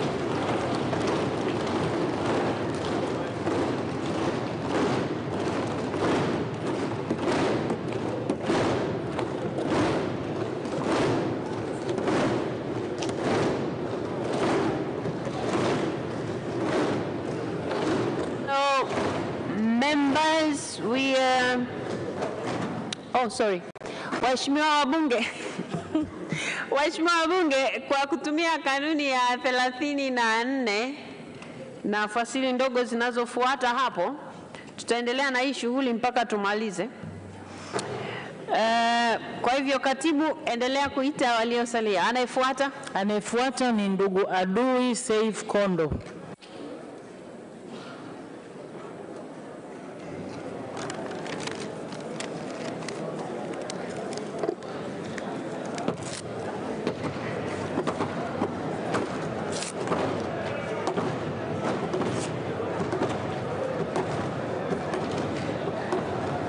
Mbona anacheka?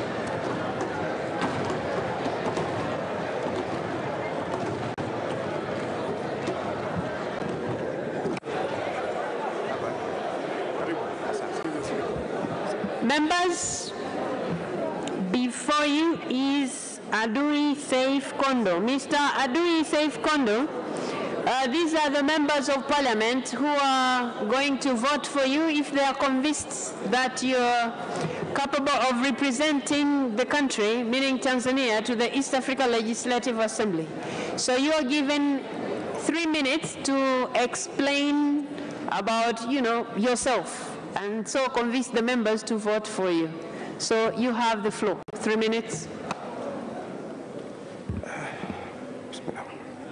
Thank you, Honorable Speaker of this Parliament of the United Republic of Tanzania, Honorable Tulia Ackson, Deputy Speaker, the Prime Minister, distinguished ministers, members of Parliament, ladies and gentlemen. Greetings to you all. My name is Adui Saif Kondo.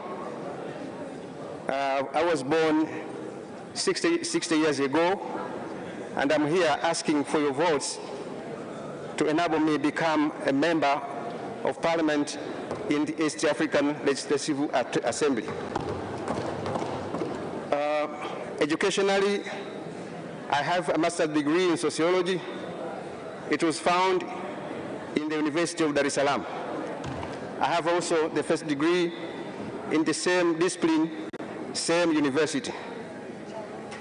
Regarding my work experience, I'm advocacy officer by nature, because I've been working for the marginalized groups right from the moment when I finished my schooling. I started working with the Dogodogo Center Street Children Trust, and then ended by working in Under the Same Sun. As you are all aware, that from the beginning, from between of the 2000 decade in Tanzania, there happened some bad things to people with albinism in Tanzania. This was way back 2007, when we heard for the first time in Tanzania a person with albinism has been killed in Sengerema. Thereafter, murder and bad activities towards people with albinism was so common. So Under the Same Sun was formed in 2008, and it was formally launched here to do what we call public education on albinism. I was the teacher who went through this country educating the public on albinism. And as you can see, there is safety and security of persons with albinism. So my intention, if you allow me to go to the EALA, I want to do the same at the capacity of East Africa, because such practices against persons with albinism and people with disability in general are happening almost in every corner of the continent of Africa. Thank you so much. There is no member of parliament rising up to ask you a question, so I'll give you 30 seconds to wind up, then you can take your leave. Please. I beg your pardon, I didn't hear. I'm saying the members of parliament have understood you and they have no questions. So I am giving you 30 seconds to wind up, then you can go. Thank you. Thank you, Your Excellency Speaker, the High Table, members of parliament, ladies and gentlemen, please vote for me to enable me become a ELA member. And thank you very much. Thank you so much. You may now take your leave. Thank you. Thank you so much. Okay. You can go now. Thank you. Wait a second. Somebody is coming to show you the way out. Okay. Katibu anayefuata. Anayefuata ni ndugu Mohamed Msham Gulangwa.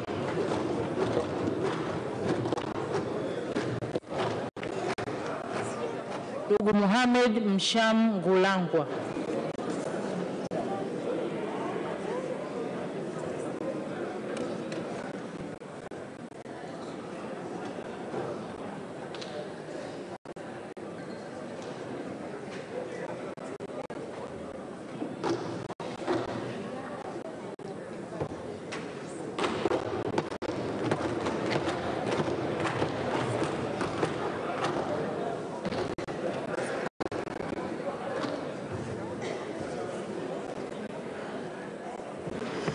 Mr. Mohamed Msham Gulangwa, you're welcome to the House. Before you are the members of Parliament who are likely to vote for you when they are convinced about your capabilities of representing the country at the East Africa Legislative Assembly.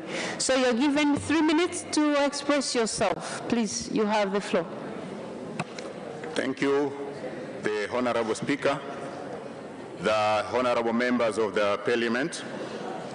Before you is Engineer Mohamed Msham Gulangwa, possessing a master's degree in engineering management from the University of Dar es Salaam, also holding an MBA degree from the Open University of Tanzania, holding a bachelor's degree in civil engineering from the University of Dar es Salaam, and also registered as a professional engineer with the Engineers Registration Board of Tanzania with the registration number PE 3166. Standing before you, I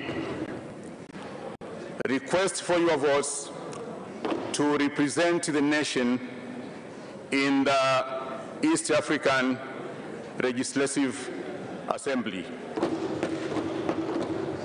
The Honorable Speaker and the members of Parliament, I humbly request for your votes.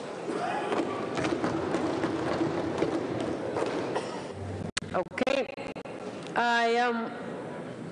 There is one member of Parliament who has just risen up to ask you one question. Honorable Manaisha Ulenge. I should know you are the member of WEALA. What is your true main agenda that will foster economic development, considering of the geographical advantage and the resources that Tanzania have?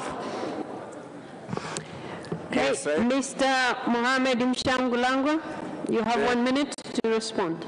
The Honorable Speaker, the members of Parliament, being a representative of the nation in the Assembly, I'll be led by the instructions from the nation because I'll be representing the same. So what I'll be doing there, I have passed through the core values of the EAC, and I know that team spirit, I'll be obtaining the instructions and the directions from the nation. So there was only one member who was interested in asking a question, so I'm giving you, there's somebody else? Honorable Contestant Charles. Thank you, Madam Speaker, for the chance. I just want to ask one question to Mr. Candidate. As we know for now, Congo DRC have joined to East African community, and one of the among the national interest is to make sure we reach the Congo market. So, Mr. Candidate, when we give you the chance, what are you going to make sure that our country will reach Congo market compared to another East African countries. As I responded to the first question. Wait a second. Mr. Angulangwa, you have to be called first before you speak, before you address the House. Speaker. So now you have the floor. You have the floor. Yeah, the Honorable Speaker, the Honorable Members of the Parliament. As I said before when I was introducing myself, I have the MBA in from the Open University of Tanzania, and I also have the other capacities as explained earlier. Being a representative, it doesn't mean that I'm going to represent my party there, but I'll be representing the nation. So I'll be doing what the nation will be is directing me, and also the nation will be expecting from me. Thank you so much. Those were the questions from members of parliament. And so now I give you 30 seconds to wind up, and then you can take your leave. The Honorable Speaker, the late President of Tanzania, Mr. Magufuli, used to say that maendeleo hayana chama. African community, kindly vote for me. Thank you so much. You may now take your leave. Thank you.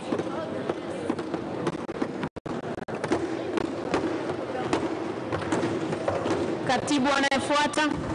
Anayefuata ni ndugu Thomas Malima.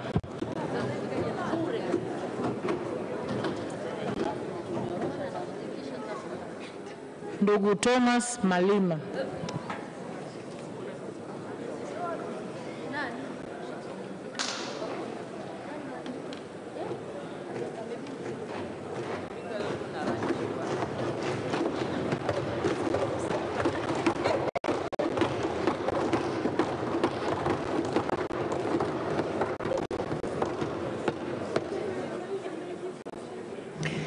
Mr. Thomas Malima, before you are the members of Parliament of Tanzania, and they would like to hear from you why they should elect you to be a country's representative to the East Africa Legislative Assembly. So you have 3 minutes to express yourself and convince the House. Please, you have the floor. Thank you, Honorable Speaker. Thank you, Prime Minister and the other honorable members of this honorable Parliament of Tanzania. Honorable Speaker, first of all, I have to introduce to you, my name is Thomas D.C. Malima. I'm a graduate of Bachelor of Arts with Education from the University of Dar es Salaam. And through that education, I'm also a head of school in Kigoma, at Kigoma. Here, I'm here just to vie for the post of representing our nation to the East African Legislative Assembly due to the fact that, first of all, I'm a Tanzanian. I have the right to contest for this, and also I'm capable to contest for this and to represent the nation at the Assembly. I know the function of this Assembly is just to discuss various agendas and motions which are tabled in the Legislative Assembly. Also, the Assembly is responsible to discuss and approve the budget of all organs of the East African community. And so, therefore, as a member of East African Legislative Assembly, if you will elect me to be a member, first of all, I will coordinate and communicate together with other elected members from Tanzania, to take the national interest to the Legislative Assembly. Here, we need a person who is loyal to the nation, a person who is cooperative to the government, a person who knows the resources of the nation and how to protect them.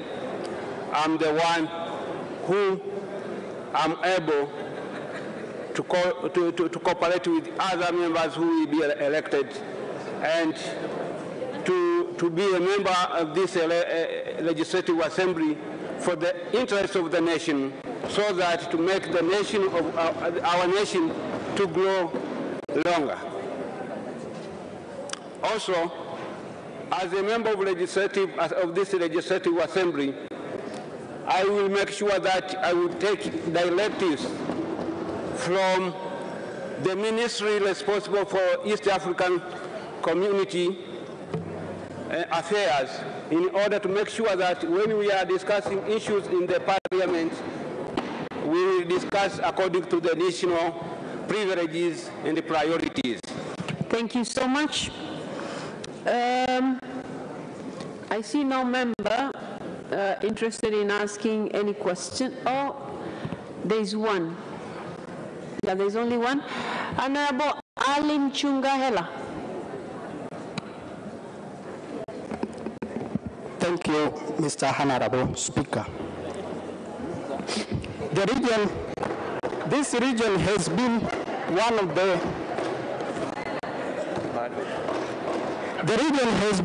among the dumping place of the market. What are the strategies you have to alleviate the problem? Thank you.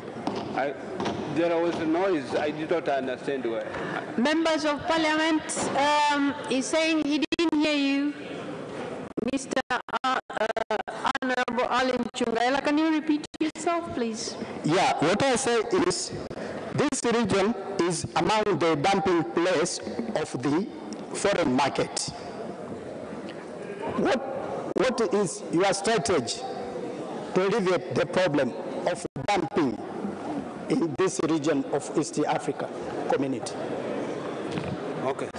Honorable members, I will rule that out as a question to a candidate, and I see no other member of Parliament rising up to ask a question, so I give you 30 seconds to wind up, and then you may take your leave. Thank you, Madam Speaker. As I've introduced to you, I'm vying for this post because I know there are some issues which we are going to discuss, not for my own views, but the national views to the community. Even the issue of markets, together with other elected members, with the government of Tanzania, will make the strategy to make sure that this will be our strategy to the East African Legislative Assembly. So through that strategy, we'll make sure that our nation benefit from the community, and also the East African community benefits, and will prohibit Thank you so much.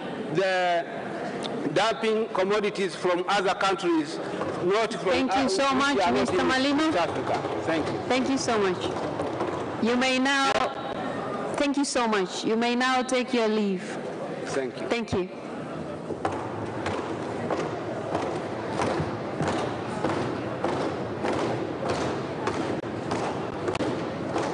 Mheshimiwa wabunge, huyu ndio alikuwa mgombea wa mwisho kuja kujieleza mbele yetu.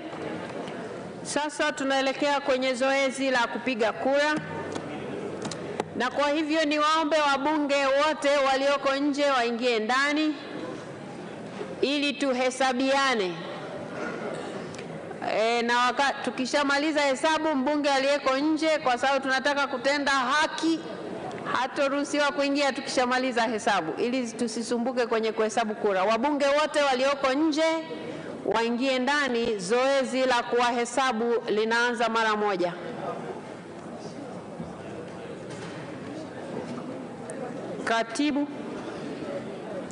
Katibu, na tunahitaji kujua ni wangapi, lakini wakati tunaendelea na hilo, Waheshimiwa wabunge, tuwe watulivu kidogo wakati tunaendelea kuwasubiri wenzetu walio nje na waona wanaendelea kuingia, ili tupate hesabu yetu kamili kabla tujaanza kupiga kura.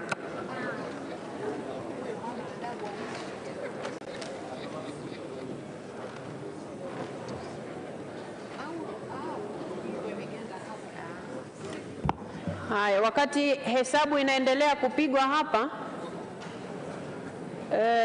katibu na timu yake waendelee kujiandaa, kwa sababu zoezi la kupiga kura linapoanza karatasi zitagawiwa. Kwa hiyo maandalizi yaendelee wakati nasubiri hesabu hapa mbele.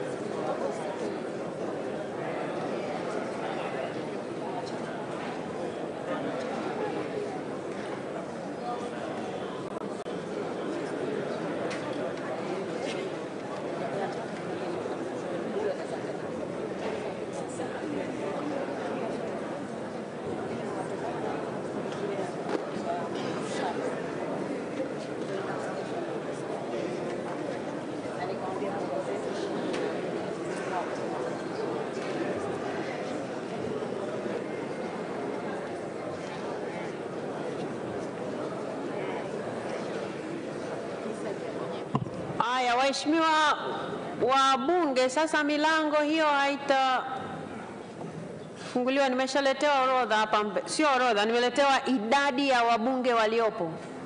Kwa hiyo wasaidizi, milango iko mitatu ya kutoka na kuingia hapa ndani. Mjipange vizuri ili kama mtu yuko nje, maana yake niletewe kwanza taarifa hapa ndo aingie humu ndani, ili tusije tukapata changamoto kwenye kuhesabu kura. Wasaidizi mjipange kabisa milangoni. Asanteni sana. Waheshimiwa wabunge, idadi ya wabunge tuliopo tayari kwa ajili ya kupiga kura ni 300. Wabunge tumehesabiwa na tuko 300. Kwa hiyo zoezi la kupiga kura litaanza sasa. Katibu na timu yako, tunahitaji sasa makaratasi yaanze kugawiwa. Tuko wabunge 300. Kama kuna mbunge anaongezeka asiingie kabla sijapewa taarifa hapa mbele.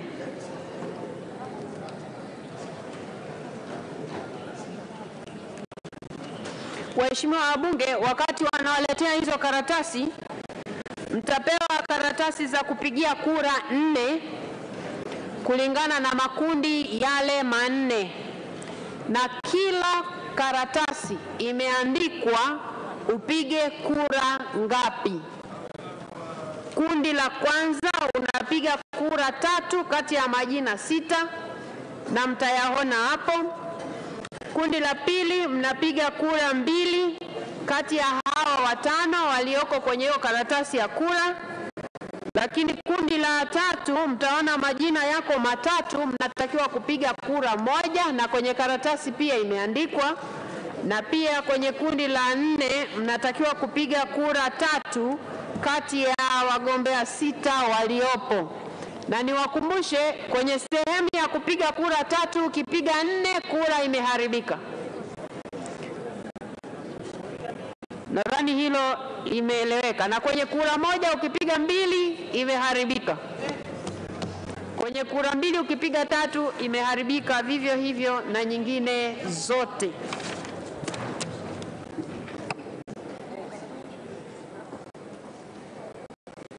Wasaidizi sasa mtawanyike tayari kwa kugawa kura.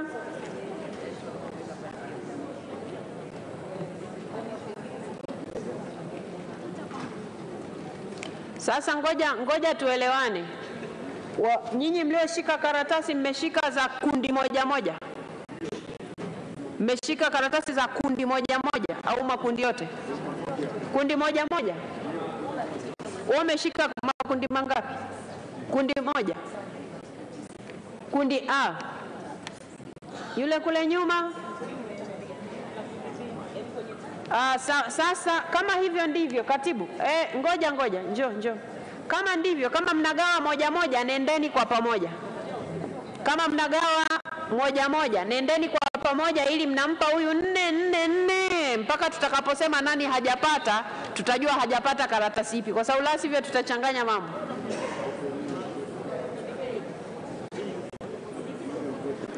Hebu njoo, usichukue hiyo karatasi yache tu, haina neno. Njoo huku mbele. Wale walioshika kundi A ni wepi? Walioshika kundi A? Haya, kundi la kwanza. Jamani, mwe mnanisikiliza huku. Wewe na wewe umeshika ya kwanza? Huyu wewe? Sogea nyuma kidogo, si wewe? Sogea wewe, mpanda. Sasa mfuatane kwa mtindo huo. Ngoja anzieni hapa kwa Mheshimiwa Sanga. Mpeni, hakikisheni anapata karatasi 4 za makundi yote, mnaenda namna hiyo. Kwa sababu mkitawanyika hatutajua mnaenda kugawa kura namna gani. Sijui nimeeleweka? Yaani anapopita A, anapita na B, anapita na mwingine. Kwa hiyo mwingine anzie pale kwa waziri mkuu. Kwa waziri mkuu A, B, C, D pale. Kwa hiyo mnaenda kwa makundi namna hiyo.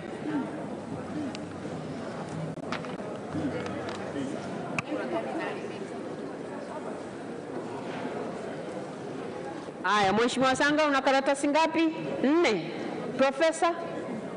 Profesa, hapa ameongozana na profesa. Daktari 4. Haya, sawa. Spika, kuhusu ufafanuzi kidogo. Ufafanuzi wa jinsi ya kupiga kura. Ufafanuzi, karibu.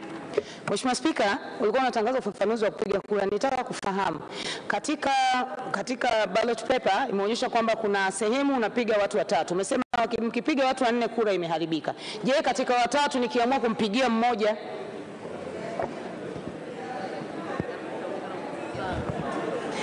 Sawa, sasa masharti tuliyoweka kwenye hizi karatasi za kura na masharti aliyokuwa ameyasoma katibu mapema. Karatasi inaelekeza hivi, kwa mfano kundi A inasema piga kura 3 tu kwa kundi hili. Weka alama ya vema.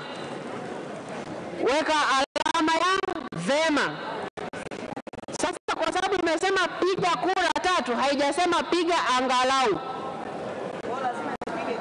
Piga kura 3. Usianze hapa na mtaka mmoja tu. Kwa sababu zinatakiwa 3 ndio hesabu zetu ziende vizuri. Wewe nani ambaye hujamsikia hapa mpaka upige kura pungufu jamani? Si mmesikia wagombea hapa jamani? Yaani wewe ukose 3 kati ya hawa kweli haiwezekani.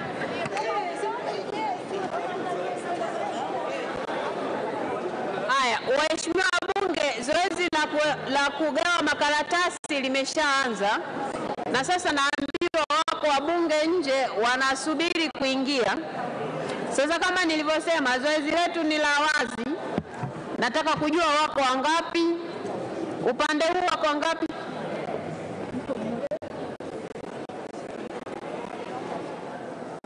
Mheshimiwa, ngoja. Mheshimiwa Mariam Kisangi, na kuona unaingia. Ulikuwa umeshahesabiwa au hapana?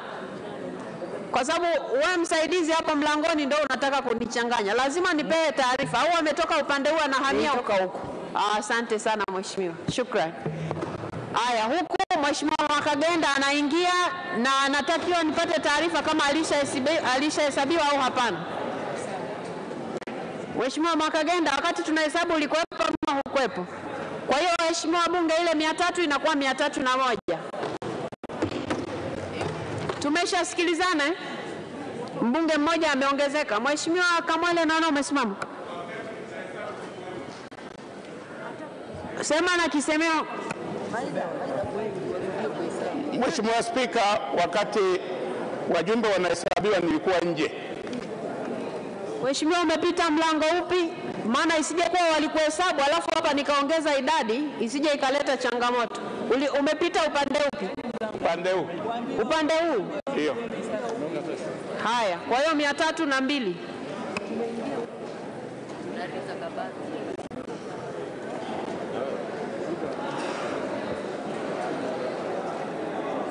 Taarifa Mheshimiwa Spika. Mheshimiwa bunge asiingie, hata nyinyi wasaidizi huko milangoni, asiingie mtu kabla sijaambiwa. Taarifa Mheshimiwa Spika. Mheshimiwa Joseph Mwagama. Mlango mkubwa kuna Mheshimiwa Zaituni Swai alikuwa hajahesabiwa.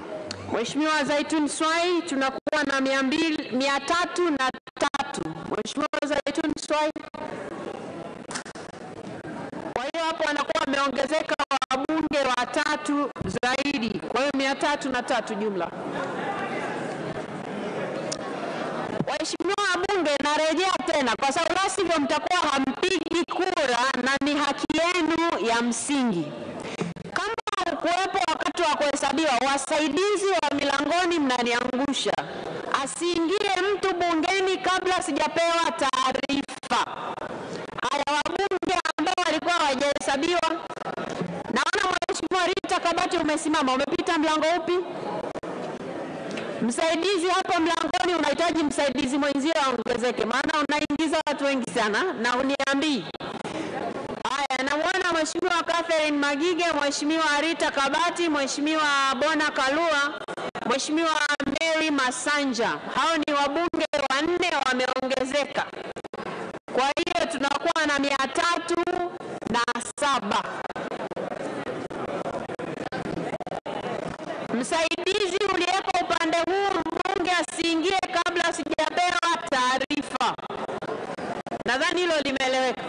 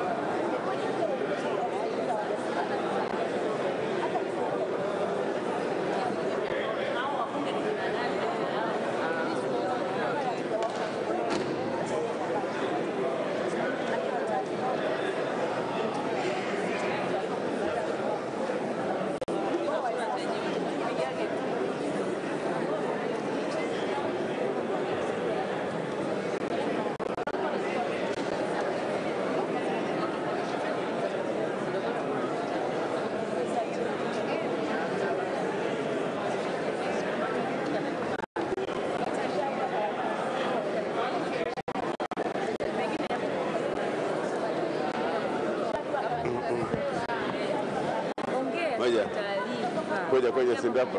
Singoja kwanza. Ongea kwenye mic. Mheshimiwa Spika, taarifa Mheshimiwa Spika. Mheshimiwa Charles Kajegi. Mheshimiwa Spika, mimi sina uhakika kama na mimi nimehesabiwa.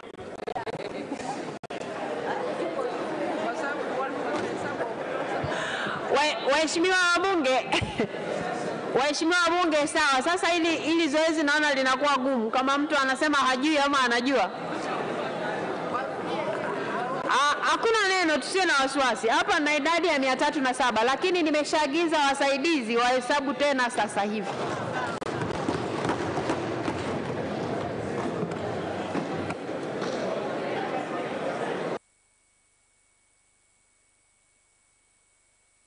Wa Bunge TV, hayo ndio yanaendelea ndani ya ukumbi wa Bunge. Na kupiga kura hakujatangazwa bado. Naona kuna watu mmeanza kuweka tiki huko.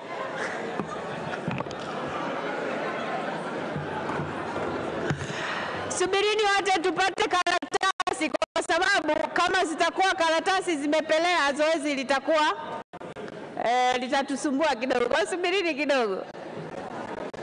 Subirini kidogo.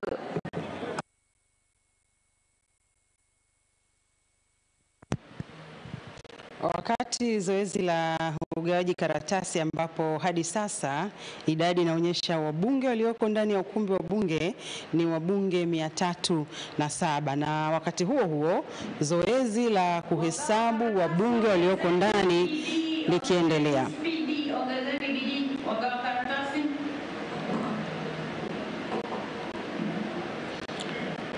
Tungali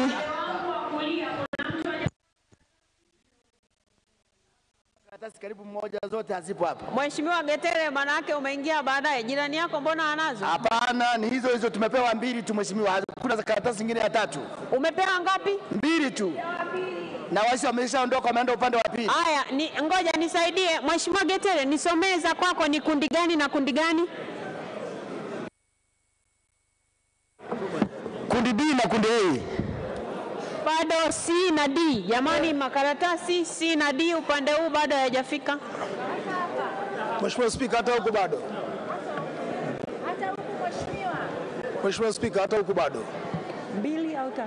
Hata huko bado, tumepata 2 tu.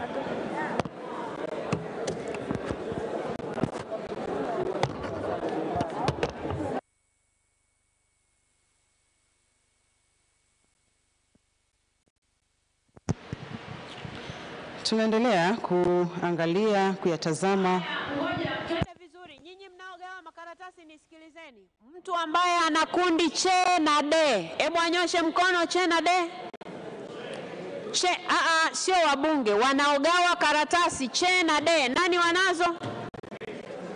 Wewe mwenye che hapo katikati. Wewe unaongea na Mheshimiwa Neema Mgaya. Una kundi gani? Ndio umalizie kwanza hapo. Mwenye D, mwenye kundi D. Nyinyi wasaidizi wa katibu, mwenye kundi D, mmoja arejee huku. Malizeni kwanza upande huu. Maliza hapa, alafu fuata panavyofuata. Rudi hapa, rudi hapa, anzia hapa. Haya, kule nyuma nani hana 4?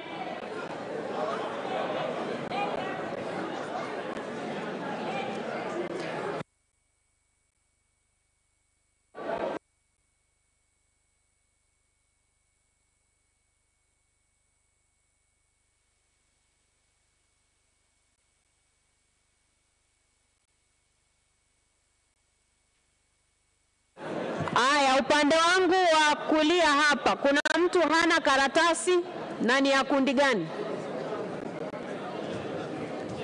Che huna. Huyo wa nyuma yako ana nini? Aya, che yule pale akupe. Kuna mtu hana hapo mbele. Zinakuja, zinakuja.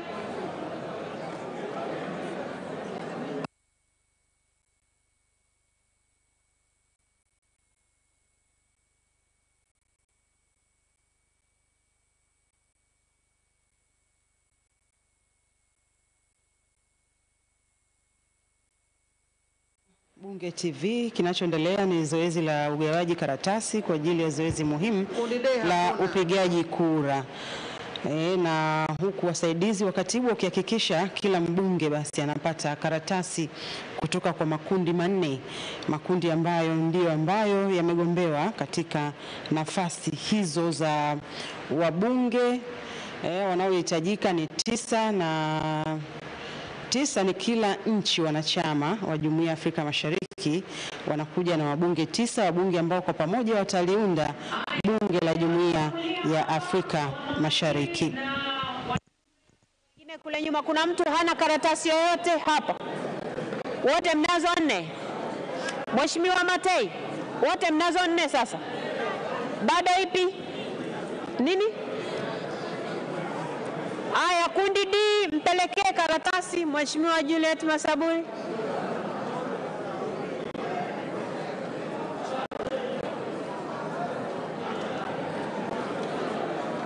Aya, waheshimiwa bunge mlio nyuma ya Mheshimiwa Waziri Mkuu, kila mtu ana karatasi 4. Jamani, mnaojibu hamko nyuma ya Mheshimiwa Waziri Mkuu. Nyinyi wote mnazo hapo? Mheshimiwa B hatuna huku.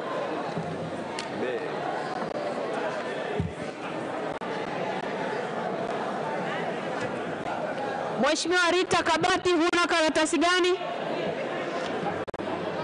Aya, A huku mbele, mpelekeni karatasi Mheshimiwa Rita Kabati. Yule anayegawa A ampelekee karatasi Mheshimiwa Rita Kabati. Mheshimiwa Spika, B hatuna hapa. B. Nani anayezungumza?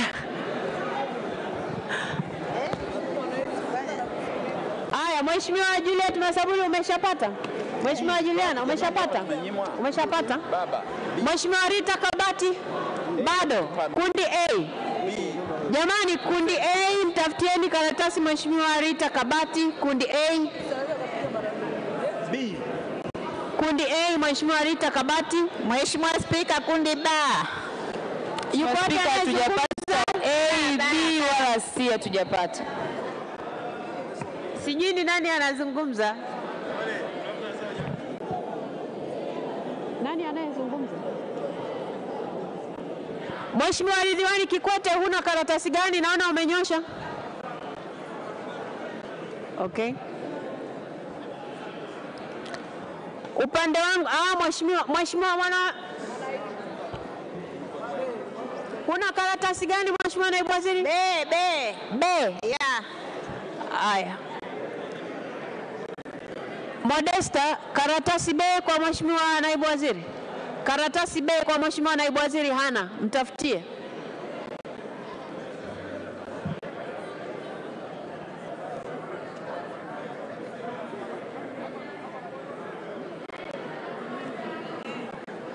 Haya, upande wangu wa kulia Mheshimiwa Mkuchika, una karatasi 4. Una karatasi 4. Upande wangu wa kulia kuna mtu ana karatasi pungufu ya 4? Hakuna.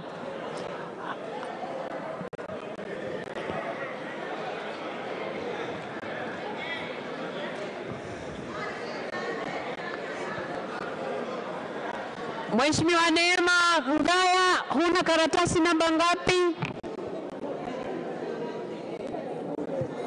Namba 4 Mheshimiwa Spika, namba 4. Namba D.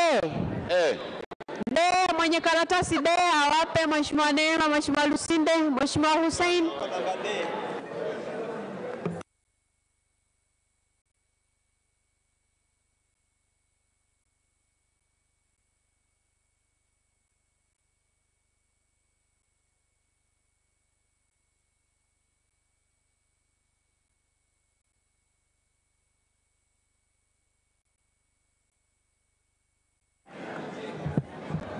Kizingiti, nasubiri idadi ya wabunge walioko humu ndani ili nimruhusu Mheshimiwa Rose aingie.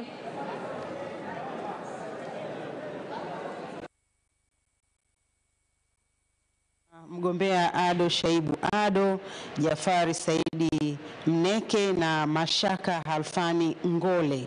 Hili ni kundi la vyama vya walio wachache bungeni na hili limetambuliwa kama kundi C. Na kundi D ni wagombea kutoka Tanzania, James Kinyasi Milia, Dr. Ngwalu Jumanne Magembe, wa 4 Adui Seifu Kondo, wa 5 Mohamedi Mshamu Bulangwa na wa 6 ni Thomas Malimba. Hili ni kundi D.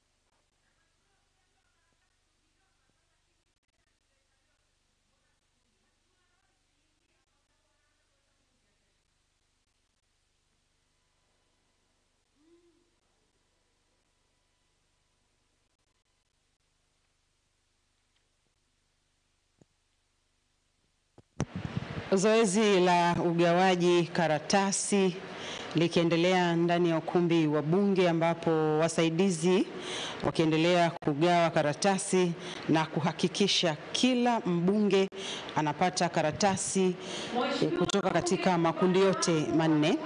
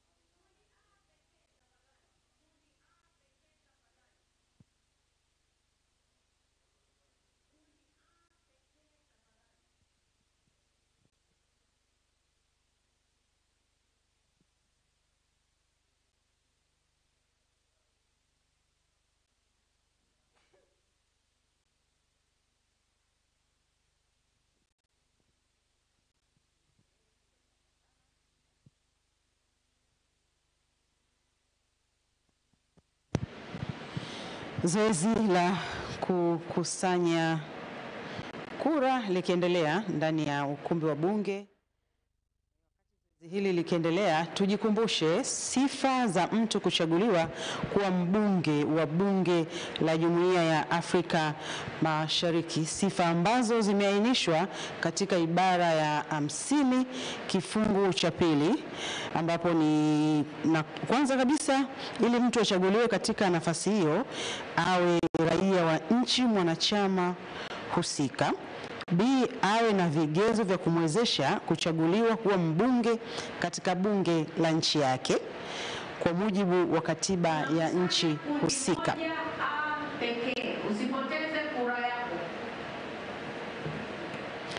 Na C, asiwe waziri katika nchi mwanachama. Mheshimiwa Bunge, baada ya uhakiki wa bunge kwa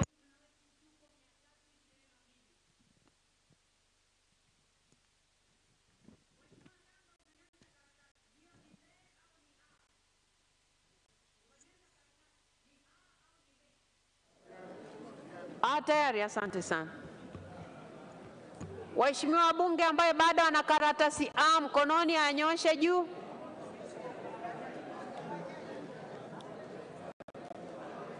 Haya, kundi A mnaokusanya karatasi ongezeni mwendo.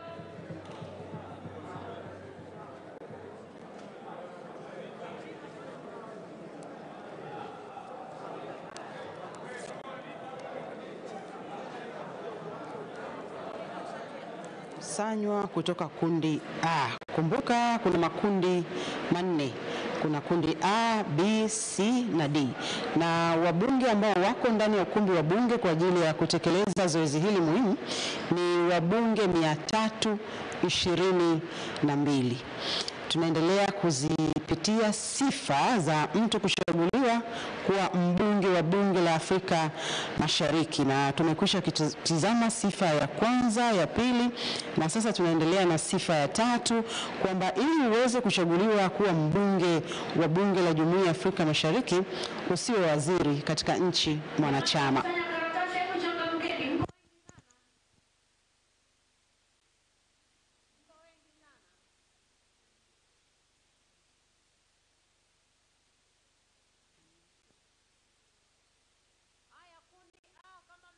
Kukusanya rejeni huko mbele. Nani ana karatasi ya kundi A bado, waheshimiwa bunge?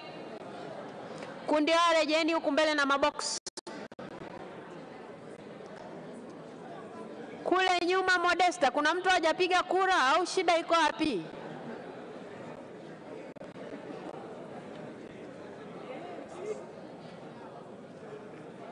Waheshimiwa wabunge, tunawatangazia ili muandae karatasi zenu mapema. La sivyo hili zoezi litakuwa gumu sana. Humu ndani si tunajua jamani kusoma na kuandika au? Kuna mtu haioni A?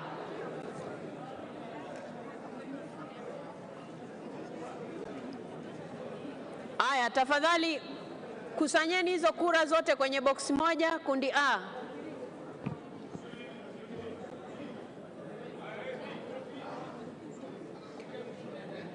Iko hapa. Aya, funika hizo kura tafadhali. Aya, kundi B sasa. Kundi B, nyinyi mko wengi, anzia upande huu wawili, anzia upande huu wawili. Kundi B, Modesta huku, wawili huku. Haya, anzia hapa, ndio maana mnachanganya mambo, au zimejikusanya pembeni? Haya, tunaanza kukusanya kundi B sasa.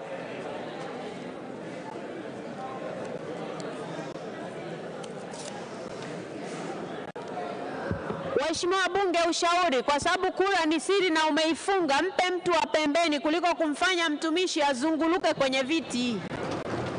Kura ni siri na umeifunga, mpe mtu wa pembeni ili wapite kwenye hayo maeneo ya kupita.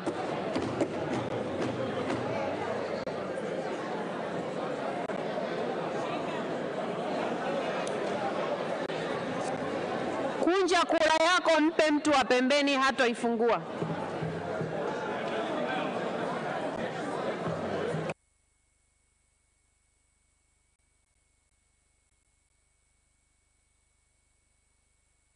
Kusanya kura lipo kundi B, yakiwa yamesalia kundi C na kundi D, nasi tunaendelea kuzitazama.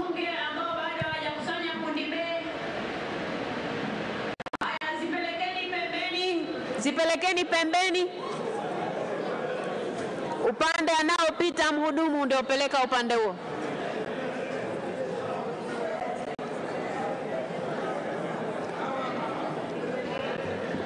Mheshimiwa Kitila ndio uko pembeni, tukusanyie kura. Naona majirani zako bado wanapeperusha hapo.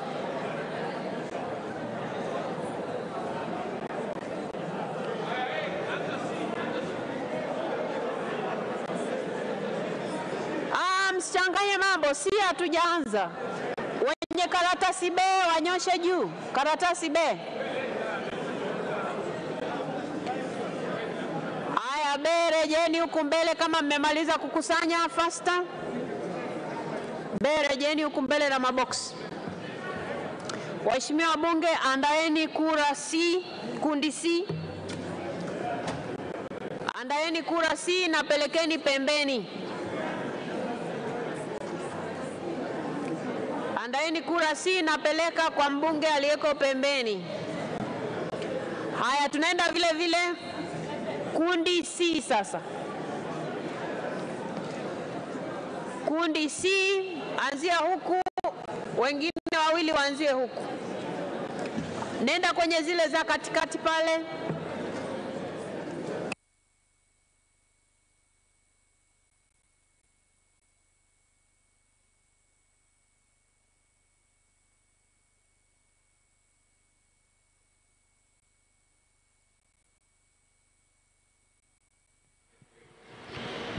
Sifa ya 4 ya mtu kuchaguliwa kuwa mbunge wa bunge la Jumuiya ya Afrika Mashariki ni kwamba asiwe mtumishi wa Jumuiya ya Afrika Mashariki, na sifa ya 5 awe na uzoefu na nia ya kuendeleza malengo na madhumuni ya Jumuiya ya Afrika Mashariki.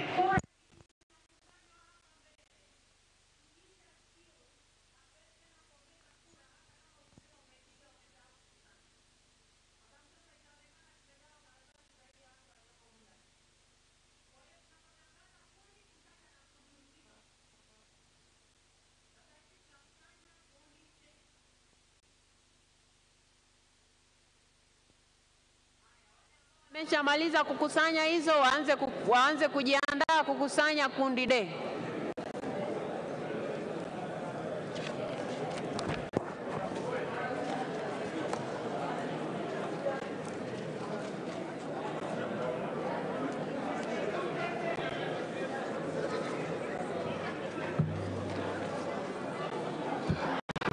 Haya, kundi C rejeni mbele haraka.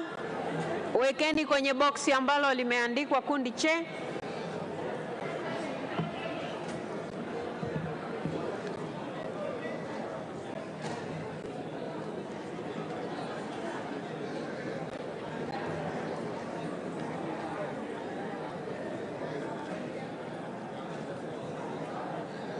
Haya, anzeni kukusanya kundi D. Waheshimiwa bunge, peleka kwa mbunge aliyeko pembeni.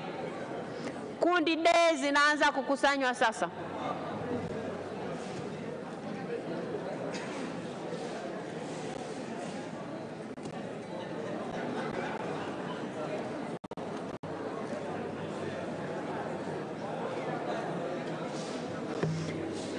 Katibu.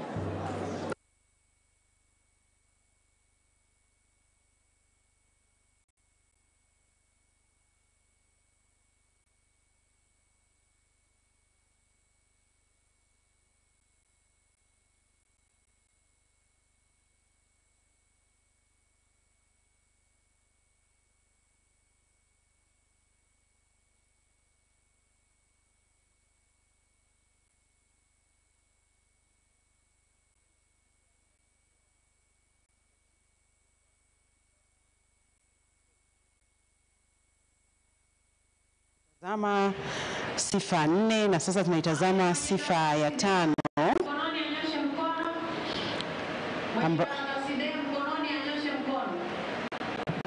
Haya, zinakusanywa hapo.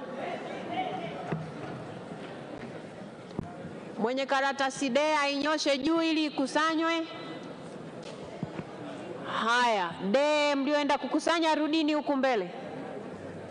Rudini huku mbele muweke kwenye boksi lililoandikwa.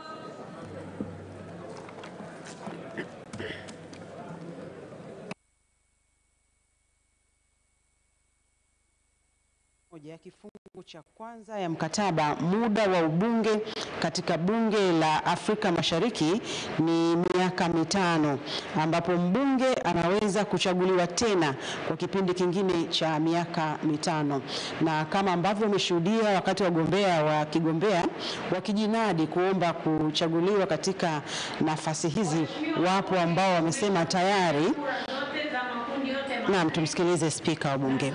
Sasa linalofuata ni la kuhesabu hizi kura, na kanuni zinanipa mimi mamlaka ya kuchagua watu ambao nataka wakanisaidie kusimamia hili zoezi la kuhesabu kura pamoja na wasaidizi kutoka ofisi ya katibu. Kwa hivyo nimewateua waheshimiwa wabunge wawili, Mheshimiwa Dr. Joseph Kizito Mhagama na Mheshimiwa Grace Tendega. Kwa hiyo waheshimiwa wabunge wawili hawa wataenda kutazama hilo zoezi la kuhesabu kura na wataongozana na hawa wengine ambao wanaenda kuhesabu. Katibu, kwa namna mlivyojipanga sasa,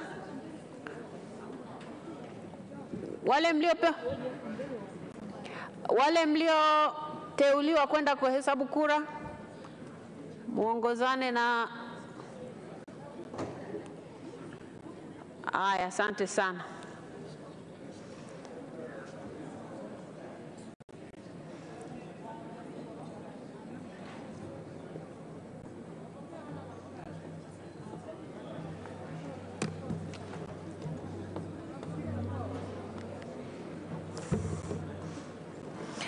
Naona kuna wabunge wanajiuliza tatizo, ndio maana wanasema nikisimama hapa mwe mnanisikiliza, kwa sababu kuna maswali mnauliza ambayo yameshasomwa utaratibu hapa. Wagombea wako 20, mnataka kila mgombea akawe na wakala. Kanuni yetu ya 11 inaeleza utaratibu. Kwa hiyo na mmesomewa humu ndani, na ndio maana wameteuliwa hao wawili kwa ajili ya kwenda kufanya kazi hiyo. Kwa hiyo msiwe na wasiwasi, msiwe na wasiwasi. Waheshimiwa bunge, sasa kura zimeenda kuhesabiwa kwa kutumia kanuni ya 5. Kwa kutumia kanuni ya 5 ambayo inanipa mamlaka ya kutazama uendeshaji bora wa bunge na mambo nayo. Na sasa hapa tuna ratiba mbele yetu na wagombea kama mlivyoona wako 20. Kwa kila mtu lazima ahesabiwe kura zake, zoezi ambalo litachukua muda kidogo. Sasa kwa kutazama ratiba yetu, tuna ratiba manake baada ya uchaguzi bado kuna mambo mengine yanapaswa kuendelea. Sasa kwa kutumia mamlaka nilionayo chini ya kanuni ya 5, pamoja na kwamba nayo yote naweza kufanya maamuzi, lakini nimeamua kufanya maamuzi leo ya kidemokrasia. Kuna namna mbili, aidha tuendelee na ratiba iliyoko hapa tukisubiri matokeo, au turudi saa 11 tupewe matokeo na tuendelee na ratiba. Sasa demokrasia, tuendelee na ratiba ama turudi saa 11? Tuendelee na ratiba. Tuendelee na ratiba. Katibu.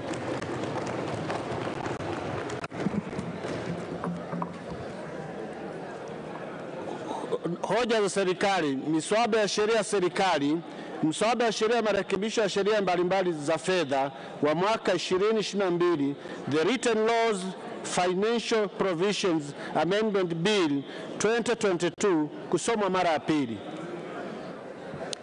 Waheshimiwa wabunge, hoja hii ilikuwa imeshawekwa mezani asubuhi, na hivyo nimuite Mheshimiwa Waziri wa Fedha na Mipango, Mheshimiwa Mwigulu Lameck Nchemba aje atoe hoja yake.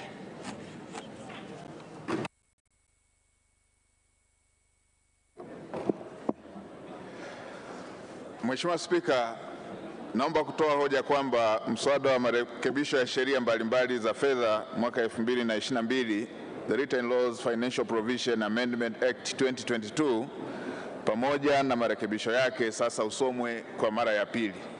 Mheshimiwa Spika, awali ya yote napenda kutoa shukrani za dhati kwa kamati ya Bunge ya Bajeti chini ya mwenyekiti wake Mheshimiwa Silo Daniel Baran, mbunge wa Babati Vijijini, kwa kujadili kwa kina mswada huu na kutoa ushauri mbalimbali ili kuboresha. Mheshimiwa Spika, napenda kuhakikishia bunge lako tukufu kwamba mswada huu umezingatia kwa kiasi kikubwa ushauri na mapendekezo ya kamati ya Bunge ya Bajeti. Aidha, namshukuru pia mwanasheria mkuu wa serikali kwa kuandaa mswada huu pamoja na marekebisho yake. Lengo la mswada huu ni kufanya marekebisho kwenye sheria zinazosimamia kodi na mrabaa kwa kubadili viwango vya kodi pamoja na mrabaa na kuweka taratibu za utoaji vivutio kwa wawekezaji ili kuhamasisha uzalishaji kwa viwanda vya ndani ya nchi pamoja vya mbolea pamoja na magunia ya mkonge, pamoja na kuondoa changamoto zilizopo hivi sasa katika utekelezaji wa sheria ya uwekezaji Tanzania sura namba 38. Mheshimiwa Spika, sheria zinazopendekezwa kufanyiwa marekebisho ni sheria zifuatazo. Moja, ushuru wa bidhaa sura namba 147. 2, sheria ya kodi ya mapato sura namba 332. 3, sheria ya madini sura namba 123. 4, sheria ya ushuru wa barabara na mafuta sura namba 220. Na 5, sheria ya kodi ya ongezeko la thamani sura namba 148. Maudhui ya mswada. Mheshimiwa Spika, mswada huu umegawanyika katika sehemu 6, ambapo sehemu ya kwanza inahusu masharti ya utangulizi ambayo yanajumuisha jina la mswada na namna ya ambavyo sheria mbalimbali zinazopendekezwa kurekebishwa. Mheshimiwa Spika, sehemu ya pili ya mswada yenye ibara ya 3 hadi ya 5 inapendekeza kurekebisha sheria ya ushuru wa bidhaa sura namba 147 ambayo kifungu cha 128 kinapendekezwa kurekebishwa ili kumpa mamlaka waziri mwenye dhamana ya masuala ya fedha baada ya kupata idhini ya baraza la mawaziri kusamehe ushuru kwenye bidhaa zitakazotumika katika utekelezaji wa miradi ya uwekezaji mahiri na mahiri maalum idhinishwa na Kamati ya Taifa ya Uwekezaji yani NISKI. Hata hivyo, iwapo itabainika kwamba msamaha uliotolewa kwa mwekezaji umetumika tofauti na malengo yaliyokusudiwa, msamaha huo husika utafutwa na mwekezaji atalazimika kulipa kodi iliyosamehewa. Marekebisho hayo yanapendekezwa yanalenga kuianisha masharti ya sheria hii na masharti ya sheria ya uwekezaji Tanzania ili kuboresha utekelezaji wa vivutio vinavyotolewa kwa wawekezaji. Vile vile sehemu hii inapendekeza kurekebisha jedwali la 4 la sheria hii kwa kuongeza ushuru wa bidhaa kwenye mvinyo unaotokana na zao la zabibu unaoingizwa kutoka nje ya nchi kutoka shilingi 2466.45 kwa lita hadi shilingi 5600 kwa lita. Lengo la marekebisho haya yanayopendekezwa ni kuwezesha mvinyo unaozalishwa na zabibu zinazolimwa hapa nchini kuweza kushindana kwenye soko la ndani na mvinyo unaotoka nje ya nchi. Hii itasaidia kuhakikisha upatikanaji wa soko la zabibu zinazolimwa hapa nchini. Mheshimiwa Spika, hivi sasa wakulima wa zabibu nchini, hususan wakulima wa mkoa wa Dodoma, wanashindwa kupata soko la uhakika kwa mazao kwa kuwa viwanda vya ndani vinazalisha mvinyo ambavyo ndio wanunuzi wakuu wa zabibu yao, vinakosa soko la kuuza mvinyo wanaozalisha kutokana na ushindani wa mvinyo unaotoka nje ambao unauzwa kwa bei rahisi ikilinganishwa na mvinyo unaozalishwa hapa ndani ya nchi. Mheshimiwa Spika, sehemu ya 3 ya mswada kama ilivyorekebishwa inapendekeza kurekebisha sheria ya kodi ya mapato sura namba 332 ambayo kifungu cha 10 kinarekebishwa ili kujumuisha wawekezaji mahiri ulioidhinishwa na Kamati ya Taifa ya Uwekezaji katika wigo wa maeneo ambayo waziri mwenye dhamana ya masuala ya fedha anaweza kutoa msamaha wa kodi ya mapato. Lengo la marekebisho haya yanayopendekezwa ni kuianisha masharti ya sheria hii na masharti ya sheria ya uwekezaji Tanzania ili kuboresha utekelezaji wa vivutio vinavyotolewa kwa wawekezaji. Hata hivyo, marekebisho yamefanyika katika mswada ili kubainisha kwamba serikali inafuta msamaha husika pindi itakapojiridhisha kwamba msamaha husika haukutumika kama ilivyokusudiwa. Mheshimiwa Spika, Sehemu ya 4 ya mswada kama ilivyorekebishwa inapendekeza kufanyia marekebisho katika kifungu namba 87 kifungu kidogo cha kwanza cha sheria ya madini sura namba 123 ili kupunguza kiwango cha mraba kwa malighafi za mbolea zinazochimbwa hapa nchini ambazo ni phosphate ore na limestone kutoka 3% hadi 1%. Lengo la marekebisho haya ni kutoa nafuu kwa gharama za malighafi za wazalishaji wa ndani wa bidhaa za mbolea. Serikali ina imani kwamba unafuu huu unaotolewa kwa wazalishaji wa mbolea utaleta matokeo chanya kwenye upunguaji wa bei ya mbolea kwa wakulima na hivyo kupunguza mzigo kwa serikali katika utoaji wa fedha za ruzuku kwenye mbolea. Mheshimiwa Spika, sehemu ya 5 ya mswada kama ilivyofanywa marekebisho inapendekeza kufanya marekebisho katika kifungu cha 8 cha sheria ya ushuru wa bidhaa na mafuta sura namba 220 ili kumpa waziri mamlaka ya kusamehe ushuru wa mafuta kwa miradi ya uwekezaji mahiri na mahiri maalum itakayoidhinishwa na Kamati ya Taifa ya Uwekezaji. Lengo la marekebisho haya ni kuianisha masharti ya sheria hii na masharti ya sheria ya uwekezaji Tanzania ili kuwezesha utekelezaji wa vivutio vinavyotolewa kwa wawekezaji. Ili kuhakikisha kwamba mafuta yanayopewa msamaha hayatumiki vibaya, hati za msamaha wa kodi zinazotolewa pamoja na mambo mengine zitabainisha muda wa kuanza na kumalizika kwa msamaha husika, kiwango cha mafuta kinachopewa msamaha pamoja na mradi unaonufaika na msamaha. Vile vile serikali kupitia Wizara ya Fedha na Mipango itaweka utaratibu wa kufanya ukaguzi wa mara kwa mara kwenye miradi husika kwa kushirikiana na Mamlaka ya Mapato Tanzania, Wizara ya Viwanda na Biashara na Uwekezaji, Kituo cha Uwekezaji Tanzania na wadau wengine wa serikali ili kuhakikisha kwamba mafuta husika yanatumika kama yalivyokusudiwa. Sehemu ya 6 ya mswada kama ilivyorekebishwa inapendekeza kurekebisha sheria ya kodi ya ongezeko la thamani sura na uwekezaji katika wigo na maeneo ambayo waziri mwenye dhamana ya masuala ya fedha anaweza kutoa msamaha wa kodi ya ongezeko la thamani. Lengo la vya kodi kwa wawekezaji. Pili ni kuongeza kifungu cha 55A kwa kutoza kodi ya ongezeko la thamani kwa kiwango cha 0 kwa mbolea inayozalishwa ndani ya nchi ili kuleta unafuu kwa wakulima na watumiaji wa mbolea kwa kupunguza gharama za uzalishaji wa mbolea wa viwanda vinazozalisha bidhaa hii hapa nchini. Hata hivyo, unafuu unaotolewa kwa kipindi cha mwaka mmoja tu ili kutoa nafasi serikali kufanya tathmini na kujiridhisha iwapo unafuu uliotolewa utawanufaisha wakulima hususan kwa kupungua kwa bei ya mbolea inayozalishwa hapa nchini. 3, inapendekezwa kurekebisha jedwali la kusamehe kodi ya ongezeko la thamani kwa magunia ya mkonge yanayotengenezwa nchini na yanayotambulika kwa HS code 6305-9000. Lengo la marekebisho haya ni kuwezesha magunia ya mkonge yanayozalishwa na viwanda vya ndani kushindana na magunia yanayoagizwa kutoka nje ya nchi. Hatua hii itasaidia kuchochea kilimo cha mkonge hapa nchini, ajira kwa wananchi na kuongeza mapato ya serikali.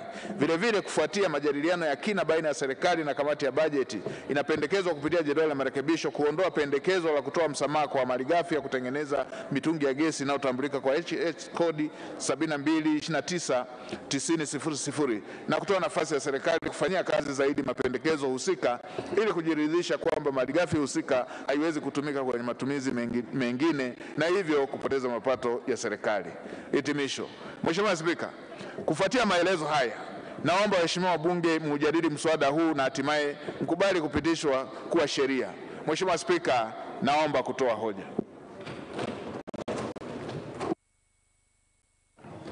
Waheshimiwa wabunge, hoja imeungwa mkono. Asanteni sana.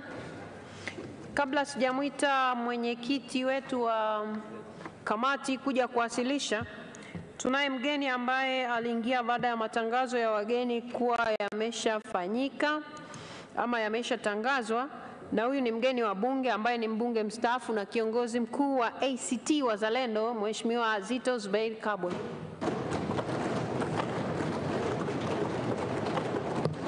Sijui amekaa upande gani, niliambiwa ameingia humu ndani. Karibu sana. Waheshimiwa wabunge, sasa nimwite mwenyekiti wa kamati yetu ya kudumu ya bunge ya budget, Mheshimiwa Daniel Siro Baran. Karibu sana.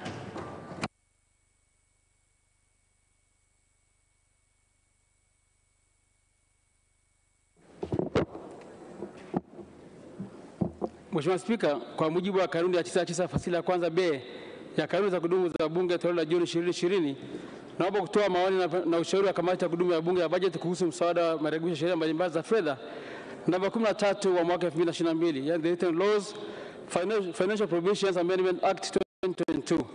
Mheshimiwa Spika, tarehe 19 Septemba 2022, Naibu Waziri wa Fedha na Mipango aliwasilisha bungeni mapendekezo ya serikali kuhusu mswada wa mabadiliko ya sheria za fedha namba 13, na baada ya kuwasilisha mswada huo, Mheshimiwa Spika uliagiza kamati ya kudumu ya Bunge ya bajeti kuchambua mswada huo ili baadaye maoni yake yawasilishwe bungeni. Uchambuzi wa mswada. Mheshimiwa Spika, kamati imefanya uchambuzi wa mswada huu kwa kupitia kifungu kwa kifungu kwa madhumuni ya kujielimisha maudhui ya kila kifungu na kupendekeza marekebisho katika maeneo ambayo yanahitaji maboresho. Baada ya kujiridhisha na maudhui ya mswada, tarehe 21 Septemba 2022, kamati ilifanya majadiliano ya kina na Waziri wa Fedha na Mipango, Waziri wa Kilimo, Naibu Waziri wa Uwekezaji, Viwanda na Biashara pamoja na watendaji wa wizara. Aidha, kamati pia ilikutana na wadau kwa ajili ya kupokea mapendekezo na maoni yao juu ya marekebisho yanayopendekezwa. Wadau waliofika kwenye kamati ni Aliko Vintage. Mheshimiwa Spika, naomba taarifa yote ya kamati ingie katika kumbukumbu rasmi za Bunge, yani Hansard. Madhumuni ya mswada. Mheshimiwa Spika, mswada huu una madhumuni makubwa matatu kama ifuatavyo. Moja ni kuchochea uzalishaji wa mbolea nchini ili zipatikane kwa bei nafuu. Pili, kutoa vivutio maalum kwa miradi kimkakati na miradi mahiri ili kuchochea uwekezaji kwenye miradi mikubwa ili kuleta mapinduzi ya kiuchumi. Na tatu, kuchochea uzalishaji wa ndani hasa wa bidhaa za magunia na mvinyo ili kuchochea kilimo cha mazao ya zabibu na katani. Mheshimiwa Spika, kwa kutazama madhumuni haya ya mswada huo, nitoe pongezi kwa Mheshimiwa Samia Suluhu Hassan, Rais wa Jamhuri ya Muungano wa Tanzania, kwa kuonyesha nia ya dhati ya kuvutia wawekezaji na kutekeleza miradi mikubwa itakayoleta mapinduzi ya kiuchumi. Kamati inaamini kwamba kwa masharti yaliyoko kwenye mswada huu, Mheshimiwa Rais atakuwa ameonyesha kwa vitendo namna bora ya kutanzua vikwazo vitakavyokwamisha utekelezaji wa miradi ya kimkakati. Maoni ya kamati kuhusu mswada wa marekebisho ya sheria mbalimbali za fedha namba 13 mwaka 2022. Mheshimiwa Spika, mswada huu unafanya mabadiliko katika sheria 5 za kodi ambazo ni sheria ya ushuru wa bidhaa sura ya 147, sheria ya kodi ya mapato sura ya 332, sheria ya madini sura ya 123, sheria ya ushuru wa mafuta sura ya 220 na sheria ya kodi ya ongezeko la thamani yani VAT sura ya 148. Baada ya majadiliano ya kina baina ya kamati na serikali, kamati ina maoni na mapendekezo yafuatayo. Kuhusu sheria ya ushuru wa bidhaa sura ya 147. Mheshimiwa Spika, serikali inapendekeza kurekebisha kifungu cha 128 ili kumpa mamlaka waziri mwenye dhamana na masuala ya fedha baada ya kupata idhini ya baraza la mawaziri kusamia ushuru kwenye bidhaa zitakazotumika katika utekelezaji wa miradi ya uwekezaji mahiri na kimkakati itakayoidhinishwa na Kamati ya Taifa ya Uwekezaji yani NISC, pamoja na kupandisha ushuru wa bidhaa za mvinyo kutoka nje kutoka shilingi 2,460 hadi shilingi 5,600 kwa lita ili kulinda wakulima wa ndani wa zao la zabibu. Mheshimiwa Spika, kamati ilibaini kuwa nchi za jirani zinatoza kati ya shilingi 5,000 hadi 5,500 kwa lita ya mvinyo unaotoka nje. Hivyo hatua hii inahuisha viwango vinavyotozwa katika nchi wanachama wa Afrika Mashariki. Aidha, hatua hii inaleta usawa wa kiushindani kati ya wazalishaji wa zao la zabibu nchini dhidi ya mataifa mengine ambayo yameendelea sana katika uzalishaji wa zao hili. Hivyo kamati inakubaliana na pendekezo hili ambalo lina nia njema ya kusaidia na kuinua viwanda vya ndani na kuwa shindani. Hata hivyo, kamati inashauri serikali kuhakikisha inasimamia ubora wa mvinyo unaozalishwa ndani ya nchi pamoja na kuchochea kilimo cha aina mbalimbali za zabibu ili kuhakikisha kwamba malighafi hii muhimu kwa utengenezaji wa mvinyo yanapatikana ndani ya nchi. Aidha, kamati ilishauri serikali na serikali ilikubali kuweka sharti kwamba endapo msamaha utatumika kwa namna ambayo haijakusudiwa, msamaha huo utaondolewa na mhusika atalazimika kulipa ushuru stahiki. Marekebisho haya yanaonekana kupitia jalada la marekebisho ya serikali. Sheria ya kodi ya mapato sura 332. Mheshimiwa Spika, kifungu cha 10 kinarekebishwa ili kujumuisha uwekezaji mahiri ulioidhinishwa na Kamati ya Taifa ya Uwekezaji katika wigo wa maeneo ambayo waziri mwenye dhamana ya masuala ya fedha anaweza kutoa msamaha wa kodi ya mapato. Aidha, mapendekezo haya yanabainisha kwamba misamaha ya kodi ya mapato itakayokuwa inatolewa kupitia mikataba ambayo serikali inaingia na ndio itatumika wakati wa kutoa kodi ya mapato. Mheshimiwa Spika, hatua hii ina nia njema ya kutanzua mkwamo wa miradi ya mkakati ya wawekezaji mahiri. Uzoefu unaonyesha kuwa kuna baadhi ya wawekezaji mahiri wametumia mikataba yao vibaya kuhakikisha kwamba serikali haipati mapato yake inayostahili. Aidha, kamati inashauri serikali na serikali likubali kuweka sharti la kwamba endapo msamaha utatumika kwa namna ambayo haijakusudiwa, msamaha huo utaondolewa. Marekebisho haya yanaonekana kupitia jedwali la marekebisho la serikali. Sheria ya madini sura 123. Mheshimiwa Spika, kifungu cha 87 kifungu cha kwanza kinarekebishwa ili kupunguza kiwango cha mrabaha kwa malighafi za mbolea zinazochimbwa hapa nchini kutoka 3% hadi 1%. Kamati imekubaliana na mapendekezo ya serikali. Hata hivyo, imeishauri serikali hatua hii iwe ni ya mwaka mmoja ili kuangalia endapo inatimiza malengo yaliyokusudiwa. Aidha, kwa kuwa sekta ya mbolea imepata msamaha kwenye kodi ya ongezeko la thamani kwa kutoza kwa kiwango cha 0%, na pili kupunguzia mrabaha, ni vyema sasa serikali ikaweka utaratibu wa kupanga bei elekezi kwa mbolea inayozalishwa ndani ili kuhakikisha kwamba mbolea hii inamfikia mkulima kwa bei nafuu. Endapo swala la bei litaachiwa kwa wamiliki wa viwanda, ni wazi kwamba manufaa haya hata hayatamfikia mkulima na badala yake wazalishaji watajitengenezea faida ya kupindukia, yani super normal profit. Mheshimiwa Spika, kamati ilishauri serikali na ikakubali kuongeza madini ya chokaa yanayotumika kwa ajili ya kuzalisha mbolea na ya kutoza mrabaha wa 1% ili pia viwanda vinavyotumia madini hayo na hivyo kunufaika na punguzo hilo. Lengo la msingi ni kuongeza uzalishaji wa mbolea ndani ya nchi na kupunguza bei kwa wakulima. Sheria ya ushuru wa mafuta ya barabara. Mheshimiwa Spika, kifungu cha 8 kinarekebishwa ili kumpa waziri mamlaka ya kusamehe ushuru wa mafuta kwa miradi ya uwekezaji mahiri na mahiri maalum itakayoidhinishwa na kamati ya NISC. Uzoefu unaonyesha kwamba kama kuna moja msamaha ambao umetumika vibaya ni msamaha wa ushuru wa mafuta. Hivyo kutokana na uzoefu huo, kamati inaishauri serikali masuala yafuatayo. Kwanza, kuwepo na muda maalum wa kusamehe ushuru kwenye mafuta baada ya mradi kukamilika. Pili, kwa kuwa mfumo wa kuagiza mafuta ni wa pamoja, lazima kuwe na namna ama kutofautisha kwa vinasaba au uuzaji wake ili kuondoa mwanya wa matumizi mabaya. Tatu, kuweka mfumo wa usimamizi ili kuzuia mafuta yaliyokuwa yatumike kwa ajili ya miradi ya kutumika katika shughuli tofauti. 4, inashauriwa pia kwamba sharti la kuondoa msamaha lililopo katika kanuni za sheria hii litekelezwe endapo itaonekana msamaha umetumika vibaya.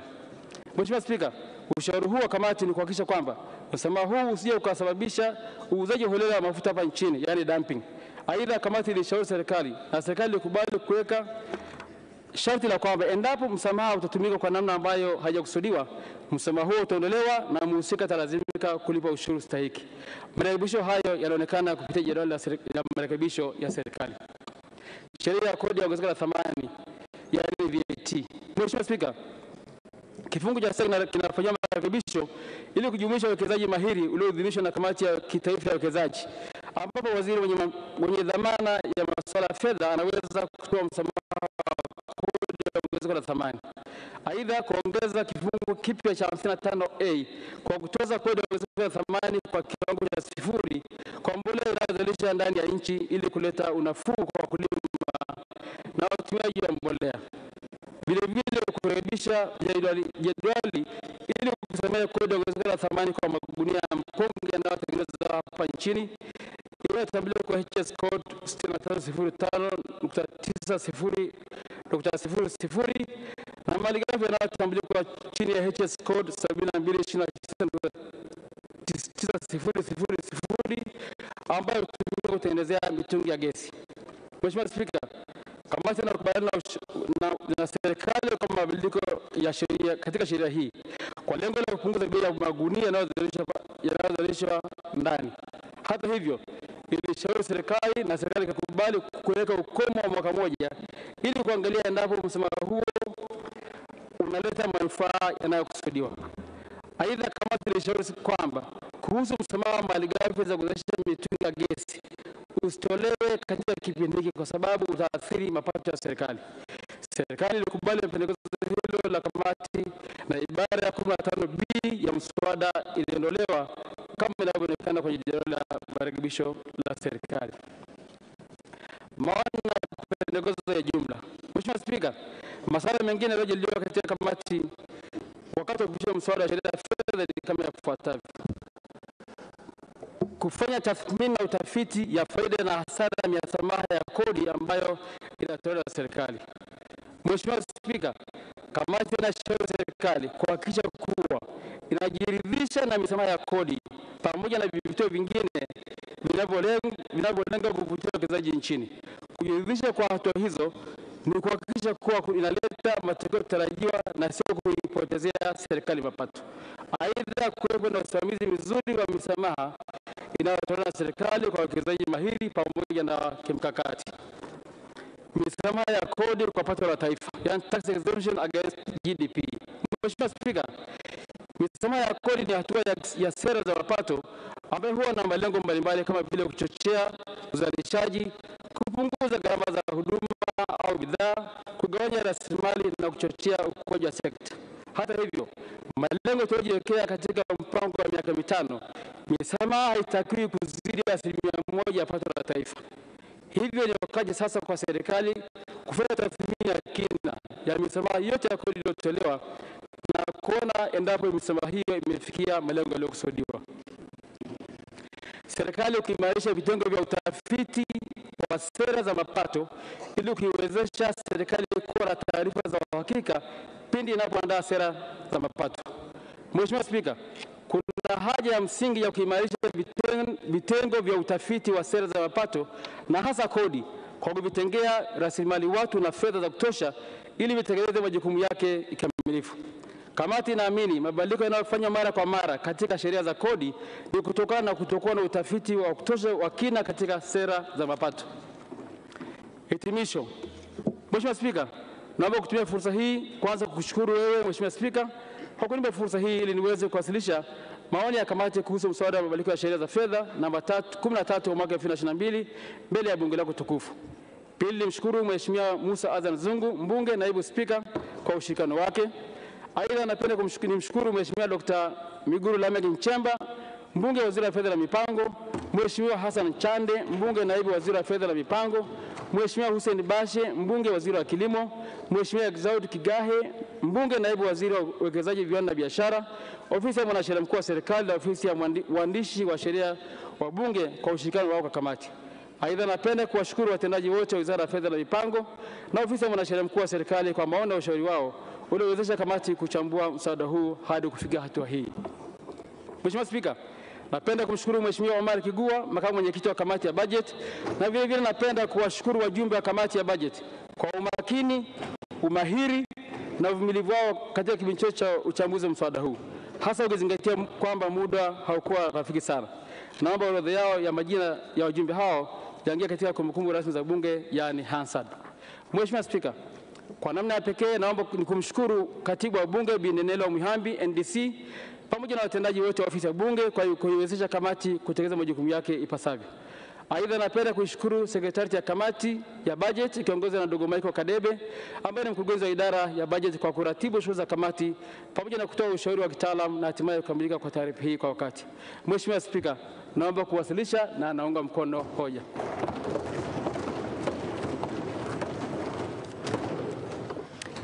Asante sana mwenyekiti wa kamati ya budget kwa kutupa mwelekeo wa namna kamati ilivyofanya kazi kwenye mswada huu. Waheshimiwa wabunge, nayo orodha hapa ya wabunge ambao wameomba kuchangia kwenye hoja hii.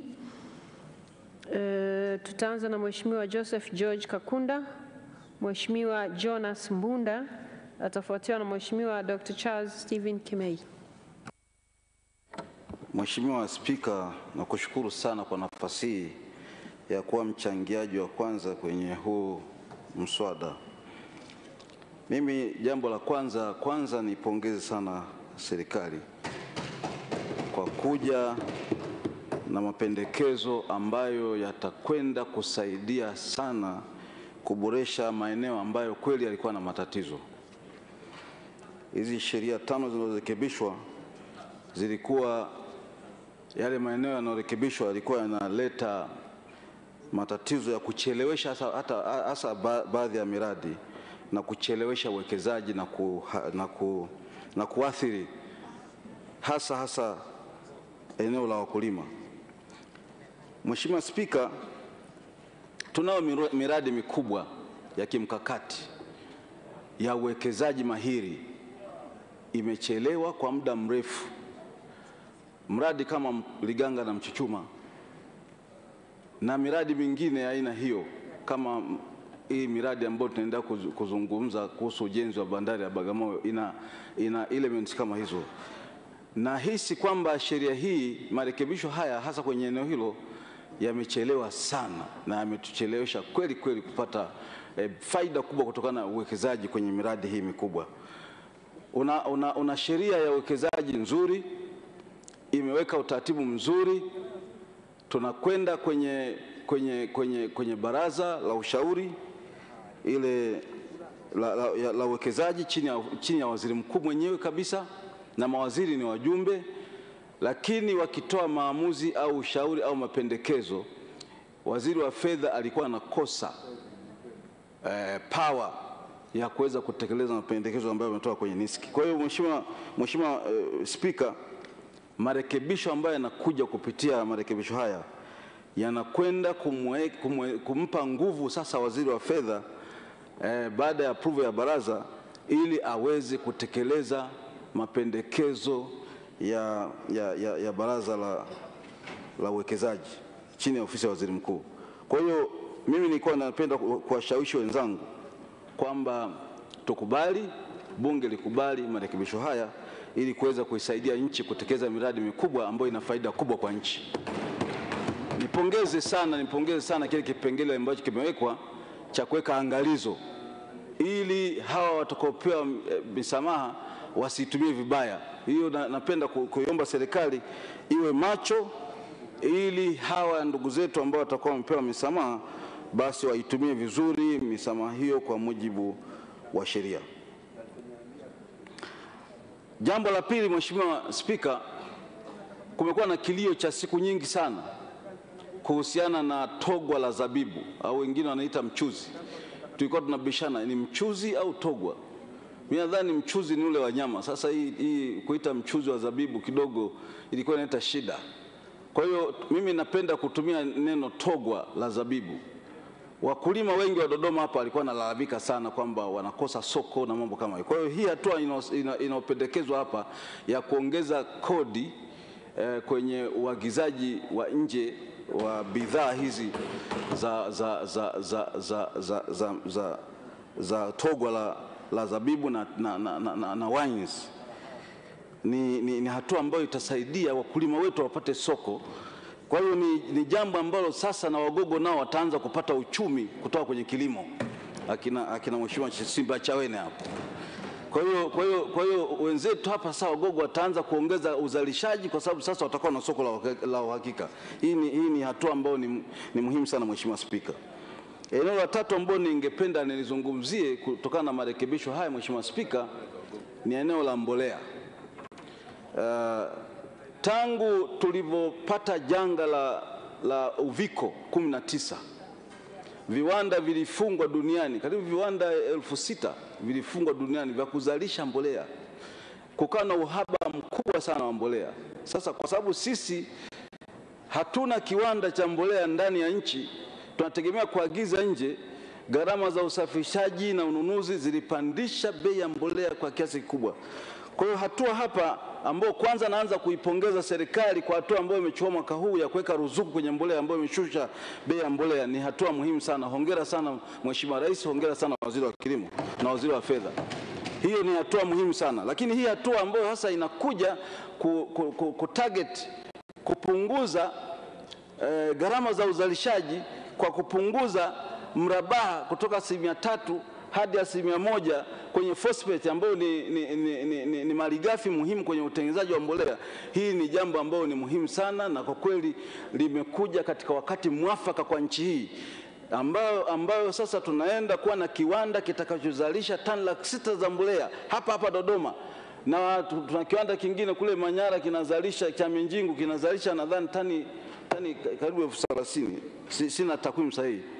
Kwa hiyo ina maana kwamba katika muda mfupi ujao kupitia kipengele hiki tutaenda kushusha gharama za mbolea inayozalishwa nchini. Kwa hiyo hii nao ni hatua ambayo kwa kweli ni ya kupongeza sana serikali, na tukipitisha hii haya marekebisho ya sheria, basi tunaenda kumsaidia mkulima wa nchi hii aweze kupata mbolea inayozalishwa ndani ya nchi kwa gharama nafuu.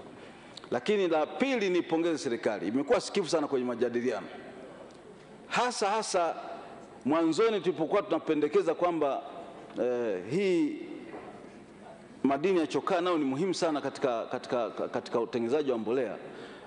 Kulikuwa na debate kubwa, kulikuwa na mazungumzo marefu kwamba sasa tutadhibiti namna gani, kwa sababu chokaa ina matumizi mengi kwenye viwanda, kwenye ujenzi na kwenye maeneo mengine. Lakini Mheshimiwa Spika, chokaa yenyewe ukimwaga kwenye ardhi inaongeza rutuba kwenye ardhi. Chokaa yenyewe ni mbolea. Kwa hiyo na vile chokaa yenyewe ni malighafi katika kutengeneza mbolea. Kwa Mheshimiwa Spika, hii hatua ya kukubali chokaa nayo iingizwe, isipokuwa waongeze tu usimamizi na udhibiti, ni jambo ambalo la kupongeza sana serikali. Mimi naomba sana Mheshimiwa Spika, bunge lako tukufu likubali marekebisho haya ili kumsaidia Mtanzania. Naomba sana niseme kwamba naunga hoja mkono. Asante sana.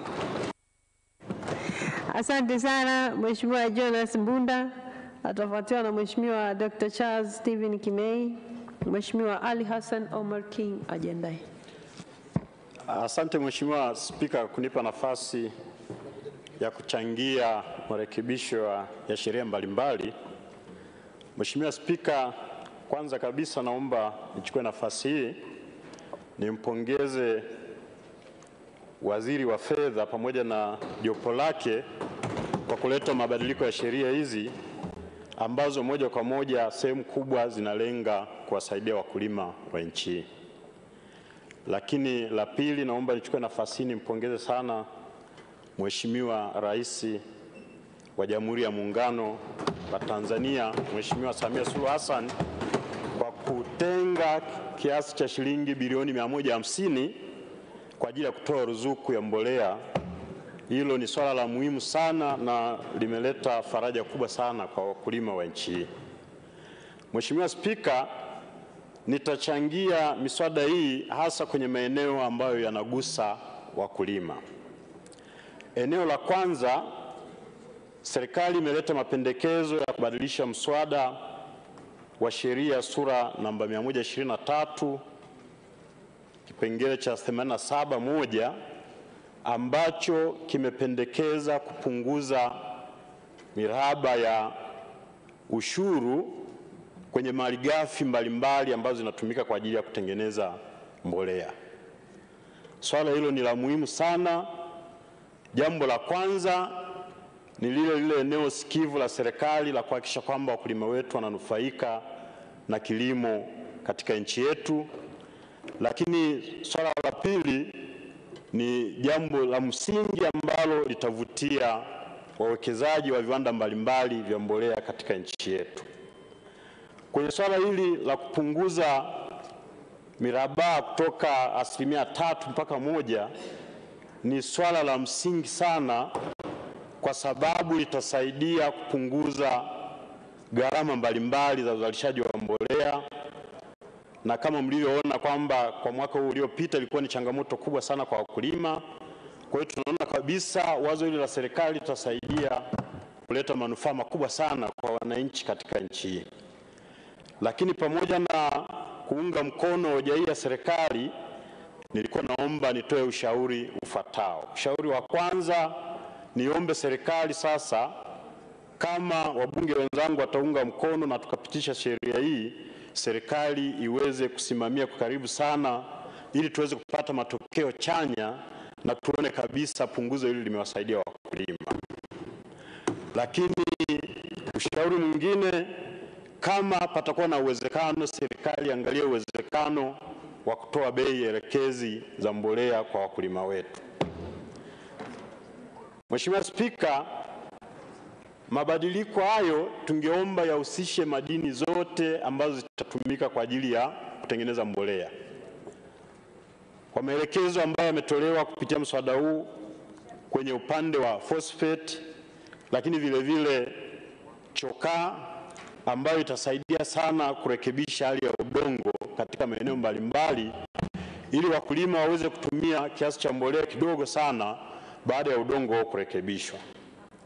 Mheshimiwa Spika, Kama nilivyosema awali, hoja yangu italenga hasa kwa maeneo ambayo yanamnufaisha mkulima. Hoja ya pili nakuja kwenye ushuru wa ongezeko la thamani. Wakulima wa mazao mbalimbali, ukichukulia mfano kahawa, korosho na mazao mengine, kwa muda mrefu walikuwa wakilipa gharama kubwa sana ya magunia katika kuhifadhia hayo mazao mbalimbali, na gharama hizo zinatokana na uzalishaji, gharama kubwa ya uzalishaji wa hayo magunia ya katani. Tunavyo viwanda zaidi ya 100 ambavyo vinazalisha magunia ya katani, lakini wakulima walikuwa wanalipa bei kubwa sana kwa gunia moja la kuwekea kahawa au korosho kutokana na gharama kubwa ya uzalishaji. Kwa hiyo sheria sura namba 148 ambayo serikali itatoa unafuu, itatoa exemption kwenye uzalishaji wa hayo magunia, itasaidia sana kupunguza bei kubwa ya magunia na itapelekea kuwapa unafuu wakulima wetu kuweza kupata kipato kikubwa, kwa sababu bei ya gunia moja ambalo watakuwa wanatumia kuwekea mazao yao itakuwa imepungua. Hiyo nayo itaendelea kuleta faraja kwa wakulima na itaendelea kuleta hamasa kubwa sana ya wakulima kuona kwamba mazao ambayo wanalima yanawasaidia kwenye masuala ya maisha. Mheshimiwa Spika, swala la mwisho naomba nichangie kwenye jedwali la 4 linalohusu mapendekezo ya serikali ya kuongeza ushuru wa mvinyo kutoka shilingi 2,466 na senti 45 kwa lita hadi shilingi 5,600 kwa lita. Hiyo itasaidia sana kupunguza bidhaa zinazotokana na mvinyo kuingia nchini, na itasaidia sana kulinda soko la wakulima wa zao hili la zabibu, ili kuweza kuwapa hamasa kubwa zaidi ya kuendelea kujali kilimo chao na kuwafanya waridhike na hali halisi ya kilimo. Lakini pamoja na hilo, nilikuwa naomba nishauri serikali kuzingatia mambo yafuatayo. Swala la kwanza, serikali isimamie sasa ubora wa uzalishaji wa mvinyo ambao tunazalisha ndani ya nchi, ili kuhakikisha kwamba tunaingia kwenye ushindani kwenye soko la mvinyo. Lakini swala la pili, baada ya kupitisha sheria hii, serikali iangalie kama mvinyo unaozalishwa nchini utaweza kutosheleza mahitaji ya viwanda vyetu vinavyozalisha bidhaa za mvinyo hapa nchini. Mheshimiwa Spika, nakushukuru sana kunipa nafasi. Naomba niunge hoja kwa miswada hii. Asante sana. Asante sana. Mheshimiwa Dr. Charles Stephen Kimei atafuatiwa na Mheshimiwa Ali Hassan Omar King. Mheshimiwa Cecilia Daniel Pareso ajiandae. Mheshimiwa Spika, nakushukuru sana kwa fursa hii, na nianze pia kwa kujiunga na wenzangu kumshukuru na kumpongeza sana Mheshimiwa Rais wetu anayeongoza serikali ya awamu ya 6 kwa kuanza kuchukua hatua madhubuti na za kimkakati za kuongeza uwekezaji na kasi ya uwekezaji katika uchumi wetu. Kwa vile mimi naona kwamba mswada huu una maudhui ya kimkakati kabisa, na sio tu kwamba tunaona kwamba kuna kupunguza hapa na pale, lakini utaona kwamba ni mswada au ni marekebisho ambayo yanaenda kumpa Mheshimiwa Waziri wa Fedha uwezo wa kufanya maamuzi ya haraka ili kuweza kuruhusu miradi ile mahiri na ya kimkakati kuanza hapa nchini upesi bila kusubiri bureaucracy ya kupeleka kwenye Bunge, kwa sababu sheria za kikodi mara nyingi zinahitaji zirudi huku bungeni, na naamini kwamba Mheshimiwa Rais ameruhusu mswada huu uje ili uweze kufupisha ule mchakato wa mwekezaji kuweza kufika na kuanza mradi wake. Mheshimiwa Spika, kwa sisi tunaofahamu ni kwamba wawekezaji wote na miradi mingi inakuwa na mahitaji tofauti tofauti ili iweze kuonyesha kwamba itakuwa na faida katika kipindi ambacho yule mwekezaji amejiwekea. na bila yale masharti au zile athari ambazo yeye anaziona kwenye mradi ule hazijawa addressed kwa namna ambapo yeye na bodi zake kama ziko nje ya nchi au ziko hapa nchini, basi inakuwa vigumu sana kuchukua hatua ile ya kuanza kutekeleza mradi. Na mara nyingi watapita kwenye maeneo mbalimbali, wataanza TIC, wataenda kwenye ambao baadaye wataishia hata kwenye National Investment Sharing Council, ile kamati ya uwekezaji ya taifa, lakini kama hawana uhakika kwamba yale wanayojadili, yale walioahidiwa na taasisi hizi hayatatekelezwa haraka, lazima pengine aje bungeni yaulizwe maswali mengi, pengine yasipite, basi inakuwa ni vigumu sana miradi ile kuanza. Na mimi naamini kwamba hili mkakati wake unatokana na hilo kwamba sasa waziri wa fedha, na niseme kwamba sio waziri tu wa fedha, na tumeridhika sana kule kwenye kamati yetu kuona kwamba waziri wa fedha atatekeleza haya baada pia kupitia kwenye cabinet kwa maeneo fulani, lakini ni mikakati, ni miradi ile ambayo imepita kwenye kamati ya taifa ya uwekezaji ambayo inasimamiwa na Mheshimiwa Waziri Mkuu, na sio tu waziri mkuu, lakini pia ndani yake kuna watu ambao ni mahiri, ni watu ambao ni wazalendo, ambao tunajua kwamba wanaongoza taasisi ambazo zinaelewa masuala ya uwekezaji kwa mapana kama vile Benki Kuu na wengine. Kwa hiyo naamini tutakwenda mbali. Lakini pia Mheshimiwa Spika, tunajua kabisa kwamba tena tumeambiwa kuna Marekani mmoja, congressman mmoja kule Marekani ambaye amekuwa ametrend sana, na wengi wameona kwamba anatoa changamoto kwamba ukweli tatizo kubwa la uwekezaji huku nchini linatokana na kodi nyingi, na kodi kubwa zile corporate tax, ukienda kwenye VAT juu na nini. Mimi nakubaliana naye kwa namna fulani kwamba kusema kwetu tusipoangalia vizuri na tusipoweza kutreat kila mwekezaji kwa namna fulani ambayo kinampa uhakika kwamba zile gharama zinaweza zikapunguzwa, zikafanya hivi kwa kupunguza VAT kwa muda fulani, tutakaa muda mrefu bila kuona uwekezaji ukiongezeka. Ni scarce duniani, mitaji haiko tu ovyo ovyo. Mitaji inashindaniwa na nchi mbalimbali na chumi mbalimbali, na kila nchi inajaribu kutoa kwa namna fulani vivutio ambavyo vinaweza kuwezesha wawekezaji wakaingia. Kuna nchi nyingine sasa hivi zimeanza, na natumaini ni nadharia mpya ambayo inakuja kwamba the only way ya kuongeza tax base bila kuongeza kiwango, yani kuongeza government revenue bila kuongeza viwango vya kodi, ni kuongeza uzalishaji. Kuongeza uzalishaji. Sasa kama hatuwezi kuongeza uzalishaji kwa namna hii ya kwamba tunavutia wawekezaji, kitu ambacho hatuna, uzalishaji ambao haupo, lakini tukiwavutia watakuja, tukawapa dispensations fulani, tukawapa misamaha fulani kwa kipindi ambacho kinakubalika, hao wawekezaji wakaja wakaongeza uzalishaji, tukaanza kuvuna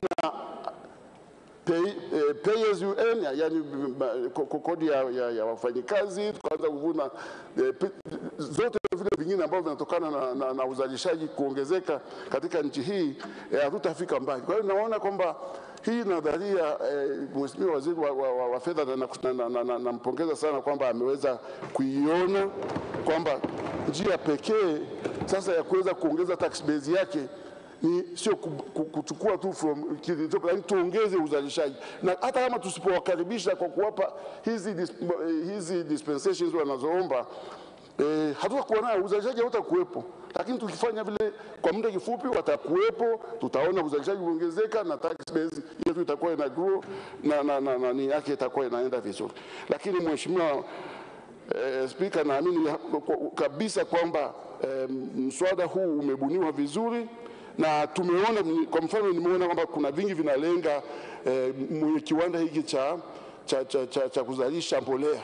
Utaona kwamba vinalenga kila mtaji ukija utakuwa na hivyo utakuwa na vingine vinahitajika, sio kupunguza bei ya phosphate.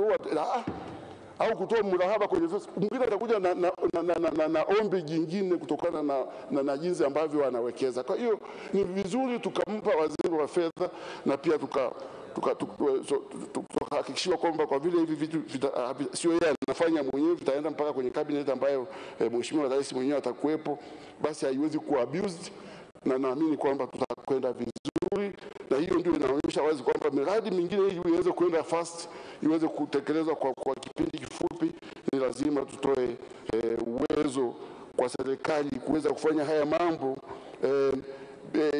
bila kupoteza muda mrefu sana. Lakini pia nachelea kusema kwamba naungana na kamati nilikuwepo, na nashukuru kwamba kamati imeshauri pia kwamba kwa baadhi ya misamaha inayotolewa iwe inachapishwa na serikali kwenye gazeti ili watu wajue kwamba katika kipindi hiki serikali imetoa misamaha hii, na watu wataona maudhui kwa sababu gani hizo zimetolewa, na hakuna mtu atakayelalamika kwamba kuna misamaha ambayo imetoka kienyeji. Kwa hiyo naamini ukichapishwa itakuwa imesaidia, lakini pia ni transparency, na ndio dhana zima ya uendeshaji wa serikali, good governance sasa hivi. Alafu pia naamini pia kwamba hilo ushauri ambao umetolewa pia kwamba serikali iwe inafanya tafiti za mara kwa mara, kufanya tathmini ya kwamba kweli ile misamaha iliyotolewa au ile punguzo zilizotolewa kwenye maeneo fulani ya kodi kama ni VAT au whatever, kwamba imeleta matokeo chanya yanayoendana na maudhui ya marekebisho yaliyofanywa na mheshimiwa waziri.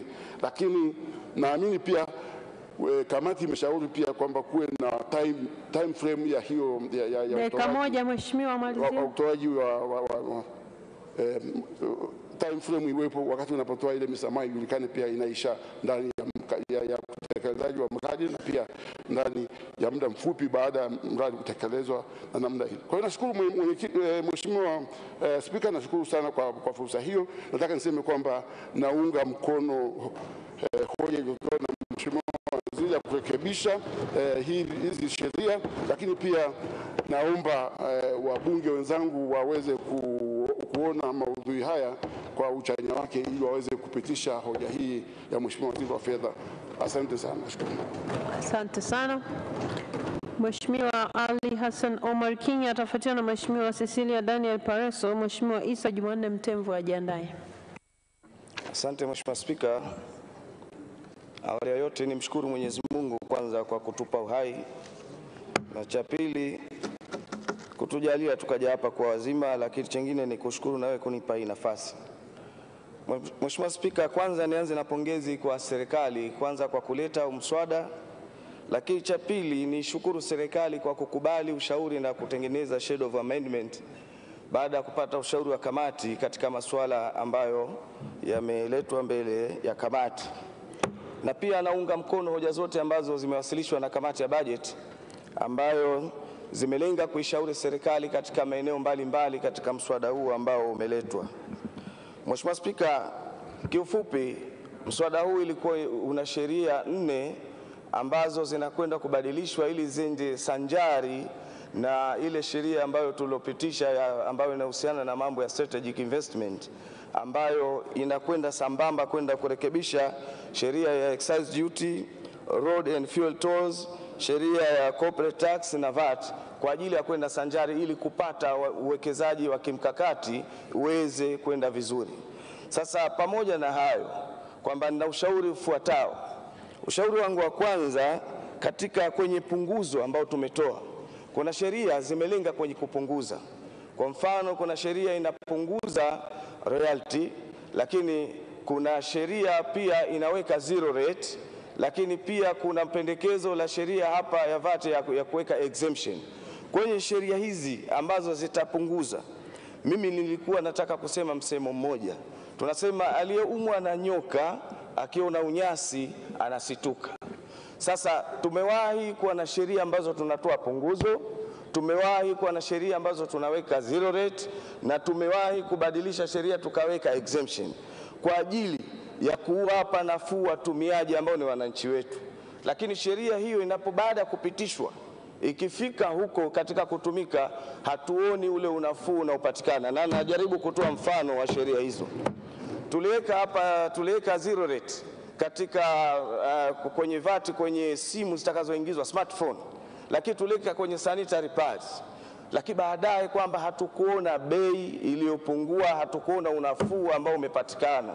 Kwa hiyo ni shauri serikali kwenye kulifanyia kazi hili, serikali at least kwamba iweke mikataba na hawa watu, na wasipokuja na solution ile ambayo tuliokusudia, na maana kwamba lengo la utungaji au kubadilisha sheria hizi hatuwezi kufikia.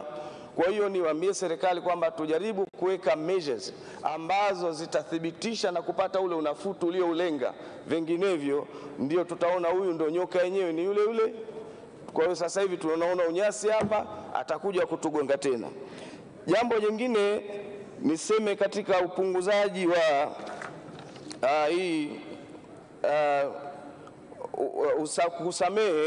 kusamehe excise duty kwa ajili ya miradi ya kimkakati.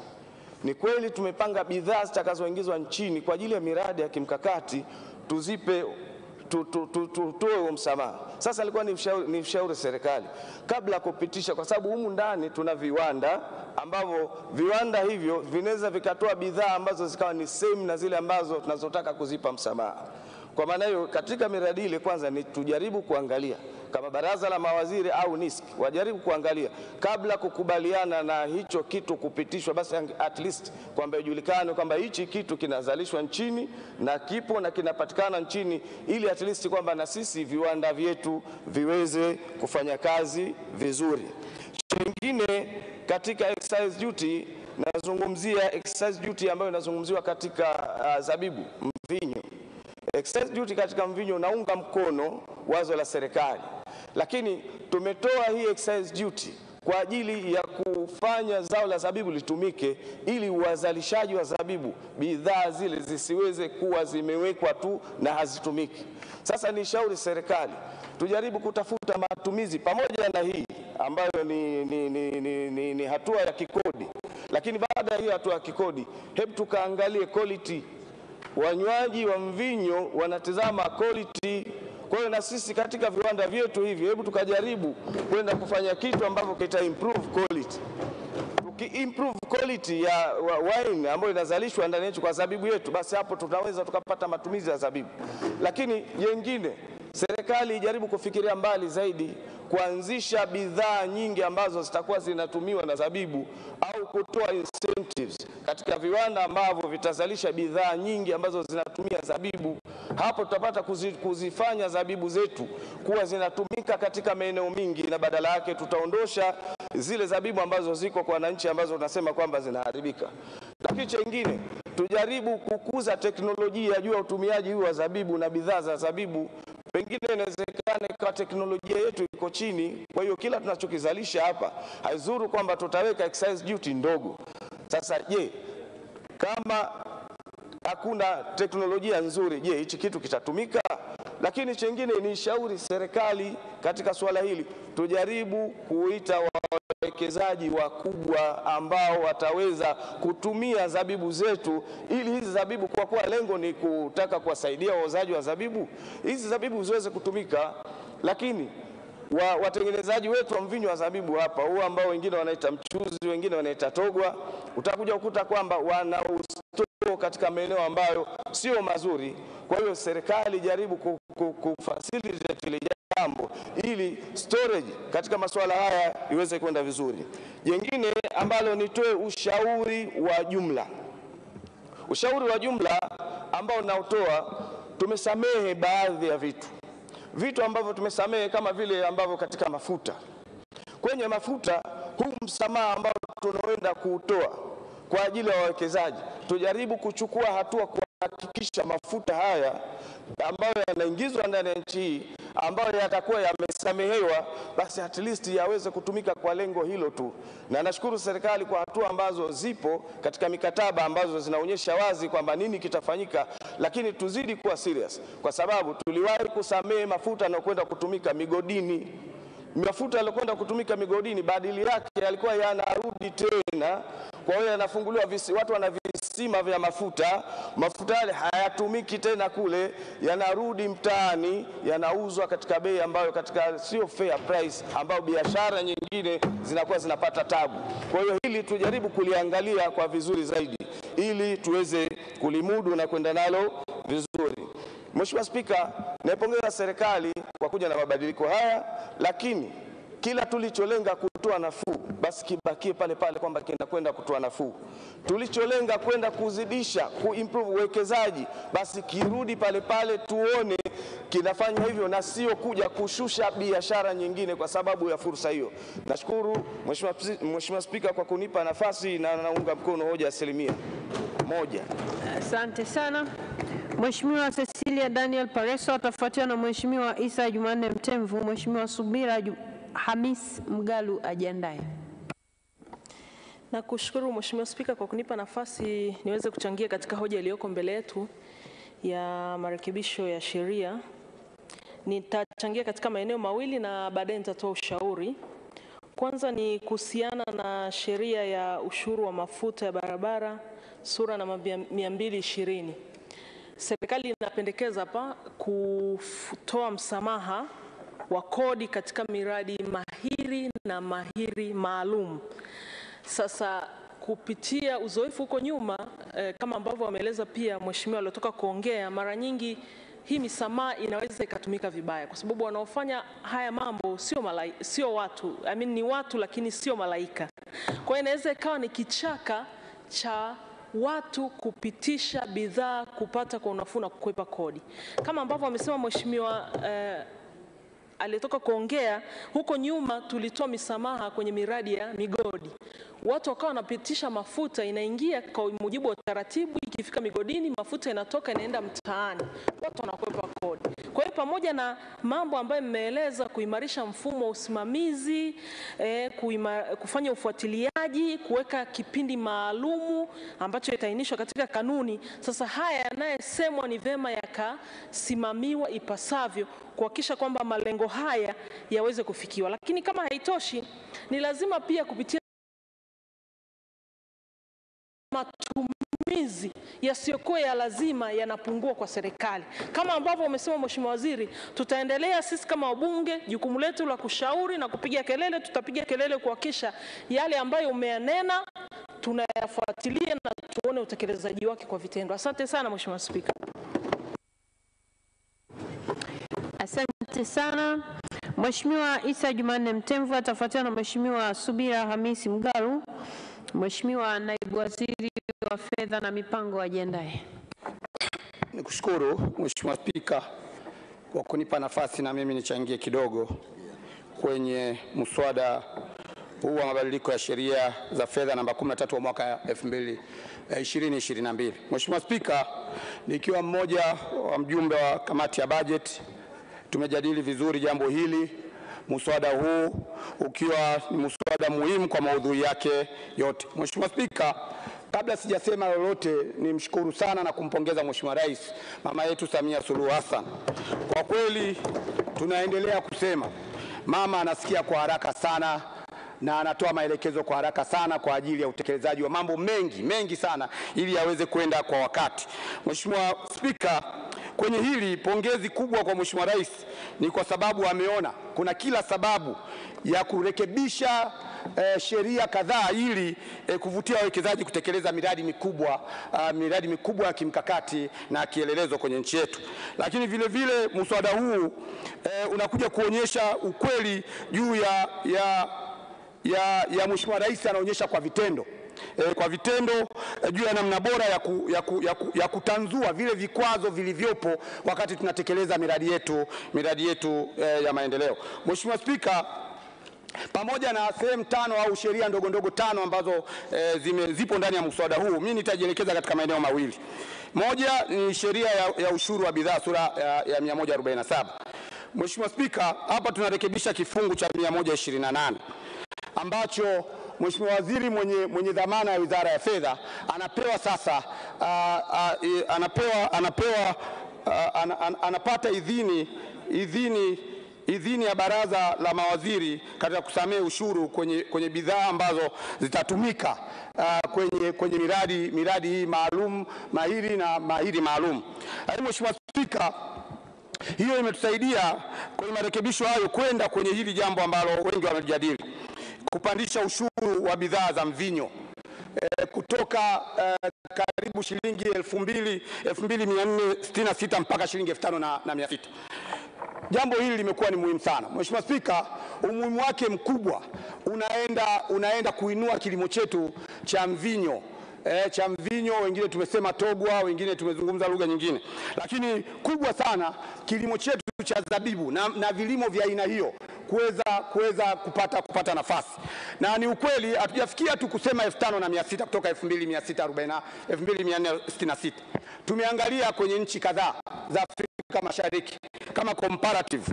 Nchi nyingi zimetokea kati ya 5,000 na 5,500, ambao unaweza ukaona kwetu kwa kuwa shilingi 2,400 na kitu ilikuwa inaweza ikasababisha hata wawekezaji wengi ambao wako hapa wakaweza kuchukua au kununua malighafi za mvinyo kutoka nje ya nchi, ambao ilikuwa ni hatari sana kwa wakulima wetu na kwa muktadha mzima wa viwanda vyetu ambavyo vinachakata zao hili. Kwa hiyo kama wazo na kamati ilivyoshauri na kukubali mawazo ya serikali au mapendekezo ya serikali kwenye mswada huu, kwa kweli ni waombe sana waheshimiwa wabunge mlione hili ni jambo muhimu kwa muktadha mkubwa sana wa kuweza kuinua viwanda vyetu katika eneo hilo. Lakini ni lazima, wengi wamesema Mheshimiwa Spika, katika jambo hili kuna maangalizo kadhaa. Kinywaji cha mvinyo hichi ni luxury. Ni luxury. Wengine wanatumia kama dawa. Kwa hiyo swala la ubora ni swala ambalo hatuwezi compromise. Hatuwezi compromise. Ni lazima ubora ukazingatiwe sana. Lakini la pili, ili wengi wamesema, lakini la pili ni uzalishaji, production kwenye volumes. Kama mfano amezungumza sana mheshimiwa aliyomaliza kusema, ameweka kwenye 30% na 70%. Ni hatari kama tutakuwa kama taifa sasa bado tukawa tunazalisha chini ya 50%. Alafu wakati kabla tujabadilisha sheria hii ilikuwa tunapata kutoka nje zaidi ya 50%, itakuwa ni hatari. Niombe sana Wizara ya Kilimo imepewa bajeti kubwa sana, zaidi ya mara 4 katika miaka miwili hii iliyotoka, toka bilioni 250 na kitu mpaka bilioni 900 na kitu. Kwa kweli walione, jicho lao likajielekeze katika eneo hili. Tunabadilisha mswada wa sheria huu katika kifungu hichi, lakini tayari fedha zipo nyingi na Samia kazielekeza kwenye Wizara ya Kilimo. Niwaombe sana mjielekeze kuweka mikataba ambayo hatuwezi kurudi nyuma, tukaone ubora wa bidhaa hizi, lakini vile tukaone uzalishaji unakuwa ni mkubwa, ili tusiweze kuona tunadhurika kutokana na mabadiliko haya ambayo tumeyadhamiria. Mheshimiwa Spika, pia niweze kuzungumza kidogo juu ya sheria ya ushuru wa mafuta wa barabara, the Road Fuel Toll Act 220. Mheshimiwa Spika, hapa tunabadilisha kifungu namba 8 ili pia kumpa Mheshimiwa Waziri mamlaka ya kusamehe ushuru wa mafuta kwa miradi ya uwekezaji mahiri na mahiri maalum. Si jambo baya, jambo zuri Mheshimiwa Spika, lakini tuendelee kuangalia uzoefu mwingi katika maeneo mengi. Sehemu ambayo tumepata hasara kama taifa ni eneo la misamaha mafuta. Wengi wamesema migodini na kadhalika, lakini shukuru sana kamati ya bajeti imeliona na imetoa mapendekezo kadhaa kwenye eneo hili, na kubwa ni katika mapendekezo kadhaa, na ni vizuri tufahamu. Pendekezo moja, tumeangalia muda, pawepo na muda maalum. Tunajua miradi inaendelea, inatekelezwa, pamoja na kuangaliwa miradi hii, lakini tuweze kujua tukiifuatilia tunajua kabisa ndani ya mwaka mmoja tuweze kuangalia ile tumenufaika jinsi gani katika miradi hii mahiri na mahiri maalum ambayo inatekelezwa. Sio tukiacha wazi, maana yake inawezekana miradi imekamilika alafu watu wakawa wanatupiga kupitia msamaha huu ambao tumeweka. Lakini vile vile tunatambua kama nchi tunatumia mfumo mmoja wa kuagiza mafuta, bulk procurement system. Ni mfumo mzuri, tumewahi kujadili ndani ya kamati vizuri kabisa, na kama nchi tunaona bado tunafaidika na mfumo huo wa kuagiza pamoja. Sasa tuweze kutofautisha mafuta yapi yanakuja katika mfumo huo wa pamoja na mafuta yapi ambayo yanakuja kwa ajili ya miradi maalum na mahiri maalum. Ni vizuri sana, ni muhimu. Kama tutatumia vinasaba sawa, kama tutatumia utaratibu wa uuzaji sawa, lakini ni jambo muhimu sana ili watu wasije wakapitia kwenye upenyo huo kwenda kutuumiza. Lakini Mheshimiwa Spika, Tumeshauri pia kuweka mifumo ya usimamizi ili kuzuia matumizi mabaya ya mafuta ya miradi. Ni vizuri mifumo ikawekwa mapema. Wizara, Mheshimiwa Waziri amesema kwenye taarifa yake wana mpango jinsi ya kufuatilia kwa karibu sana juu ya mafuta haya yanavyoingia. Mimi ninaona kwa umahiri na umakini wa Mheshimiwa Waziri kwenye jambo hili atatia nguvu sana na jicho kubwa na wataalamu wake ili tusiweze kuanguka. Mheshimiwa Spika, pamoja na hayo niseme juu ya maoni ya jumla. Kamati imeshauri sana misamaha ya kodi hii lazima iangaliwe kwa pato la taifa. Ndani ya mpango wetu wa miaka 5 tunaoendelea nao tumejikubalia wenyewe, tumejiwekea wenyewe misamaha ya kodi isizidi 1%. Mheshimiwa Spika, hili ni jambo zuri. Sasa huu ni wakati, kamati inatoa ushauri, ni wakati umefika tuweze kufanya tathmini ya kina, tuweze kuona mpaka sasa kwa misamaha yote ambayo imetolewa nchini imekaa vipi, ina ubora kiasi gani, tumefanikiwa au hatujafanikiwa, na kama haijazidi imezidi 1% au haijazidi 1%. Hili ni jambo muhimu sana. Mheshimiwa Spika, niliona ni muhimu sana nichangie katika maeneo hayo mawili, na nitumie nafasi hii kuwaomba sana waheshimiwa wabunge wenzangu waweze kuridhia mswada huu wa sheria namba 13 wa mwaka 2022 uweze kupita bila kikwazo chochote kwa maslahi mapana ya nchi yetu na wananchi wake. Asante sana Mheshimiwa Spika, naunga mkono hoja. Asante sana. Mheshimiwa Subira Hamisi Mgalo atafuatiwa na Mheshimiwa Naibu Waziri wa Fedha na Mipango. Mheshimiwa Waziri wa Fedha na Mipango ajiandae. Mheshimiwa Spika, nakushukuru kwa kunipa nafasi mchana wa leo na mimi kuweza kuchangia kwenye mswada huu wa sheria ya marekebisho ya sheria mbalimbali za fedha kwa mwaka 2022. Nianze kwanza kwa kuipongeza sana serikali inayoongozwa na Mheshimiwa Rais Mama Samia Suluhu Hassan kwa kuwasilisha marekebisho haya, lakini na kwa kuwa na utaratibu wa kufanya mapitio ya sheria mbalimbali, kwa sababu sheria si msahafu wala Biblia. Kwa hiyo kuna wakati lazima kufanya marekebisho ili kuendana na hali halisi.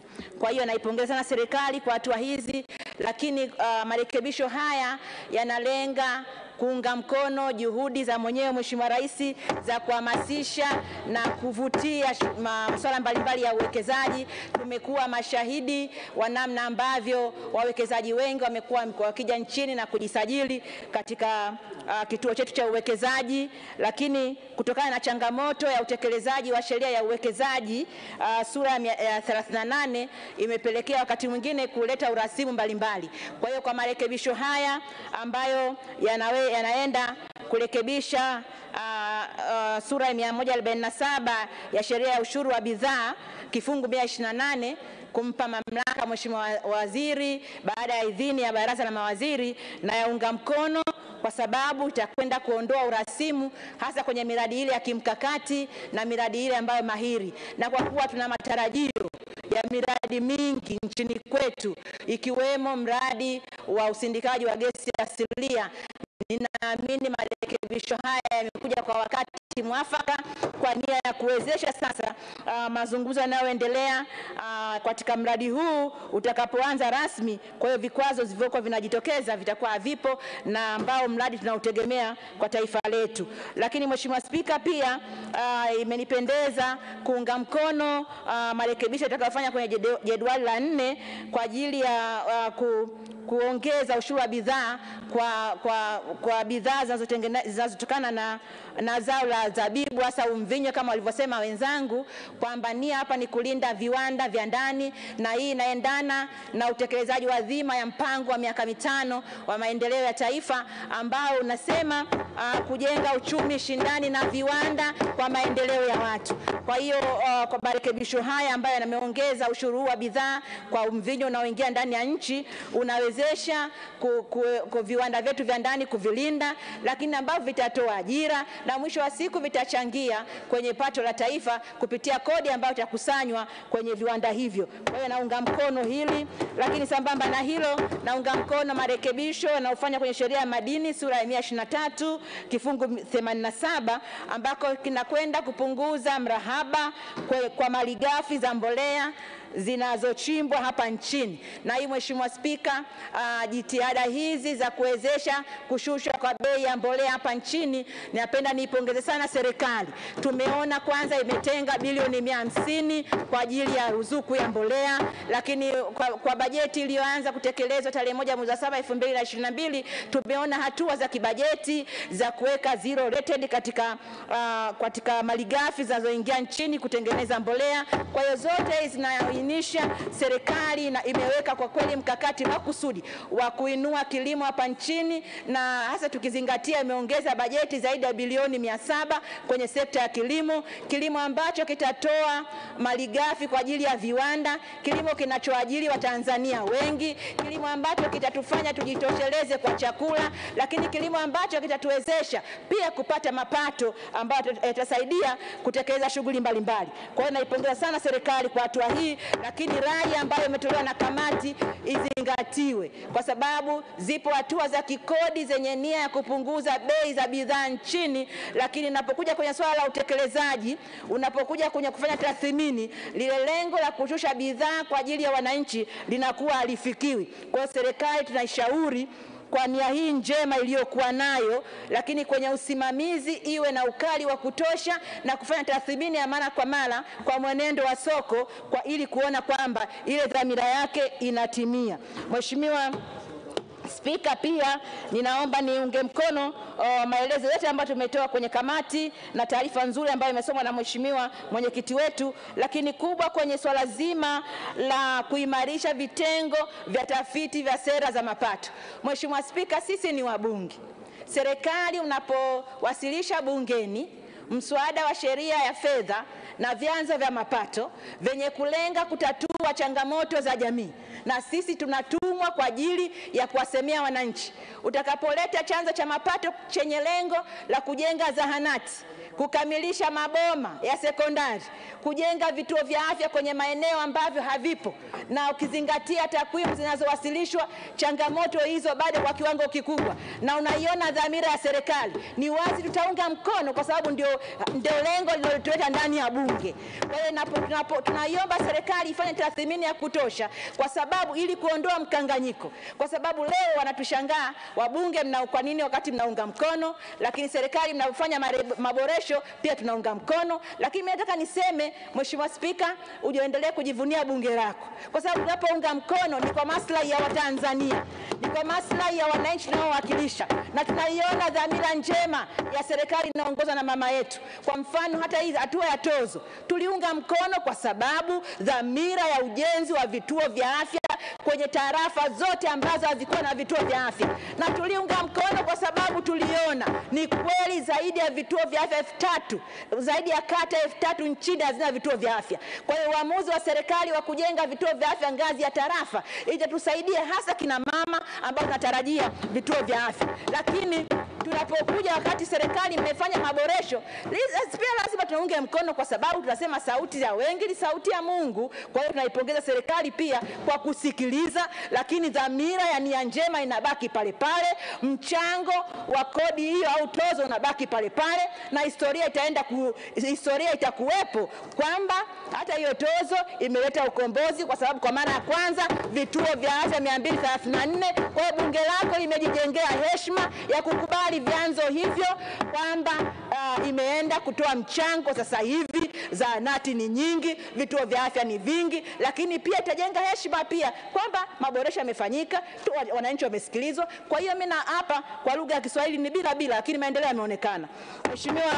Mheshimiwa Spika, nimalizie kwa kuipongeza serikali kwa hatua mbalimbali ambazo zimewasilishwa, kwa zina nia ya kuwezesha hivyo viwanda, lakini pia nia kutekeleza miradi ya kimkakati, na nakupongeza Mheshimiwa Spika na waziri. Tunaomba tu historia ya misamaha ambayo itumika vibaya isijirudie. Serikali muweke mikakati madhubuti ili misamaha itumike kwa lengo lilokusudiwa, na wale watakaobainika kutumia misamaha hii kwa faida yao wachukuliwe hatua kali, ikiwemo ya kulipa hiyo kodi stahiki. Asante sana Mheshimiwa Spika, na kushukuru. Asante sana. Mheshimiwa Ahmad Chande, Naibu Waziri wa Fedha na Mipango, atafuatiwa na mtoa hoja. Asante sana Mheshimiwa Spika. Awali ya yote naomba nimshukuru Mwenyezi Mungu Rahim ambaye ametuwezesha kuwepo hapa tangia asubuhi hadi sasa tukiwa katika hali ya uzima na afya pamoja na amani. Pili, Mheshimiwa Spika, naomba nikushukuru sana kwa kunipa fursa hii nami kuwa sehemu ya wachangiaji katika hoja hii iliyoko mezani.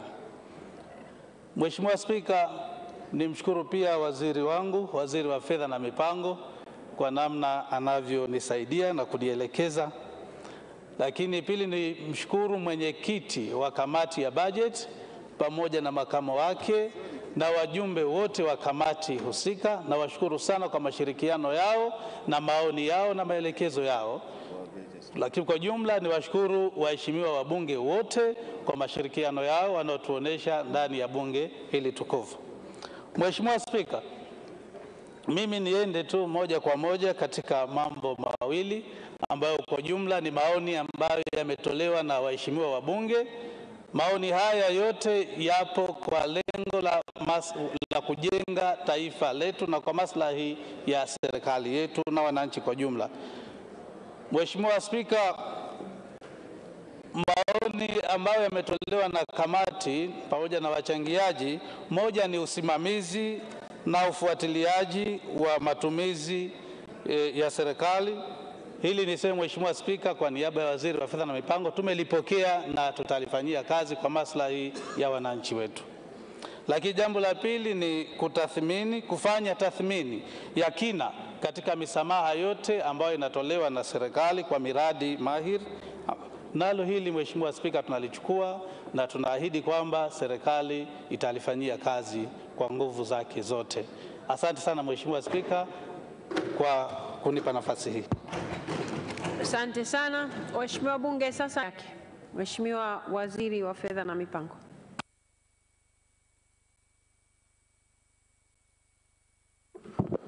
Mheshimiwa Spika, na kushukuru kwa kunipa fursa hii, na mimi nianze kwa kuwashukuru na kuwapongeza kamati kwa maoni yao ambayo yametolewa na mwenyekiti mahiri kabisa wa bajeti ndugu yangu Daniel Silo. Ni washukuru pia wajumbe wa kamati, mshukuru naibu waziri na niwashukuru waheshimiwa wabunge ambao wametoa ushauri wao. Mheshimiwa Spika, kabla sijafafanua chochote, nianze kwanza kwa kuungana na Mheshimiwa naibu waziri kuyapokea yale ambayo tumepewa kama ushauri, mojawapo ikiwa hilo la kusimamia kwa umakini maeneo yote yale ambayo yameombewa msamaha. Na niseme tu maeneo yote yale ambayo yatapewa msamaha baada ya idhini ya baraza la mawaziri, misamaha hiyo itakuwa inatangazwa kwenye gazeti, na endapo itakuwa misused kama ambavyo imewekwa kwenye sheria, basi itafutwa, na ikishafutwa aliyetumia vibaya atalazimika kulipa fedha hiyo ambayo itakuwa alikosesha serikali. Mheshimiwa Spika, la pili ambalo linahusisha tathmini na lenyewe tumelipokea. Kimsingi tuna sura mbili kwenye masuala ya misamaha. Sura ya kwanza, ukiangalia kwenye eneo la papo kwa papo, utaona masuala yanayohusu mapato, na ukiwa hujakusanya maana yake unakuwa umekosa mapato. Lakini ukiangalia kwa sura ya muda mrefu na matatizo ya kiuchumi kwa ujumla, utaweza kuona kwamba tunahitaji uwekezaji kwa kiwango kikubwa zaidi ili kuweza kutengeneza ajira na kuweza kutatua tatizo la ajira na kuongeza mapato katika muda mrefu, kwa maana ya kutengeneza uwekezaji na kutengeneza fursa mpya za uzalishaji kama ambavyo Mheshimiwa Dr. Kimei alivyosema. Kwa maana hiyo sura hizi zote mbili ni lazima uzibalance, lazima uziangalie kwa namna moja ili upande mmoja usielemewe. Ukielemea upande mmoja tu wa kukusanya, in the long run utakuwa hautengenezi maeneo mapya ya kuweza kukusanya. Kwa hiyo hivi vyote ni vitu ambavyo vinafanywa balance, na ndio maana unaweza ukaona kwamba maeneo yale ambayo ni muhimu sana kuwekewa vivutio, serikali inaona umuhimu wa kuwekea vivutio. Mheshimiwa Spika, Jambo la tathmini na jambo la utafiti tumepokea, ni mambo ya msingi ambayo mara zote kwa ajili ya kuweza kuenda na mazingira ya sasa ni mambo ambayo tunayafanyia kazi, na leo tumepokea kutoka kwa waheshimiwa wabunge na tutaendelea kuyafanyia kazi. Mheshimiwa Spika, nisemee tu kwenye eneo hili la mvinyo. Mheshimiwa Spika, hili jambo la mvinyo tumepata fursa ya kuwasikiliza hata wakulima wenyewe, na ukienda kwenye maeneo, kwa bahati nzuri mvinyo unalimwa hapa, zabibu inalimwa hapa Dodoma. Kwa hiyo hatuhitaji kusafiri mbali sana kuweza kupata maoni hayo. Ni ukweli usiopingika kwamba wakulima wetu wamebaki na mvinyo kwa kiwango kikubwa sana, na ni uharibifu pale ambapo wanakosa soko la mvinyo wao. Na kama hatua zisingechukuliwa na serikali, ni dhahiri kwamba tunakokwenda wakulima wetu wale wangehama kutoka kwenye kulima zabibu, wangehamia labda mazao mengine, na hiyo ingeendelea kuturudisha nyuma katika hatua zetu za kulima mazao ambayo yanastawi katika maeneo husika kwa kiwango kikubwa, ili tuweze kuuza katika soko la ndani pamoja na soko la nje. Habari iliyo njema, mara nyingi huwa tuna kawaida wa Tanzania wakati mwingine kujikadiria kadirio la chini. Mvinyo wetu si mbaya, na wala si kwamba hauna viwango vinavyotakiwa. Hivi tunavyoongea tuna mkulima mdogo tu, ana kiwanda kidogo tu, lakini tayari amefikia soko la Zambia, amefikia Malawi, amefikia Uganda, amefikia Kenya, na kwa sasa hivi kwa takriban kwa mwezi mmoja tuna export zaidi ya makontena 10,000 yanakwenda China. Makontena kadhaa ya mvinyo yanakwenda Italy. Sasa kama hata yanaweza kufika Italy, yanaweza yakafika China, na yameteka soko la ukanda wa kwetu hapa, nadhani si vyema kuendelea kutilia mashaka kwamba mvinyo wetu uko wa kiwango gani na uko wa kiwango gani. Na sasa hata vyuo vya VETA, Mheshimiwa Rais alielekeza vianze kufundisha watu kazi wanazofanya katika maeneo husika. Kwa hiyo tutaendelea hata kuboresha zaidi kuweza kuyafikia na masoko mengine. Na la mwisho, Mheshimiwa Cecilia nimsikia akisema kwamba yasiwe maneno tu, iwe vitendo. Mheshimiwa Spika, moja ya wakati ambapo tuna ishara nyingi sana za vitu vinavyofanyika kuliko maneno, nadhani ni wakati huu. Mheshimiwa Samia Suluhu Hassan katika kipindi cha mwaka mmoja tu, vitu ambavyo amevifanya vingekuwa vinapigiwa kelele, nadhani vingekuwa vimevuka hata mipaka ya nchi yetu yenyewe. Na mimi ningeambiwa nimwelezee Rais Samia Suluhu Hassan kwa sentensi moja, kitu kimoja tu ambacho ningesema, sentensi hiyo ingekuwa nchi inasonga mbele kwa kasi kubwa sana. Kwa maana hiyo si maneno, ni vitendo. Yaani tunavyosema nchi inasonga, hakuna mradi mmoja wote mkubwa umesimama hata kwa wiki moja tu. Miradi yote mikubwa inaendelea, yote mikubwa inaendelea.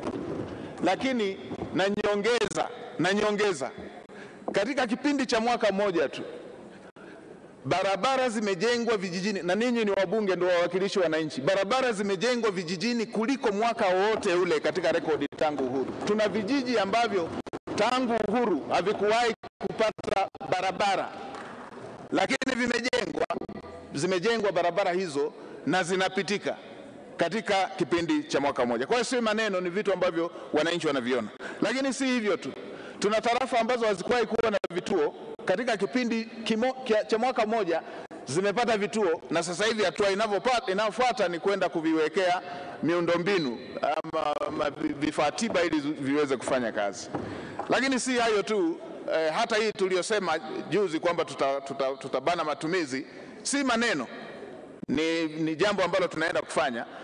Tunamaliza makusanyo ndani ya mwisho wa mwezi huu. Wiki ijayo tutatoa bilioni 160 kwa ajili ya kupeleka ujenzi wa madarasa ambayo Mheshimiwa Rais amesema ifikapo Januari pasiwe na second selection. Mwaka jana hapakuwa na second selection kwa vitendo, watoto wote walienda shule zilipofunguliwa, na mwaka huu Rais ameelekeza ifikapo Januari madarasa hayo yameshajengwa, hapata kuwa na second selection. Tumeshaongea na Mheshimiwa Bashungwa, waziri wa kisekta, wiki ijayo shughuli hiyo inaanza, na fedha hizo Sehemu zitakuwa zimetoka kwenye makusanyo, sehemu zinatoka kwenye kukata matumizi, kufidia sehemu ile ambayo tumeisema katika kauli yetu. Kwa maana hiyo si maneno, ni vitendo, na vitendo hivyo vinaonekana na vinaongea kwa sauti kubwa kuliko maneno. Kuhusu ufuatiliaji, tutashirikiana na wenzetu wa mamlaka ya mapato pamoja na wizara zingine za kisekta ili kuweza kuhakikisha tunafuatilia, na hata jana tulipokuwa kwenye kamati tulikuwa na wizara ya viwanda na biashara, Mheshimiwa Waziri wa viwanda, Mheshimiwa Waziri wa kilimo pamoja na sekta zingine. Kwenye maeneo ambayo yatahitaji performance agreement, tutafanya hivyo ili kuweza kufanya ufuatiliaji unaopimika, na haya tayari tumeshaanza katika sekta zingine ambako maeneo yale tuliweza kuahidi hapa katika bunge lako tukufu wakati wa bajeti kuu. Mheshimiwa Spika, baada ya kuwa nimesema hayo, nirejee tena kuwashukuru waheshimiwa wabunge na naomba sasa kutoa hoja. Waheshimiwa wabunge, hoja imeungwa mkono. Na sasa tutaendelea na utaratibu wetu. Katibu. Kamati ya bunge zima. Kamati ya bunge zima.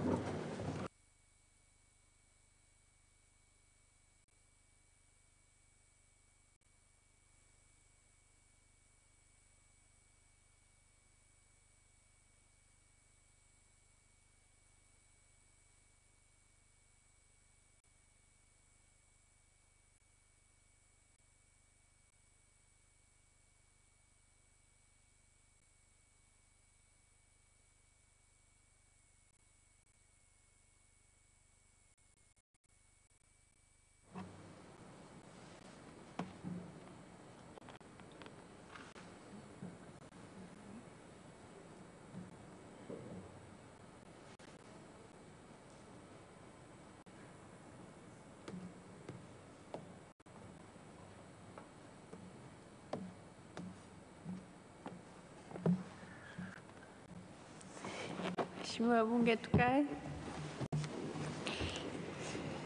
Katibu.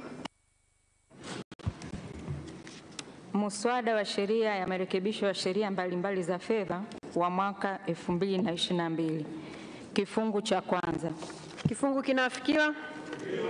Kifungu cha pili. Kifungu kinafikiwa? Kifungu cha tatu. Kifungu kinafikiwa? Kifungu cha 4 kina marekebisho ya serikali. Kifungu cha 4 pamoja na marekebisho ya serikali kinafikiwa? Kifungu cha 5. Kifungu kinafikiwa? Kifungu cha 6. Kifungu kinafikiwa? Kifungu cha 7 kina marekebisho ya serikali. Kifungu cha 7 pamoja na marekebisho ya serikali kinafikiwa? Kifungu cha 8. Kifungu kinafikiwa? Kifungu cha 9 kina marekebisho ya serikali. Kifungu cha 9 pamoja na marekebisho ya serikali kinafikiwa? Kifungu cha 10. Kifungu kinafikiwa? Kifungu cha 11 kina marekebisho ya serikali. Kifungu cha 11 pamoja na marekebisho ya serikali kinafikiwa? Kifungu cha 12. Kifungu kinafikiwa? Kifungu cha 13. Kifungu kinafikiwa? Kifungu cha 14 kina marekebisho ya serikali. Kifungu cha 14 pamoja na marekebisho ya serikali kinafikiwa?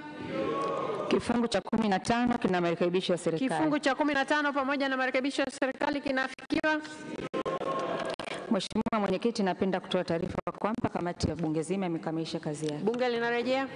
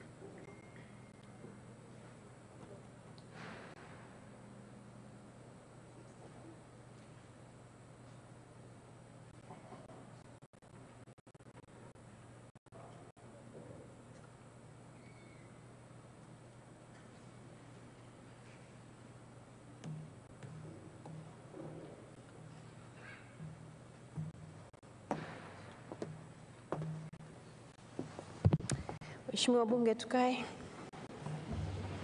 Mtoa hoja taarifa.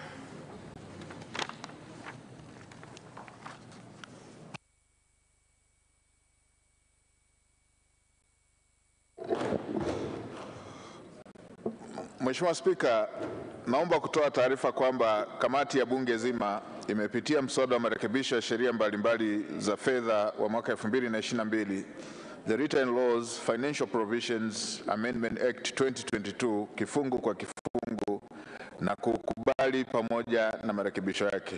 Mheshimiwa Spika, naomba kutoa hoja. Taarifa hiyo sasa ikubaliwe na Bunge rasmi. Mheshimiwa Spika, naomba kutoa hoja. Waheshimiwa wabunge, hoja imeungwa mkono. Asanteni sana. Katibu. Mswada wa sheria marekebisho ya sheria mbalimbali za fedha zipatazo 6 kwa lengo la kuondoa mapungufu ambayo yamejitokeza wakati wa utekelezaji wa baadhi ya masharti katika sheria hizo. A bill for an act to amend certain written laws in order to keep the laws updated with some challenges observed in its implementation. Kusomwa mara ya 3. Waheshimiwa wabunge, hoja imeshasomwa.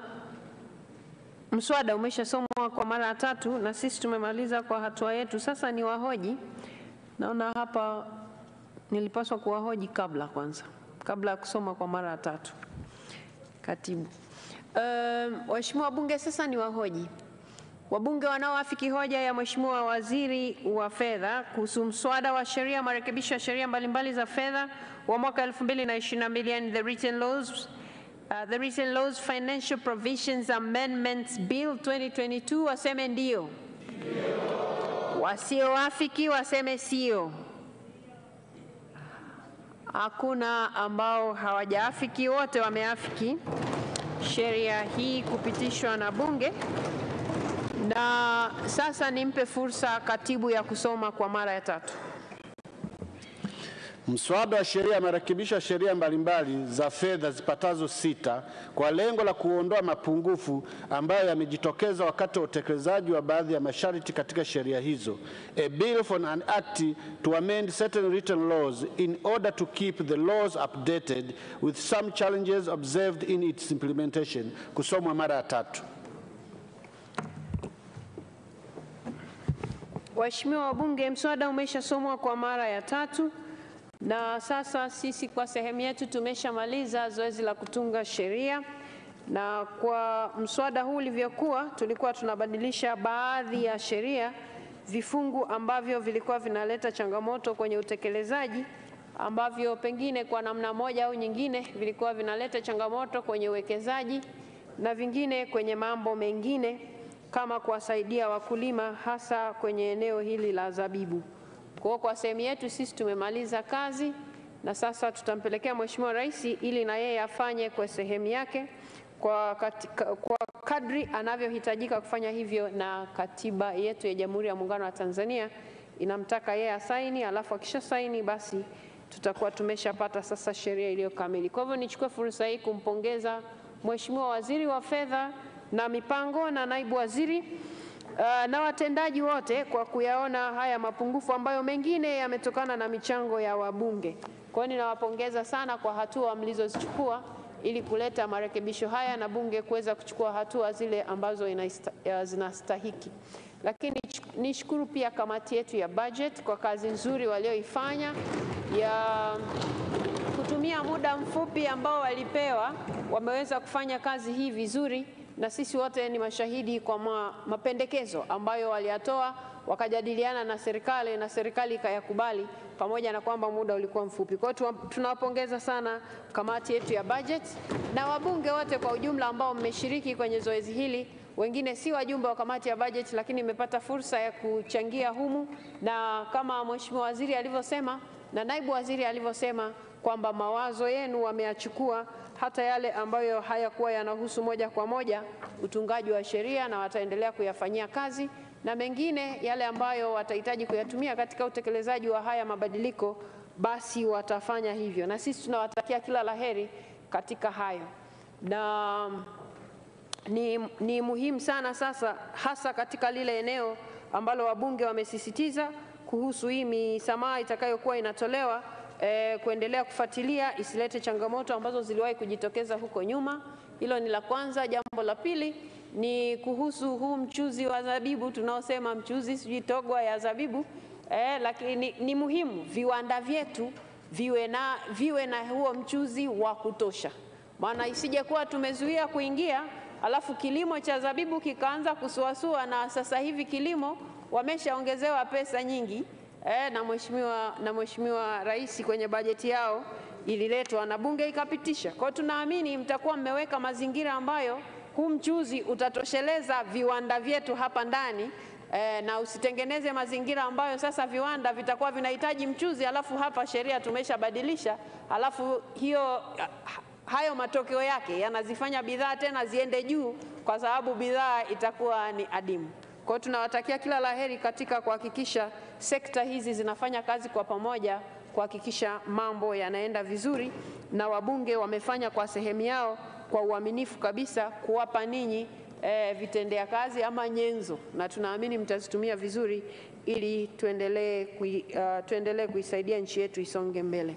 Waheshimiwa wabunge, kwa kuwa ratiba yetu ile kabla hatujaenda kwenye miswada ya sheria ya serikali, kuna ratiba tulikuwa hatujaikamilisha pale juu, sasa ndio wakati wa kuikamilisha. Kwa hivyo nimwite katibu atusomee matokeo ya uchaguzi.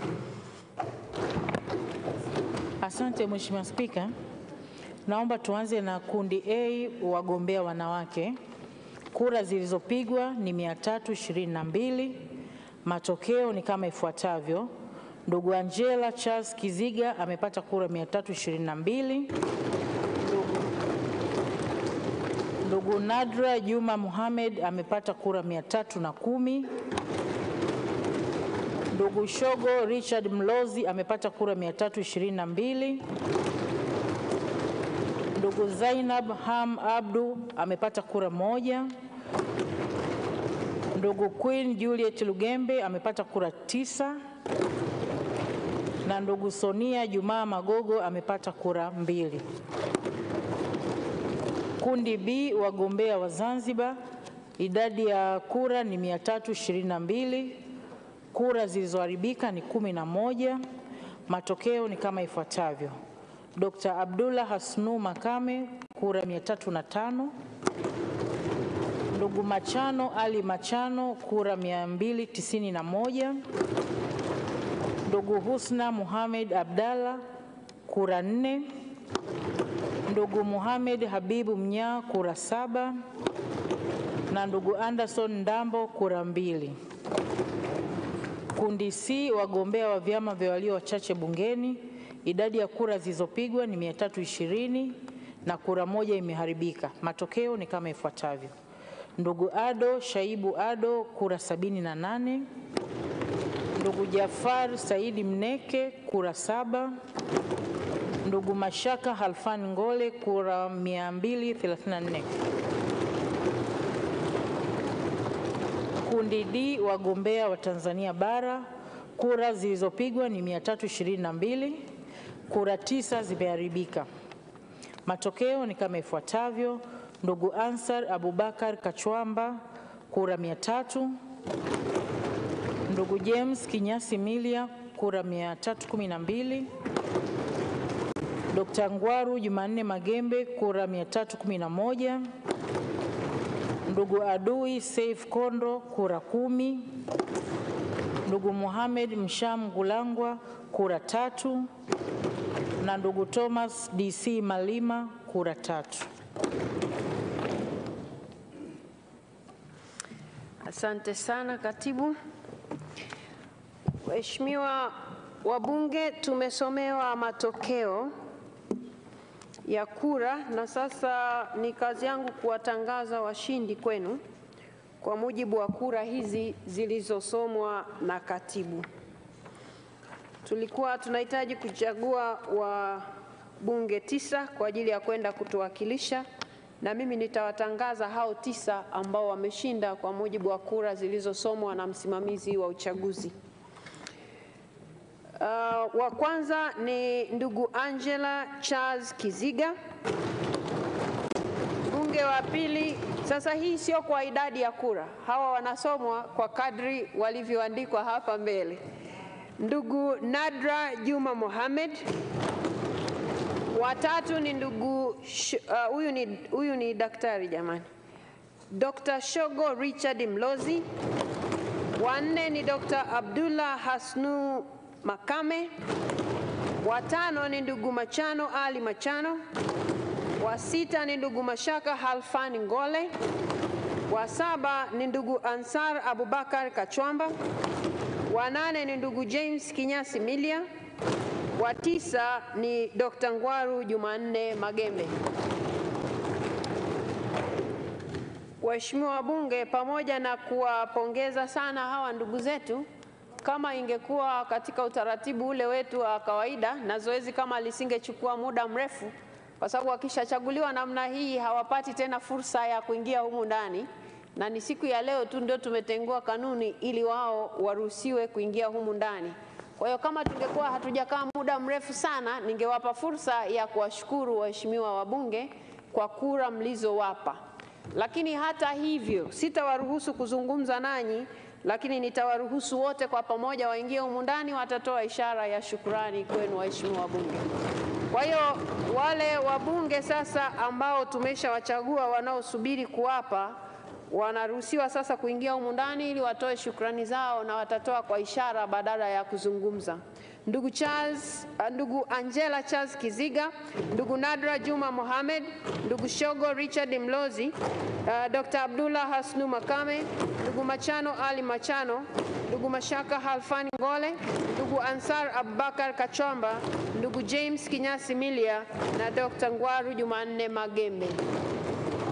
Haya, waendelee kuingia kwa kadri ya majina yao. Ndugu Angela Charles Kiziga, wote mnaingia kwa pamoja. Ndugu Angela Charles Kiziga, anafuatiwa na Nadra Juma Mohamed kama alikuwepo bado. Alafu Dr. Shogo Richard Mlozi. Haya, Dr. Abdullah Hasnu Makame. Ndugu Machano Ali Machano. Songeni tu mbele. Ndugu Mashaka Alfan Ngole. Ndugu Ansar Abubakar Kachwamba. Haya, ndugu James Kinyasi Milia. Ndugu Ngwaru Magembe Jumanne. Haya, huyo anayefua hao walioongozana, haya wakishafika hapa mbele, karibuni sana. Karibuni sana. Wabunge 9 ambao wamechaguliwa kwenda kuiwakilisha nchi yetu ni hawa hapa mbele yenu. Na sasa ili muweze kuwakumbuka kwa majina na sura, atakayekuwa ametajwa msogee nyuma kidogo. Msogee upande ule. Msogeni nyuma kidogo. Sogeni nyuma kidogo. Haya, atakayetajwa anapita mbele, anainama, anawageukia wabunge, anarudi nyuma. Ndugu Angela Charles Kiziga.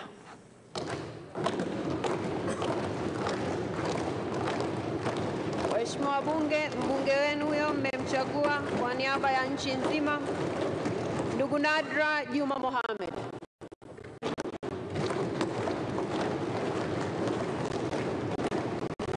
Haya, waheshimiwa wabunge, mwakilishi wetu huyo Dr. Shogo Richard Mlozi.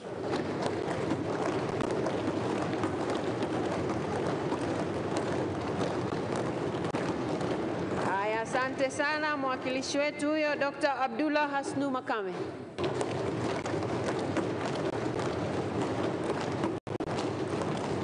Mwakilishi wetu mwingine huyo ndugu Machano Ali Machano.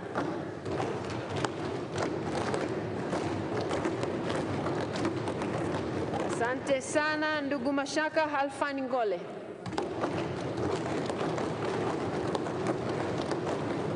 Mwakilishi mwingine huyo ndugu Ansar Abubakar Kachwamba.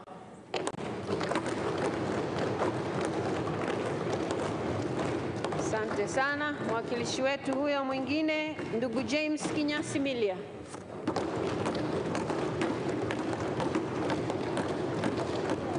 Mbunge wetu mwingine huyo na Dr. Ngwaru Jumanne Magembe.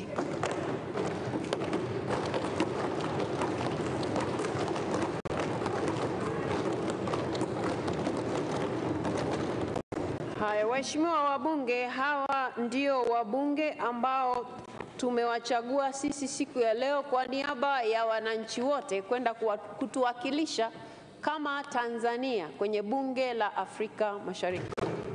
Na tunawategemea mnapoenda kule, si hoja ya mawazo yenu, ni hoja ya nchi inasemaje. Na tunaamini mtaenda kusimamia maslahi ya nchi kama mlivyoahidi hapa. Sisi humu ndani tumewachagua kwa niaba ya Watanzania wote. Mnaenda kuwakilisha Watanzania wote. Pamoja na kwamba sisi ndio tumewachagua. Lakini jambo lingine ni umuhimu wa kuzingatia kazi zile ambazo mnapaswa kuzifanya huko. Huku lazima mtuletee taarifa za kazi zenu kwa kadri ambavyo mnatakiwa kufanya hivyo na kanuni. Lingine, kulikuwa na maswali hapa na pale, niwape tu ushauri kama ambavyo sisi huwa tunaenda majimboni kwetu, nyinyi jimbo lenu ni hili hapa kwa niaba ya Tanzania nzima. Kwa hiyo tunawatakia wabunge wote hawa, mimi nazungumza kwa niaba yao, wanawatakia utumishi mwema na wanaamini mtaenda kufanya vizuri na mtaenda kufanya tofauti. Kila la heri. Asanteni sana. Sasa mnaweza kwenda.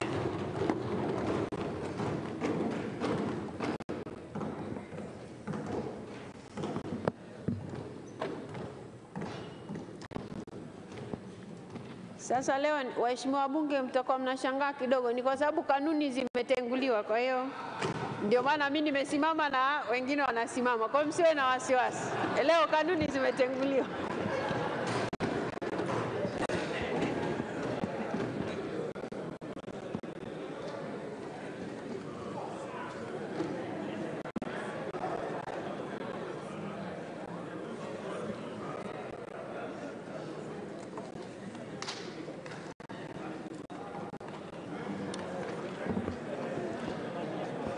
Waheshimiwa wabunge, sasa kwa sababu bado nimesimama hapa, nipeni muda nimalize, alafu tukawapongeze hapo nje kidogo. Waheshimiwa wabunge, naona mnawakaribisha na kwenye viti kabisa. Haya, asanteni sana. Asanteni sana. Waheshimiwa wabunge, ni washukuru sana kwa uvumilivu wenu kwa siku ya leo, maana kulikuwa hakuna mapumziko na tumeanza kazi tangu asubuhi na tunamaliza muda huu. Ninawashukuru sana kwa uvumilivu wenu wa kufanya kazi hii, lazima ikamilike. Asanteni sana. Na baada ya kusema hayo, waheshimiwa wabunge, naahirisha shughuli za bunge mpaka kesho saa 3 kamili asubuhi. Shughuli za bunge zimeahirishwa mpaka kesho saa 3 asubuhi, huku wabunge wakiwa tayari wamewachagua wabunge wa bunge la Afrika Mashariki